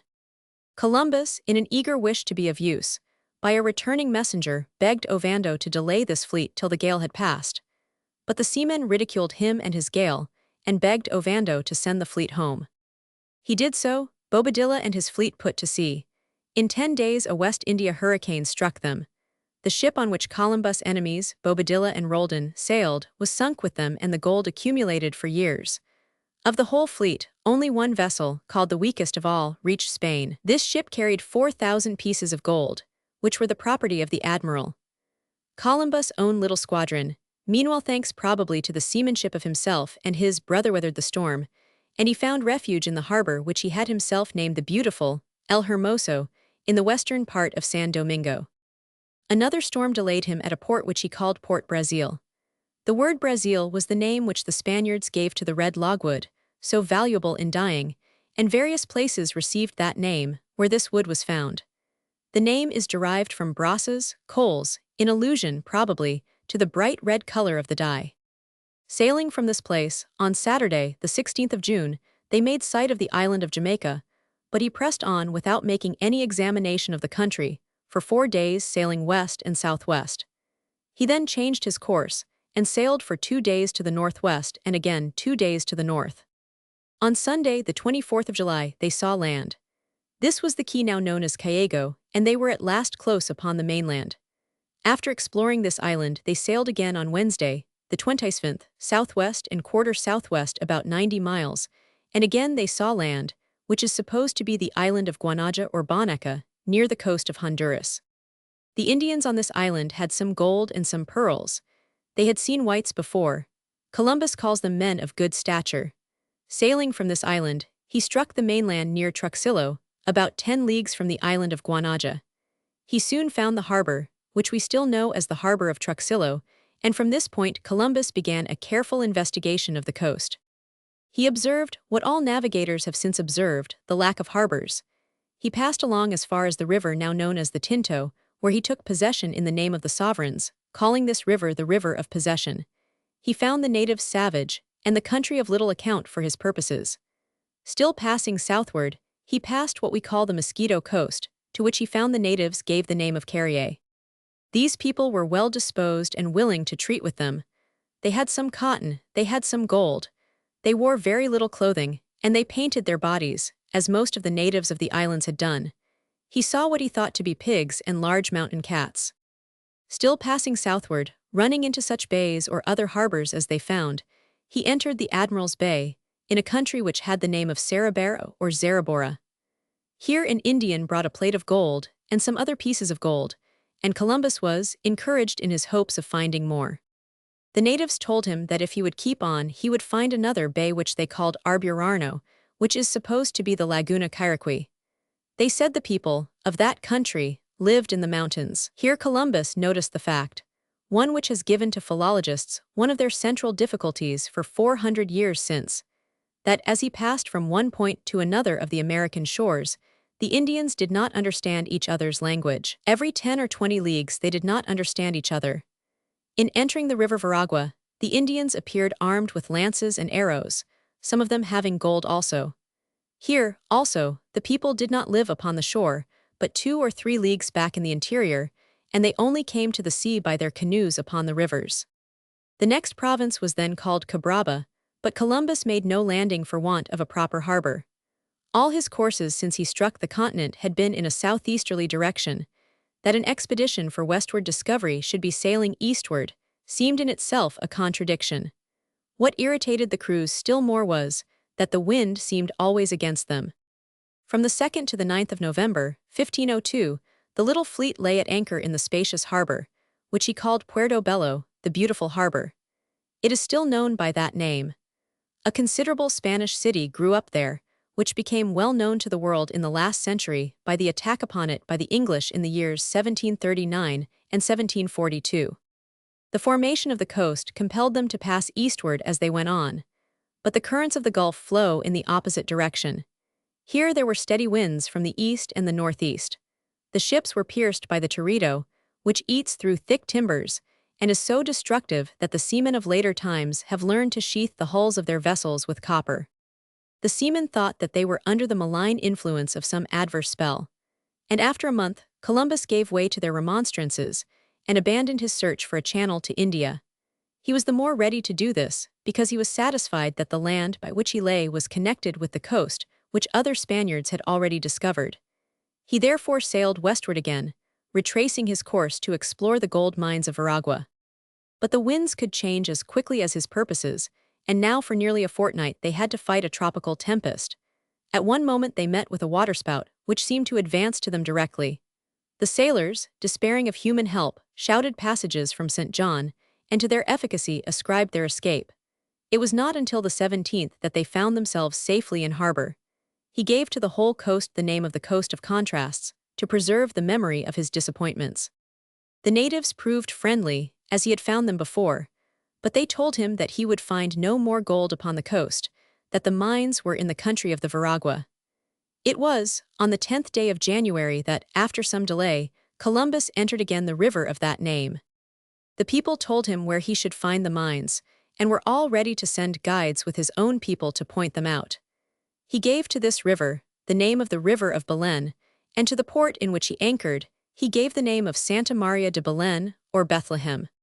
His men discovered the mines, so called, at a distance of 8 leagues from the port. The country between was difficult, being mountainous and crossed by many streams. They were obliged to pass the river of Veragua 39 times. The Indians themselves were dexterous in taking out gold. Columbus added to their number 7 to 5 men. In one day's work, they obtained 2 or 3 casilianos without much difficulty. A casiliano was a gold coin of the time, and the meaning of the text is probably that each man obtained this amount. It was one of the placers, such as have since proved so productive in different parts of the world. Columbus satisfied himself that there was a much larger population inland. He learned from the Indians that the cacique, as he always calls the chief of these tribes, was a most important monarch in that region. His houses were larger than others, built handsomely of wood, covered with palm leaves. The product of all the gold collected thus far is stated precisely in the official register. There were 220 pieces of gold, large and small. Altogether they weighed 7 to 2 ounces, 7/8 of an ounce and 1 grain. Besides these were 12 pieces, great and small, of an inferior grade of gold, which weighed 14 ounces, 3/8 of an ounce, and 6 tomians, a tomian weighing 1/3 part of our dram. In round numbers then, we will say that the result in gold of this cruising would be now worth 1,500. Columbus collected gold in this way, to make his expedition popular at home, and he had indeed mortgaged the voyage, so to speak, by pledging the pecuniary results, as a fund to bear the expense of a new crusade. But for himself, the prime desire was always discovery. Eventually the Spaniards spent 2 months in that region, pressing their explorations in search of gold. And so promising did the tokens seem to him, that he determined to leave his brother, to secure the country and work the mines, while he should return to Spain, with the gold he had collected and obtain reinforcements and supplies. But all these fond hopes were disappointed. The natives, under a leader named Quibian, rallied in large numbers, probably intending to drive the colonists away. It was only by the boldest measures that their plans were met. When Columbus supposed that he had suppressed their enterprise, he took leave of his brother, as he had intended, leaving him but one of the 4 vessels. Fortunately, as it proved, the wind did not serve. He sent back a boat to communicate with the settlement, but it fell into the hands of the savages. Doubtful as to the issue, a seaman, named Ledesma, volunteered to swim through the surf and communicate with the settlement. The brave fellow succeeded. By passing through the surf again, he brought back the news that the little colony was closely besieged by the savages. It seemed clear that the settlement must be abandoned, that Columbus' brother and his people must be taken back to Spain. This course was adopted. With infinite difficulty, the guns and stores which had been left with the colony were embarked on the vessels of the admiral. The caravel which had been left for the colony could not be taken from the river. She was completely dismantled and was left as the only memorial of this unfortunate colony. At Puerto Bello he was obliged to leave another vessel, for she had been riddled by the torpedo. The 2 which he had were in wretched condition. They were as full of holes as a honeycomb. On the southern coast of Cuba, Columbus was obliged to supply them with cassava bread. The leaks increased, the ship's pumps were insufficient, and the men bilaid out the water with buckets and kettles. On the 20th of June, they were thankful to put into a harbor, called Puerto Bueno, on the coast of Jamaica, where, as it proved, they eventually left their worthless vessels, and where they were in exile from the world of civilization for 12 months. Nothing in history is more pathetic than the memory that such a waste of a year, in the closing life of such a man as Columbus, should have been permitted by the jealousy, the cruelty, or the selfish ambition of inferior men. He was not far from the colony at San Domingo. As the reader will see, he was able to send a message to his countrymen there. But those countrymen left him to take his chances against a strong tribe of savages. Indeed, they would not have been sorry to know that he was dead. At first, however, he and his men welcomed the refuge of the harbor. It was the port which he had called Santa Gloria on his first visit there. He was at once surrounded by Indians, ready to barter with them and bring them provisions. The poor Spaniards were hungry enough to be glad of this relief. Mendez, a spirited sailor, had the oversight of this trade, and in one negotiation at some distance from the vessels, he bought a good canoe of a friendly chief. For this he gave a brass basin, one of his 2 shirts and a short jacket. On this canoe turned their after fortunes. Columbus refitted her, put on a false keel, furnished her with a mast and sail. With 6 Indians, whom the chief had lent him, Diego Mendez, accompanied by only 1 Spanish companion, set sail in this little craft for San Domingo. Columbus sent by them a letter to the sovereigns, which gives the account of the voyage which the reader has been following. When Mendez was 100 miles advanced on his journey, he met a band of hostile savages. They had affected friendship until they had the adventurers in their power, when they seized them all. But while the savages were quarreling about the spoils, Mendez succeeded in escaping to his canoe and returned alone to his master after 15 days. It was determined that the voyage should be renewed. But this time, another canoe was sent with that under the command of Mendez. He sailed again, storing his boats with cassava bread and calabashes of water. Bartholomew Columbus, with his armed band, marched along the coast, as the 2 canoes sailed along the shore. Waiting then for a clear day, Mendez struck northward on the passage which was long for such frail craft to San Domingo. It was 8 months before Columbus heard of them. Of those 8 months, the history is of dismal waiting, mutiny, and civil war. It is pathetic indeed that a little body of men who had been once and again saved from death in the most remarkable way could not live on a fertile island in a beautiful climate without quarreling with each other. 2 officers of Columbus, Porras and his brother, led the sedition. They told the rest of the crew that the admiral's hope of relief from Mendez was a mere delusion. They said that he was in exile from Spain and that he did not dare return to Hispaniola. In such ways, they sought to rouse his people against him and his brother. As for Columbus, he was sick on board his vessel, while the 2 brothers Porras were working against him among his men. On the 2nd of January, 1504, Francesco de Porras broke into the cabin. He complained bitterly that they were kept to die in that desolate place, and accused the admiral as if it were his fault. He told Columbus that they had determined to go back to Spain, and then, lifting his voice, he shouted, "I am for Castile. Who will follow me?" The mutinous crew instantly replied that they would do so. Voices were heard which threatened Columbus' life. His brother, the Adelantado, persuaded Columbus to retire from the crowd and himself assumed the whole weight of the assault. The loyal part of the crew, however, persuaded him to put down his weapon, and on the other hand, entreated Porras and his companions to depart. It was clear enough that they had the power, and they tried to carry out their plans. They embarked in 10 canoes, and thus the admiral was abandoned by 48 of his men.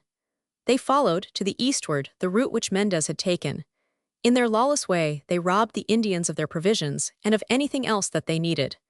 As Mendez had done, they waited at the eastern extremity of Jamaica for calm weather. They knew they could not manage the canoes, and they had several Indians to help them. When the sea was smooth, they started, but they had hardly gone 4 leagues from the land when the waves began to rise under a contrary wind. Immediately they turned for shore, the canoes were overfreighted, and as the sea rose, frequently shipped water. The frightened Spaniards threw overboard everything they could spare, retaining their arms only, and a part of their provisions. They even compelled the Indians to leap into the sea to lighten the boats, but though they were skillful swimmers, they could not pretend to make land by swimming. They kept to the canoes, therefore, and would occasionally seize them to recover breath. The cruel Spaniards cut off their hands and stabbed them with their swords. Thus 18 of their Indian comrades died, and they had none left, but such as were of most help in managing the canoes. Once on land, they doubted whether to make another effort or to return to Columbus. Eventually they waited a month for another opportunity to go to Hispaniola. But this failed as before, and losing all patience, they returned westward, to the commander whom they had insulted, living on the island by fair means or foul, according as they found the natives friendly or unfriendly. Columbus, meanwhile, with his half the crew, was waiting. He had established as good order as he could between his men and the natives, but he was obliged to keep a strict watch over such European food as he still had, knowing how necessary it was for the sick men in his number. On the other hand, the Indians, wholly unused to regular work, found it difficult to supply the food which so many men demanded. The supplies fell off from day to day. The natives no longer pressed down to the harbor. The trinkets, with which food had been bought, had lost their charm. The Spaniards began to fear that they should starve on the shore of an island which, when Columbus discovered it, appeared to be the abode of plenty. It was at this juncture, when the natives were becoming more and more unfriendly, that Columbus justified himself by the tyrant's plea of necessity, and made use of his astronomical science to obtain a supernatural power over his unfriendly allies. He sent his interpreter to summon the principal caciques to a conference. For this conference, he appointed a day when he knew that a total eclipse of the moon would take place. The chiefs met as they were requested. He told them that he and his followers worshipped a god who lived in the heavens, that god favored such as did well, but punished all who displeased him. He asked them to remember how this god had protected Mendez and his companions in their voyage, because they went obedient to the orders which had been given them by their chief. He asked them to remember that the same God had punished Porras and his companions with all sorts of affliction, because they were rebels. He said that now this great God was angry with the Indians, because they refused to furnish food to his faithful worshippers, that he proposed to chastise them with famine and pestilence. He said that, lest they should disbelieve the warning which he gave, a sign would be given, in the heavens that night, of the anger of the great God. They would see that the moon would change its color and would lose its light. They might take this as a token of the punishment which awaited them. The Indians had not that confidence in Columbus which they once had. Some derided what he said, some were alarmed, all waited with anxiety and curiosity. When the night came, they saw a dark shadow begin to steal over the moon. As the eclipse went forward, their fears increased. At last, the mysterious darkness covered the face of the sky and of the world, when they knew that they had a right to expect the glory of the full moon. There were then no bounds to their terror. They seized on all the provisions that they had, they rushed to the ships, they threw themselves at the feet of Columbus and begged him to intercede with his God, to withhold the calamity which he had threatened. Columbus would not receive them. He shut himself up in his cabin and remained there while the eclipse increased, hearing from within, as the narrator says, the howls and prayers of the savages. It was not until he knew the eclipse was about to diminish that he condescended to come forth, and told them that he had interceded with God, who would pardon them if they would fulfill their promises. In token of pardon, the darkness would be withdrawn from the moon. The Indians saw the fulfillment of the promise, as they had seen the fulfillment of the threat. The moon reappeared in its brilliancy. They thanked the admiral eagerly for his intercession and repaired to their homes. From this time forward, having proved that he knew on earth what was passing in the heavens, they propitiated him with their gifts. The supplies came in regularly, and from this time there was no longer any want of provisions. But no tales of eclipses would keep the Spaniards quiet. Another conspiracy was formed, as the 8 remaining months of exile passed by, among the survivors. They meant to seize the remaining canoes, and with them make their way to Hispaniola. But at the very point of the outbreak of the new mutiny, a sail was seen standing toward the harbor. The Spaniards could see that the vessel was small. She kept the offing, but sent a boat on shore. As the boat drew near, those who waited so eagerly recognized Escobar, who had been condemned to death in Isabella when Columbus was in administration, and was pardoned by his successor Bobadilla. To see this man approaching for their relief was not hopeful, though he were called a Christian, and was a countryman of their own. Escobar drew up to the ships, on which the Spaniards still lived, and gave them a letter from Ovando, the new governor of Hispaniola, with some bacon and a barrel of wine, which were sent as presents to the admiral. He told Columbus, in a private interview, that the governor had sent him to express his concern at his misfortune, and his regret that he had not a vessel of sufficient size to bring off all the people, but that he would send one as soon as possible. He assured him that his concerns in Hispaniola were attended to faithfully in his absence. He asked him to write to the governor in reply, as he wished to return at once. This was but scant comfort for men who had been 8 months waiting to be relieved, but Escobar was master of the position. Columbus wrote a reply at once to Ovando, pointed out that the difficulties of his situation had been increased by the rebellion of the brothers Porras. He, however, expressed his reliance on his promise, and said he would remain patiently on his ships until relief came. Escobar took the letter, returned to his vessel, and she made sail at once, leaving the starving Spaniards in dismay, to the same fate which hung over them before. Columbus tried to reassure them. He professed himself satisfied with the communications from Ovando, and told them that vessels large enough for them would soon arrive. He said that they could see that he believed this, because he had not himself taken passage with Escobar, preferring to share their lot with them. He had sent back the little vessel at once, so that no time might be lost in sending the necessary ships. With these assurances he cheered their hearts. In truth, however, he was very indignant at Ovando's cool behavior. That he should have left them for months in danger and uncertainty, with a mere tantalizing message and a scanty present of foodal, this naturally made the great leader indignant. He believed that Ovando hoped that he might perish on the island. He supposed that Ovando thought that this would be favorable for his own political prospects, and he believed that Escobar was sent merely as a spy. This same impression is given by Las Casas, the historian, who was then at San Domingo. He says that Escobar was chosen simply because of his enmity to Columbus, and that he was ordered not to land, nor to hold conversation with any of the crew, nor to receive letters from any except the admiral. After Escobar's departure, Columbus sent an embassy on shore to communicate with the rebel party who were living on the island.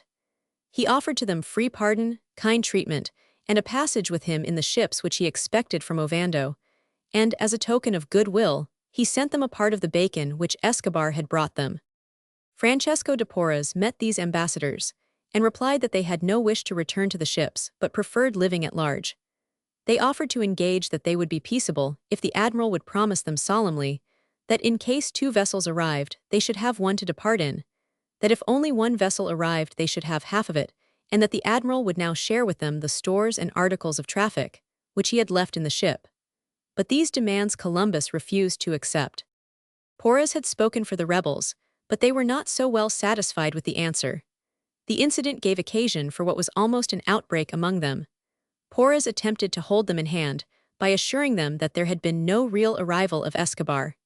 He told them that there had been no vessel in port, that what had been seen was a mere phantasm conjured up by Columbus, who was deeply versed in necromancy. He reminded them that the vessel arrived just in the edge of the evening, that it communicated with Columbus only, and then disappeared in the night. Had it been a real vessel, would he not have embarked with his brother and his son, Was it not clear that it was only a phantom, which appeared for a moment and then vanished? Not satisfied, however, with his control over his men, he marched them to a point near the ships, hoping to plunder the stores and to take the admiral prisoner. Columbus, however, had notice of the approach of this marauding party, and his brother and 50 followers, of whose loyalty he was sure, armed themselves and marched to meet them. The Adelantado again sent ambassadors, the same whom he had sent before with the offer of pardon, but Porras and his companions would not permit them to approach. They determined to offer battle to the 50 loyal men, thinking to attack and kill the Adelantado himself. They rushed upon him and his party, but at the first shock 4 or 5 of them were killed. The Adelantado, with his own hand, killed Sanchez, one of the most powerful men among the rebels. Porras attacked him in turn, and with his sword cut his buckler and wounded his hand. The sword, however, was wedged in the shield, and before Porras could withdraw it, the Adelantado closed upon him and made him prisoner. When the rebels saw this result of the conflict, they fled in confusion. The Indians, meanwhile, amazed at this conflict among men who had descended from heaven, gazed with wonder at the battle. When it was over, they approached the field and looked with amazement on the dead bodies of the beings whom they had thought immortal.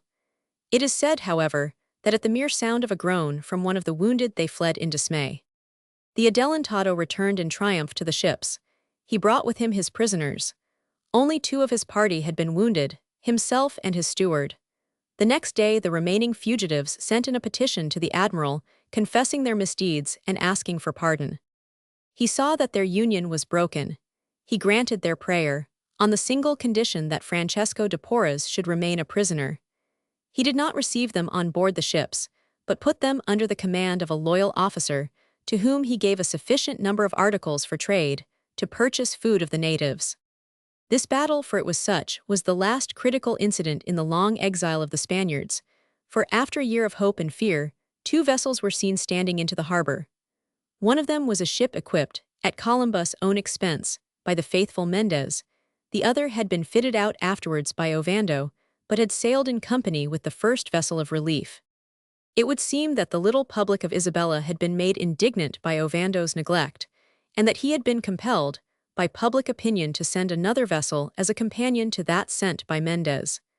Mendez himself, having seen the ships depart, went to Spain in the interest of the admiral. With the arrival at Puerto Bueno in Jamaica of the 2 relief vessels, Columbus' chief sufferings and anxiety were over. The responsibility, at least, was in other hands. But the passage to San Domingo consumed 6 tedious weeks. When he arrived, however, it was to meet one of his triumphs. He could hardly have expected it.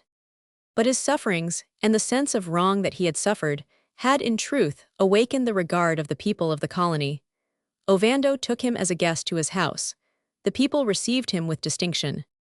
He found little to gratify him, however. Ovando had ruled the poor natives with a rod of iron, and they were wretched. Columbus' own affairs had been neglected, and he could gain no relief from the governor. He spent only a month on the island, trying as best he could to bring some order into the administration of his own property, and then, on the 12th of September, 1504, sailed for Spain. Scarcely had the ship left harbor when she was dismasted in a squall. He was obliged to cross to another ship, under command of his brother, the Adelantado. She also was unfortunate. Her mainmast was sprung in a storm, and she could not go on until the mast was shortened. In another gale the foremast was sprung, and it was only on the 7th of November that the shattered and storm-pursued vessel arrived at San Lucar. Columbus himself had been suffering, through the voyage, from gout and his other maladies. The voyage was, indeed, a harsh experience for a sick man, almost 70 years old. He went at once to Seville, to find such rest as he might, for body and mind. Chapter 13. 2 Sad Years. Isabella's death. Columbus at Seville. His illness. Litters, to the king. Journeys to Segovia, Salamanca, and Valladolid. His suit there. Philip and Juana. Columbus executes his Wildichie's burial, and the removal of his body. His Portrache's character. Columbus had been absent from Spain 2 years and 6 months. He returned broken in health, and the remaining 2 years of his life are only the sad history of his effort to relieve his name from dishonor, and to leave to his sons a fair opportunity to carry forward his work in the world. Isabella, alas, died on the 26th day of November, only a short time after his arrival. Ferdinand, at the least, was cold and hard toward him, and Ferdinand was now engaged in many affairs other than those of discovery. He was satisfied that Columbus did not know how to bring gold home from the colonies, and the promises of the last voyage, that they should strike the East, had not been fulfilled. Isabella had testified her kindly memory of Columbus, even while he was in exile at Jamaica, by making him one of the bodyguard of her oldest son, an honorary appointment which carried with it a handsome annual salary. After the return to Spain of Diego Mendez, the loyal friend who had cared for his interests so well in San Domingo, she had raised him to noble rank. It is clear, therefore, that among her last thoughts came in the wish to do justice to him whom she had served so well. She had well done her duty which had been given her to do. She had never forgotten the new world to which it was her good fortune to send the discoverer, and in her death that discoverer lost his best friend. On his arrival in Seville, where one might say he had a right to rest himself and do nothing else, Columbus engaged at once in efforts to see that the seamen who had accompanied him in this last adventure should be properly paid. Many of these men had been disloyal to him and unfaithful to their sovereign, but Columbus, with his own magnanimity, represented eagerly at court that they had endured great peril, that they brought great news, and that the king ought to repay them all that they had earned. He says, in a letter to his son written at this period, "I have not a roof over my head in Castile. I have no place to eat nor to sleep excepting a tavern, and there I am often too poor to pay my scot." This passage has been quoted as if he were living as a beggar at this time, and the world has been asked to believe that a man who had a tenth of the revenue of the Indies due to him in some fashion was actually living from hand to mouth from day to day. But this is a mere absurdity of exaggeration. Undoubtedly, he was frequently pressed for ready money. He says to his son, in another letter, "I only live by borrowing." Still he had good credit with the Genoese bankers established in Andalusia. In writing to his son, he begs him to economize, but at the same time, he acknowledges the receipt of bills of exchange and considerable sums of money. In the month of December, there is a single transaction in Hispaniola which amounts to $5,000 of our money.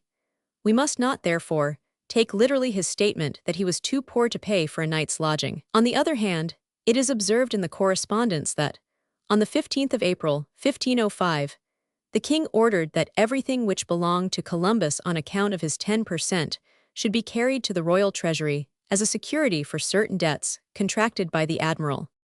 The king had also given an order to the royal agent in Hispaniola that everything which he owned there should be sold. All these details have been carefully brought together by Mr. Harris, who says truly that we cannot understand the last order. When at last the official proceedings relating to the affairs in Jamaica arrived in Europe, Columbus made an effort to go to court. A litter was provided for him, and all the preparations for his journey made. But he was obliged once more by his weakness to give up this plan, and he could only write letters pressing his claim. Of such letters the misfortune is, that the longer they are, and the more of the detail they give, the less likely are they to be read. Columbus could only write at night. In the daytime he could not use his hands. He took care to show Ferdinand that his interests had not been properly attended to in the islands. He said that Ovando had been careless as to the king's service, and he was not unwilling to let it be understood that his own administration had been based on a more intelligent policy than that of either of the men who followed him. But he was now an old man. He was unable to go to court in person. He had not succeeded in that which he had sailed for, a straight opening to the southern sea. He had discovered new gold mines on the continent, but he had brought home but little treasure. His answers from the court seemed to him formal and unsatisfactory. At court, the stories of the Porras brothers were told on the one side, while Diego Mendez and Carvajal represented Columbus. In this period of the fading life of Columbus, we have 11 letters addressed by him to his son. These show that he was in Seville as late as February 1505.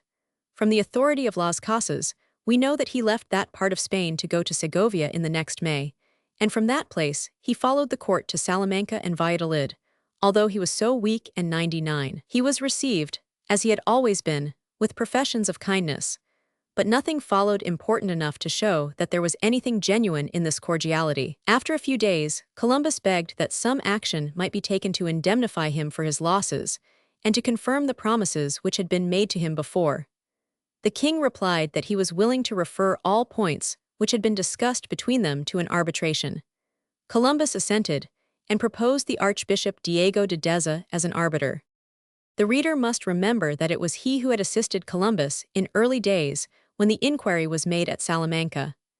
The king assented to the arbitration, but proposed that it should include questions which Columbus would not consider as doubtful. One of these was his restoration to his office of viceroy. Now on the subject of his dignities, Columbus was tenacious. He regarded everything else as unimportant in comparison.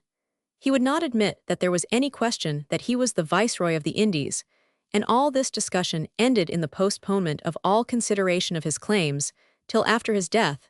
It was too late for them to be considered. All the documents, when read with the interest which we take in his character and fortunes, are indeed pathetic, but they did not seem so to the king, if indeed they ever met his eye. In despair of obtaining justice for himself, Columbus asked that his son Diego might be sent to Hispaniola in his place.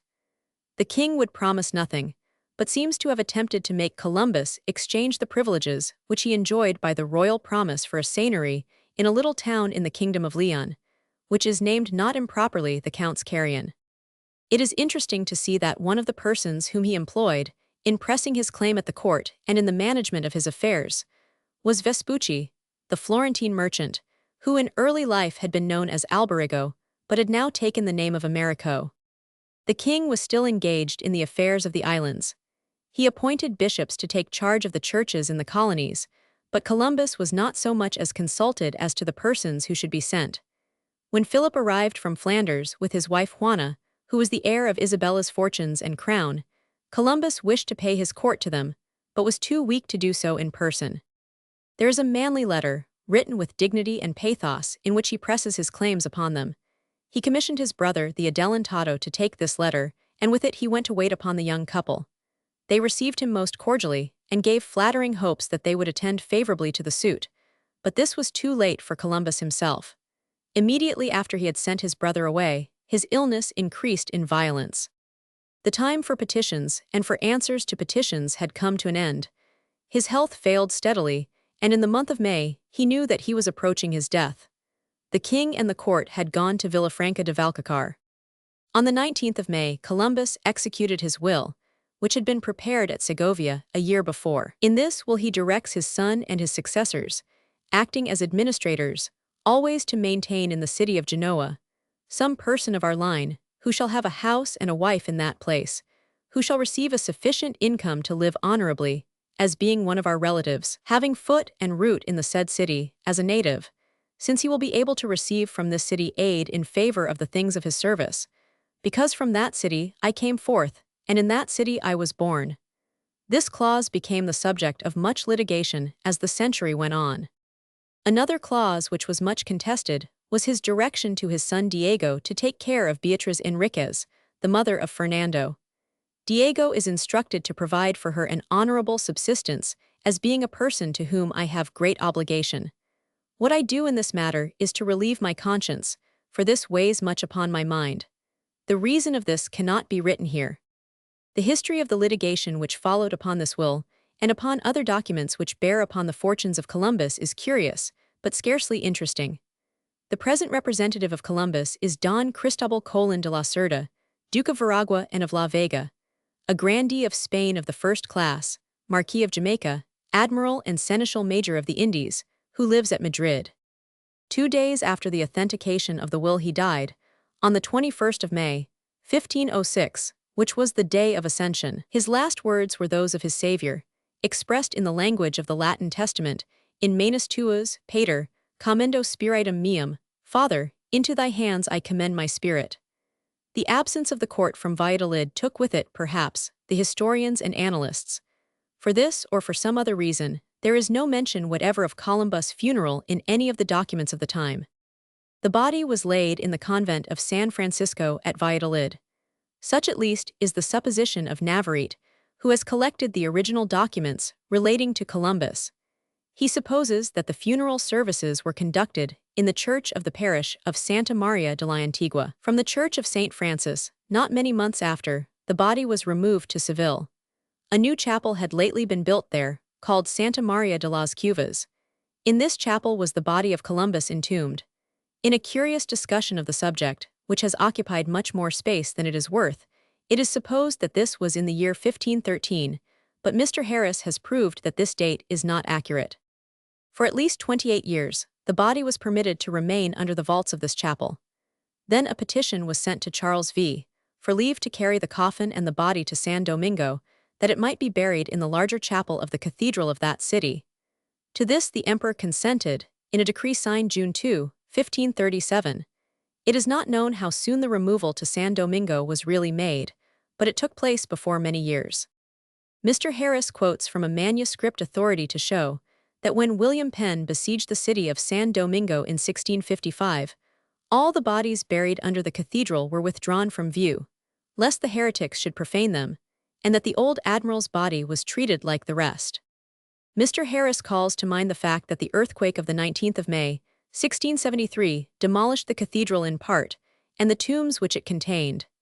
He says, "The ruin of the colony, the climate, weather, and carelessness all contributed to the loss from sight, and the forgetfulness of the bones of Columbus, mingled with the dust of his descendants."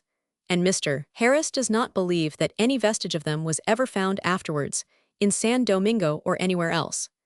This remark, from the person who has given such large attention to the subject, is interesting, for it is generally stated and believed that the bones were afterwards removed to Havana in the island of Cuba. The opinion of Mr. Harris, as it has been quoted, is entitled to very great respect and authority. A very curious question has arisen in later times as to the actual place where the remains now are. On this question there is great discussion among historians, and many reports, official and unofficial, have been published with regard to it. In the year 1867, the proposal was made to the Holy Father at Rome that Columbus should receive the honors known in the Roman Catholic Church as the honors of beatification. In 1877, Delorgues, the enthusiastic biographer of Columbus, represents that the inquiry had gone so far that these honors had been determined on. One who reads his book would be led to suppose that Columbus had already been recognized as on the way to be made a saint of the Church. But in truth, though some such inquiry was set on foot, he never received the formal honors of beatification. We have one account by a contemporary of the appearance of Columbus. We are told that he was a robust man, quite tall, of florid complexion, with a long face. In the first decade of Peter Martyr. In the next generation, Oviedo says Columbus was of good aspect and above the middle stature. His limbs were strong, his eyes quick, and all the parts of his body well proportioned. His hair was decidedly reddish, and the complexion of his face quite florid and marked with spots of red. Bishop Las Casas knew the admiral personally and describes him in these terms. He was above the middle stature, his face was long and striking, his nose was aquiline, his eyes clear blue, his complexion light, tending towards a distinct florid expression, his beard and hair blonde in his youth, but they were blanched at an early age by care. Las Casas says in another place, he was rude in bearing and careless as to his language. He was, however, gracious when he chose to be, but he was angry when he was annoyed. Mr. Harris, who has collected these particulars from the different writers, says that this physical type may be frequently met now in the city and neighborhood of Genoa. He adds, as for the portraits, whether painted, engraved, or in sculpture, which appear in collections, in private places, or as prints, there is not one which is authentic. They are all purely imaginary. For the purpose of the illustration of this volume, we have used that which is best known, and for many reasons most interesting. It is preserved in the city of Florence, but neither the name of the artist nor the date of the picture is known. It is generally spoken of as the Florentine portrait. The engraving follows an excellent copy, made by the order of Thomas Jefferson, and now in the possession of the Massachusetts Historical Society. We are indebted to the government of this society for permission to use it. The whole subject of the portraits of Columbus is carefully discussed in a learned paper presented to the Wisconsin Historical Society by Dr. James Davy Butler, and published in the collections of that society, Vol. Roman 9 pp. 79-96. A picture ascribed to Titian, and engraved and circulated by the geographer, Jomard, resembles closely the portraits of Philip III. The costume is one which Columbus never wore. In his youth Columbus was affiliated with a religious brotherhood, that of St. Catherine in Genoa. In after times, on many occasions when it would have been supposed that he would be richly clothed, He appeared in a grave dress which recalled the recollections of the frock of the religious order of St. Francis. According to Diego Columbus, he died, dressed in the frock of this order, to which he had always been attached. The reader who has carefully followed the fortunes of the great discoverer understands from the history the character of the man.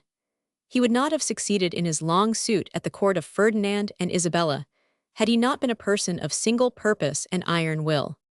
From the moment when he was in command of the first expedition, that expedition went prosperously to its great success, in precisely the way which he had foreseen and determined. True, he did not discover Asia, as he had hoped, but this was because America was in the way. He showed in that voyage all the attributes of a great discoverer. He deserved the honors which were paid to him on his return. As has been said, however, this does not mean that he was a great organizer of cities, or that he was the right person to put in charge of a newly founded colony. It has happened more than once in the history of nations that a great general, who can conquer armies and can obtain peace, has not succeeded in establishing a colony or in governing a city. On the other hand, it is fair to say that Columbus never had a chance to show what he would have been in the direction of his colonies had they been really left in his charge. This is true, that his heart was always on discovery. All the time that he spent in the wretched detail of the arrangement of a new-built town was time which really seemed to him wasted. The great problem was always before him, how he should connect his discoveries with the knowledge which Europe had before of the coast of Asia. Always it seemed to him that the dominions of the great Khan were within his reach. Always he was eager for that happy moment when he should find himself in personal communication with that great monarch, who had been so long the monarch of the East who, as he thought, would prove to be the monarch of the West. Columbus died with the idea that he had come close to Asia. Even a generation after his death, the companions of Cortés gave to the peninsula of California that name because it was the name given in romance to the farthest island of the eastern Indies. Columbus met with many reverses, and died, one might almost say, a broken-hearted man. But history has been just to him, and has placed him in the foremost rank of the men who have set the world forward. And outside of the technical study of history, those who like to trace the laws on which human progress advances have been proud and glad to see that here is a noble example of the triumph of faith. The life of Columbus is an illustration constantly brought forward of the success which God gives to those who, having conceived of a great idea, bravely determine to carry it through. His singleness of purpose, his unselfishness, his determination to succeed, have been cited for 4 centuries, and will be cited for centuries more, among the noblest illustrations which history has given, of success wrought out by the courage of one man. Appendix A. The following passages, from Admiral Fox's report, give his reasons for believing that Samana, or Atwood's Key, is the island where Columbus first touched land. The interest which attaches to this subject at the moment of the centennial, when many voyages will be made by persons following Columbus, induces me to copy Admiral Fox's reasonings in detail. I believe his conclusion to be correct. This method of applying Columbus' words in detail to refute each of the alleged tracks, and the study that I gave to the subject in the winter of 187,879 in the Bahamas, which has been familiar cruising ground to me, has resulted in the selection of Samana or Atwood's Key for the first landing place. It is a little island 8 miles east and west, 1 extreme breadth and averaging 1 north and south. It has 8 square miles. The east end is in latitude 23 degrees 5 N, longitude 73 degrees 37 west of Greenwich.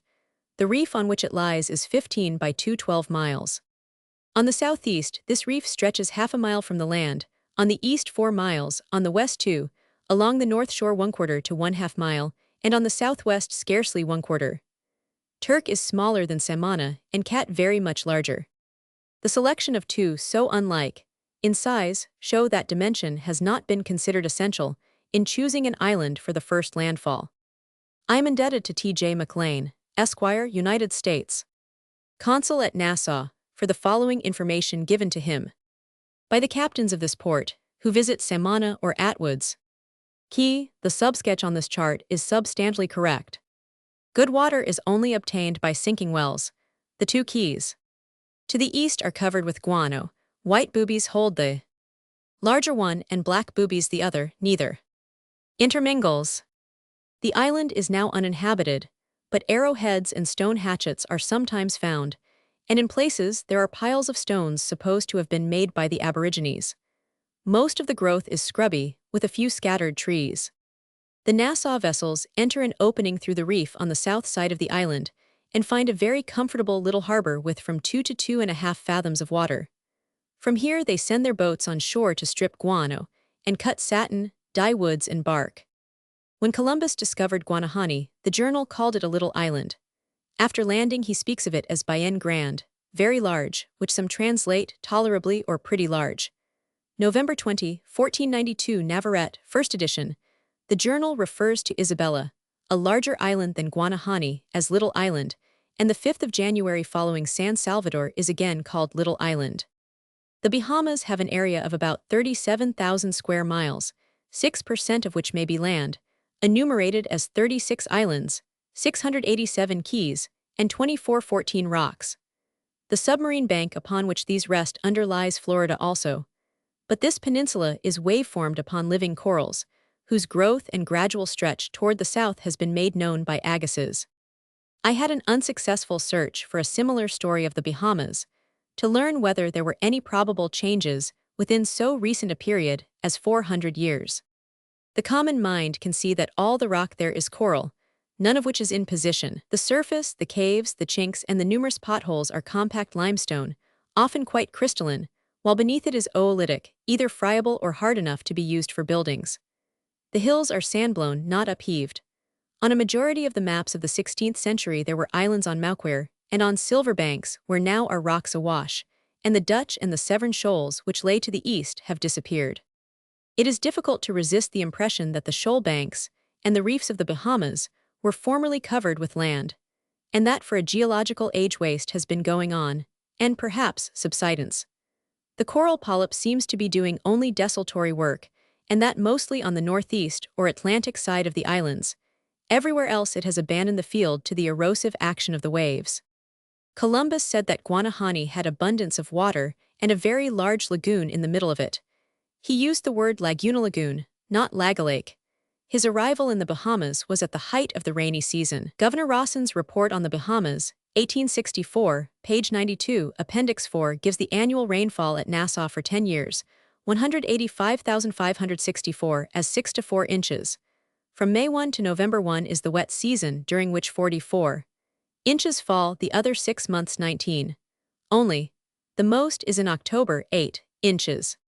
Andros, the largest island, 1,600 square miles, is the only one that has a stream of water. The subdivision of the land into so many islands and keys, the absence of mountains, the showery characteristic of the rainfall, the porosity of the rock, and the great heat reflected from the white coral, are the chief causes for the want of running water. During the rainy season, the abundance of water collects in the low places, making ponds and lagoons that afterward are soaked up by the rock and evaporated by the sun. Turk and Waddling have lagoons of a more permanent condition because they are maintained from the ocean by permeation. The lagoon which Columbus found at Guanahani had certainly undrinkable water, or he would have gotten some for his vessels, instead of putting it off until he reached the third island. There is nothing in the journal to indicate that the lagoon at Guanahani was aught but the flooding of the low grounds by excessive rains, and even if it was one communicating with the ocean, its absence now may be referred to the effect of those agencies, which are working incessantly to reshape the soft structure of the Bahamas. Samana has a range of hills on the southwest side about 100 feet high and on the northeast another lower. Between them, and also along the north shore, the land is low, and during the season of rains there is a row of ponds parallel to the shore. On the south side, a conspicuous white bluff looks to the southward and eastward. The two keys, lying respectively 1/2 mile and 3 miles east of the island, and possibly the outer breaker, which is 4 miles, all might have been connected with each other, and with the island, 400 years ago. In that event, the most convenient place for Columbus to anchor in the strong northeast tradewind was where I have put an anchor on the subsketch of Samana. In a subsequent passage, Admiral Fox says, "There is a common belief that the first landing place is settled by one or another of the authors cited here. Nevertheless, I trust to have shown, paragraph by paragraph, wherein their several tracks are contrary to the journal, inconsistent with the true cartography of the neighborhood, and to the discredit, measurably, both of Columbus and of Las Casas. The obscurity and the carelessness which appear in part of the diary through the Bahamas offer no obstacle to this demonstration, provided that they do not extend to the log, or nautical part. Columbus went to sea when he was 14 years of age, and served there almost continuously for 23 years. The strain of a seafaring life, from so tender an age, is not conducive to literary exactness. Still, for the very reason of this sea experience, the log should be correct. This is composed of the courses steered, distances sailed over, bearings of islands from one another, trend of shores, etc. The recording of these is the daily business of seamen, and here the entries were by Columbus himself, chiefly to enable him, on his return to Spain, to construct that nautical map, which is promised in the prologue of the first voyage. In crossing the Atlantic, the admiral understated to the crew each day's run, so that they should not know how far they had gone into an unknown ocean. Las Casas was aware of this counterfeit log, but his abridgment is from that one which Columbus kept for his own use. If the complicated courses and distances in this were originally wrong, or if the copy of them is false, it is obvious that they cannot be plotted upon a correct chart. Conversely, if they are made to conform to a succession of islands among which he is known to have sailed, it is evident that this is a genuine transcript of the authentic log of Columbus, and reciprocally, that we have the true track, the beginning of which is the eventful landfall of October 12, 1492. The student or critical reader, and the seaman, will have to determine whether the writer has established this conformity. The public, probably, desires to have the question settled, but it will hardly take any interest in a discussion that has no practical bearing, and which, for its elucidation, leans so much upon the jargon or the sea. It is not flattering to the English or Spanish-speaking peoples that the 400th anniversary of this great event draws nigh, and is likely to catch us still floundering, touching the first landing place. Summary. First, there is no objection to Samana in respect to size, position, or shape. That it is a little island, lying east and west, is in its favor. The erosion at the east end, by which islets have been formed, recalls the assertion of Columbus that there it could be cut off in 2 days and made into an island. The Nassau vessels still find a snug anchorage here during the northeast trades. These blew half a gale of wind at the time of the landfall, yet Navarrete, Varnhagen, and Captain Becher anchored the squadron on the windward sides of the coral reefs of their respective islands, a lee shore. The absence of permanent lagoons at Samana, I have tried to explain. Second, the course from Samana to Crooked is to the southwest, which is the direction that the admiral said he should steer tomorrow evening. The distance given by him corresponds with the chart.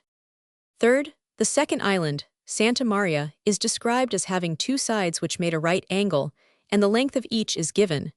This points directly to Crooked and Acklin. Both form one island, so fitted to the words of the journal as cannot be done with any other land of the Bahamas. Fourth, the course and distance from Crooked to Long Island is that which the admiral gives from Santa Maria to Fernandina. Fifth, Long Island the third is accurately described.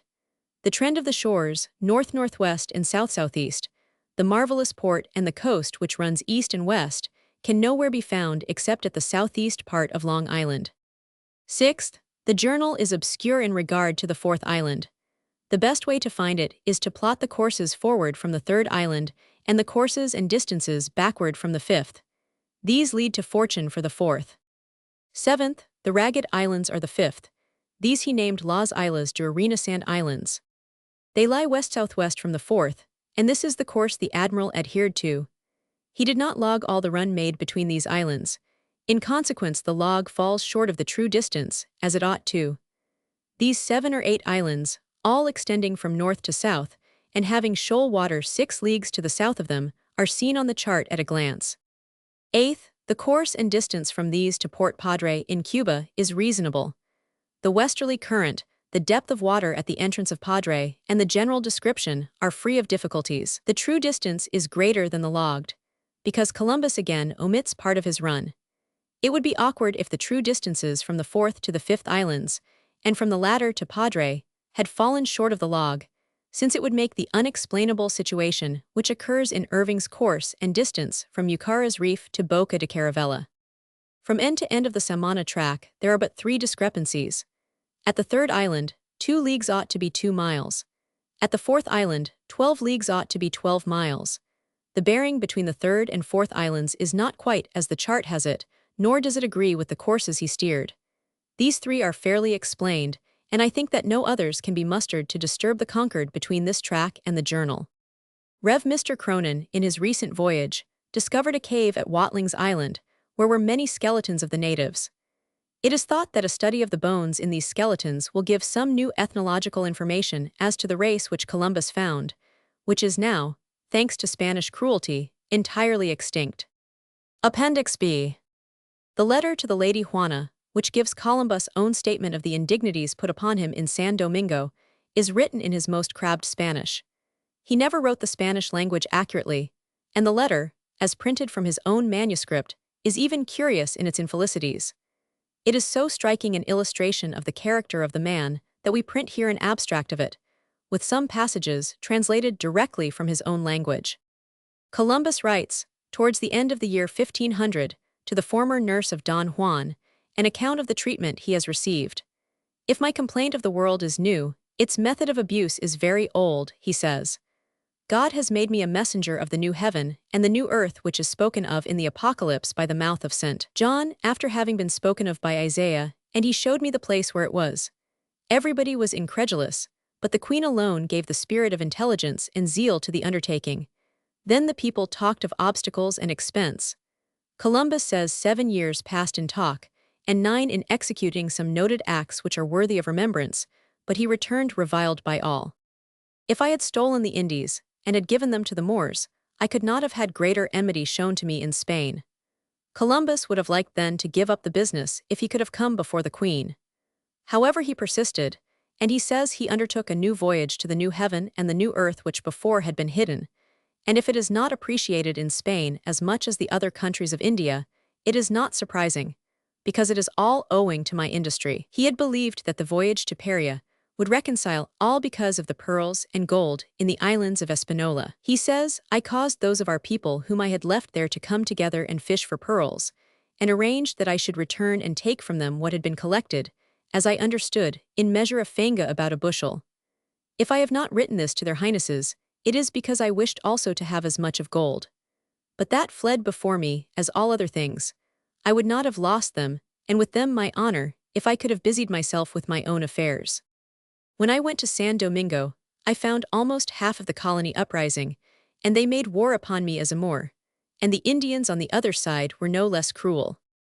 Hajjata came and he tried to make order, and he said that their highnesses had sent him with promises of gifts and grants and money. He made up a large company, for in all Espanola there were few men who were not vagabonds, and no one lived there who had wife or children. Hajjata retired with threats. Then Vincent Gaines came with 4 ships. There were outbreaks and suspicions, but no damage. He reported that 6 other ships under a brother of the alcalde would arrive, and also the death of the Queen, but these were rumors without foundation. Adrian Mojica attempted to go away as before, but our Lord did not permit him to carry out his bad plan. Here Columbus regrets that he was obliged to use force or ill-treat Adrian, but says he would have done the same had his brother wished to kill him or wrest from him the government which the king and queen had given him to guard. For 6 months, I was ready to leave to take to their highnesses the good news of the gold, and to stop governing a dissolute people who feared neither king nor queen, full of meanness and malice. I would have been able to pay all the people with 600,000 maravedis, and for that there were more than 4 millions of tithes, without counting the 3rd part of the gold. Columbus says that he begged before his departure that they would send someone at his expense to take command, and yet again a subject with letters, for he says bitterly that he has such a singular reputation that if he were building churches and hospitals, they would say they were cells for stolen goods. Then Bobadilla came to Santo Domingo while Columbus was at La Vega and the Adelantado at Jaragua. The 2nd day of his arrival he declared himself governor, created magistrates, made offices, published grants for gold and tithes, and everything else for a term of 20 years. He said he had come to pay the people, and declared he would send Columbus home in irons. Columbus was away. Letters with favors were sent to others, but none to him. Columbus resorted to methods to gain time so that their highnesses could understand the state of things, but he was constantly maligned and persecuted by those who were jealous of him. He says, "I think that you will remember that, when the tempest threw me into the port of Lisbon, after having lost my sails, I was accused of having the intention to give India to that country. Afterwards their highnesses knew to the contrary. Although I know but little, I cannot conceive that anyone would suppose me so stupid as not to know that though India might belong to me, yet I could not keep it without the help of a prince."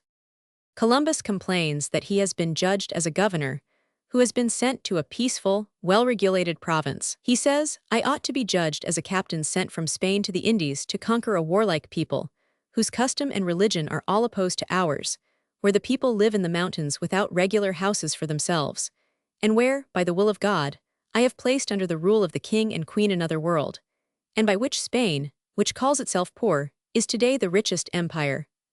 I ought to be judged as a captain who for many years bears arms incessantly. I know well that the errors that I have committed have not been with bad intentions, and I think that their highnesses will believe what I say. But I know and see that they use pity for those who work against them. If nevertheless their highnesses order that another shall judge me, which I hope will not be, and this ought to be on an examination made in India, I humbly beg of them to send their 2 conscientious and respectable people, at my expense, which may know easily that one finds 5 marks of gold in 4 hours. However that may be, it is very necessary that they should go there." Appendix 100. It would have been so natural to give the name of Columbus to the New World which he gave to Castile and Leon, that much wonder has been expressed that America was not called Columbia, and many efforts have been made to give to the continent this name. The District of Columbia was so named at a time when American writers of poetry were determined that Columbia should be the name of the continent. The ship Columbia, from which the great river of the West takes that name, had received this name under the same circumstances about the same time. The city of Columbia, which is the capital of South Carolina, was named with the same wish to do justice to the great navigator. Side by side with the discussion as to the name, and sometimes making a part of it, is the question whether Columbus himself was really the first discoverer of the mainland. The reader has seen that he first saw the mainland of South America in the beginning of August, 1498. It was on the 5th, 6th, or 7th day, according to Mr. Harris's accurate study of the letters. Was this the first discovery by a European of the mainland? It is known that Ojeda, with whom the reader is familiar, also saw this coast. With him, as passenger on his vessel, was Alberico Vespucci, and at one time it was supposed that Vespucci had made some claim to be the discoverer of the continent on account of this voyage. But in truth, Ojeda himself says that before he sailed, he had seen the map of the Gulf of Paria, which Columbus had sent home to the sovereigns after he made that discovery. It also seems to be proved that Alberico Vespucci, as he was then called, never made for himself any claim to the great discovery. Another question, of a certain interest to people proud of English maritime science, is the question whether the Cabots did not see the mainland before Columbus. It is admitted on all hands that they did not make their first voyage till they knew of Columbus' first discoveries, but it is supposed that in the first or second voyage of the Cabots, they saw the mainland of North America. The dates of the Cabots' voyages are unfortunately badly entangled. One of them is as early as 1494, but this is generally rejected. It is more probable that the King's letters patent, authorizing John Cabot and his 3 sons to go, with 5 vessels, under the English flag, for the discovery of islands and countries yet unknown, was dated the 5th of March, 1496. Whether, however, they sailed in that year or in the next year is a question. The first record of a discovery is in the account book of the Privy Purse of Henry Roman VII, in the words, August 10, 1497. To him who discovered the new island, £10. This is clearly not a claim on which the discovery of the mainland can be based. A manuscript known as the Cotton Manuscript says that John Cabot had sailed, but had not returned, at the moment when the manuscript was written. This period was the 13th year of Henry VII. The 13th year of Henry began on the 22nd of August, 1497, and ended in 1498. On the 3rd of February, 1498, Henry Roman VII granted permission to Cabot to take 6 English ships to the lands and islands recently found by the said Cabot, in the name of the king and by his orders. Strictly speaking, this would mean that the mainland had then been discovered, but it is impossible to establish the claim of England on these terms. What is, however, more to the point is a letter from Pasqualigo, a Venetian merchant, who says, writing to Venice on the 23rd of August, 1497, that Cabot had discovered the mainland at 700 leagues to the west and had sailed along it for a coast of 300 leagues. He says the voyage was 3 months in length. It was made, then, between May and August 1497. The evidence of this letter seems to show that the mainland of North America was really first discovered by Cabot. The discussion, however, does not in the least detract from the merit due to Columbus for the great discovery. Whether he saw an island or whether he saw the mainland was a mere matter of what has been called landfall by the seamen. It is admitted on all hands that he was the leader in all these enterprises, and that it was on his success in the first voyage that all such enterprises followed.